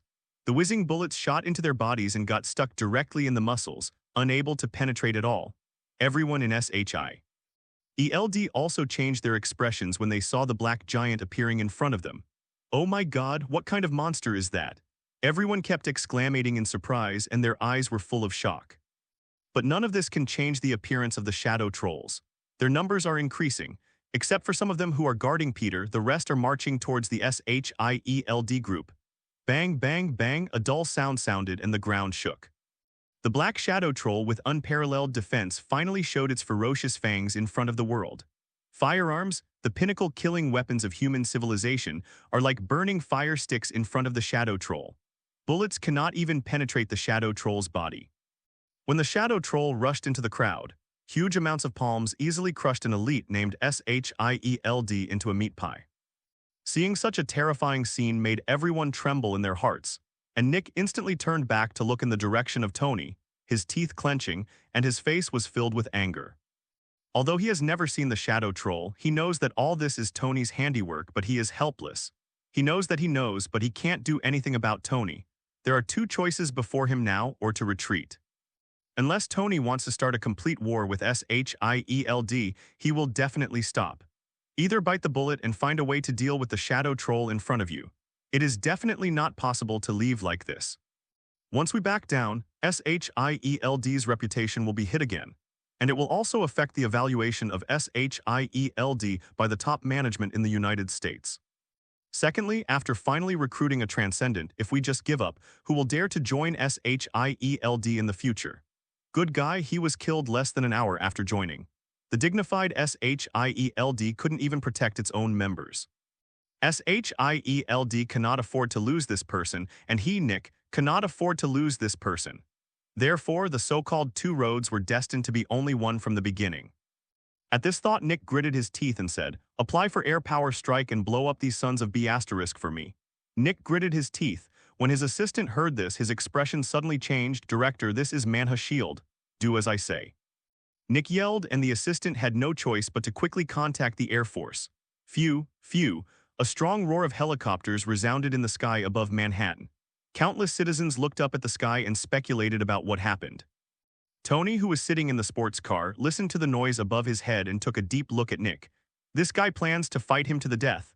Thinking of this, a cold smile suddenly appeared on Tony's lips.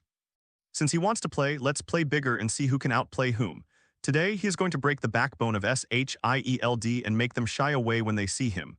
While thinking about it, Tony's mind moved. Suddenly, with Tony as the center, black figures appeared one after another on the building with a radius of 3 kilometers. They have double wings on their backs and look like bats. They are the only flying unit in the Black Shadow Corps, the Black Shadow Night Bats. As the helicopter approached the battlefield, the prepared Night Bat group soared into the sky. Suddenly, the citizens of New York City saw a scene they would never forget. The number of Black Shadow Night Bats seems to be endless, directly covering the sky. Darkness covers 1/3 of the area of Manha Shield, and the sunlight completely disappears. Suddenly, countless people fell into panic, and some criminals took advantage of the darkness to commit crimes. Boom. Waves of light emitted from the palms of many Black Shadow Night Bats, and the 3 helicopters that had just approached Manha Shield exploded immediately.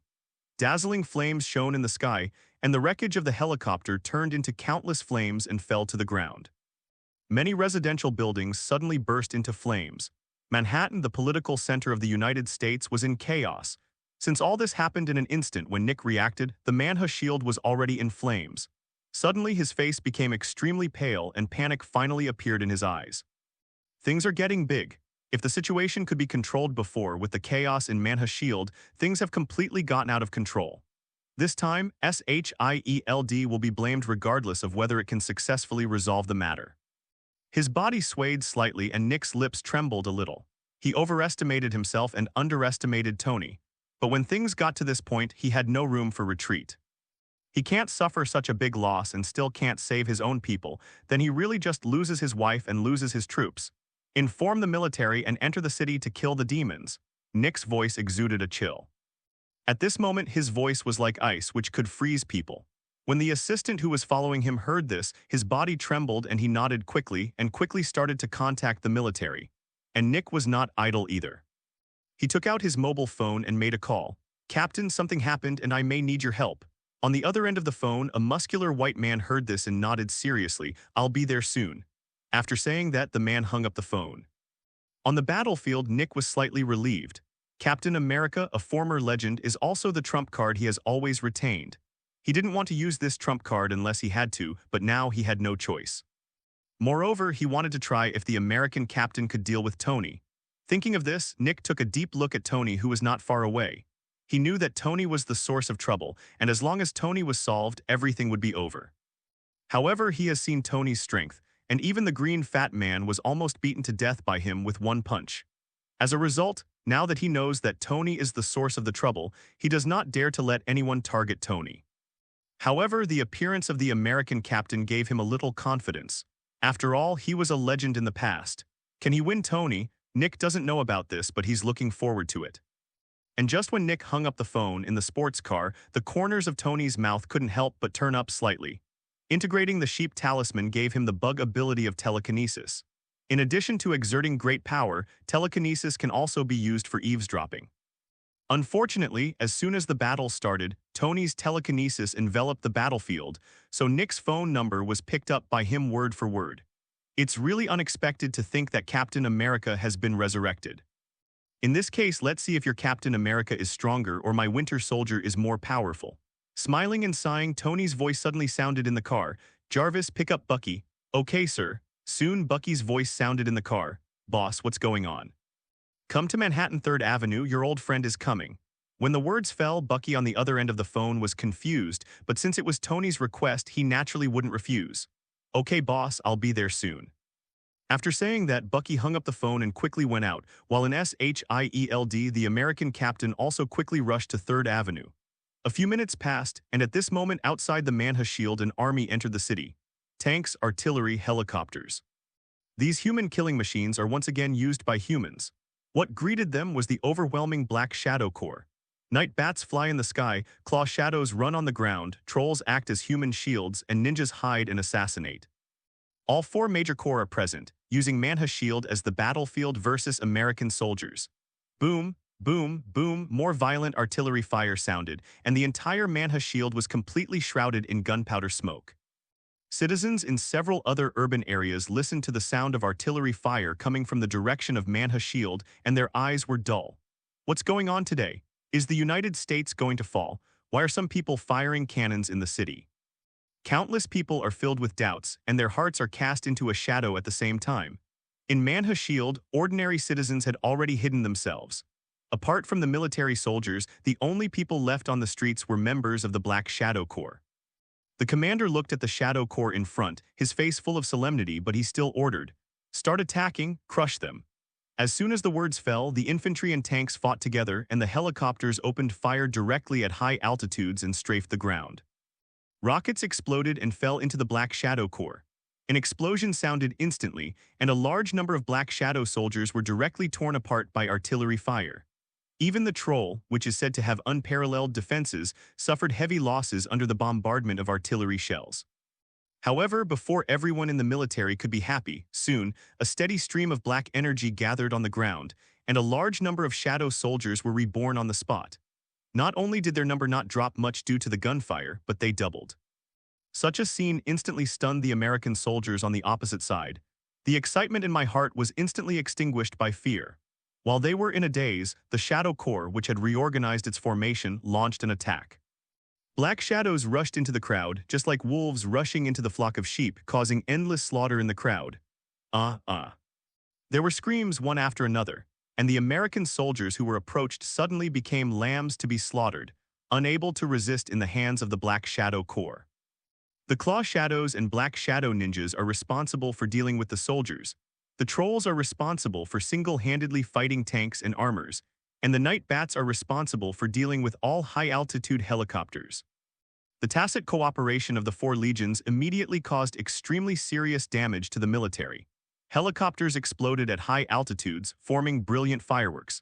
The tank, known as the King of Land Warfare, was like a toy in the hands of the Troll and was directly disassembled. The so-called elite soldiers were turned into helpless lambs by the Claw Shadows and the assassinations of the Shadow Ninjas. After just one encounter, the military forces were completely defeated. This battlefield has completely become a veritable Shura field, with blood staining the entire ground red. On the other side, in the coffee shop, the battle between Peter and Flint continued, but at this moment the two of them had been completely forgotten. Although the battle started because of them, at this point, the two of them are no longer important. It has now completely become another contest between Tony and SHIELD. Nick wants Tony to know that SHIELD is not made of clay, while Tony wants to completely break SHIELD's backbone. Soon the sound of motorcycles came from the distance, and the American captain wearing an American uniform appeared on stage. He holds a vibranium shield in his hand, wears a mask on his face, and the bulging muscles all over his body prove his strength. Looking at the person coming, Nick, who had been tense all the time, felt relieved and immediately stepped forward and said, "Captain, you are finally here." Hearing this, the American captain nodded and said directly, "Where is the enemy?"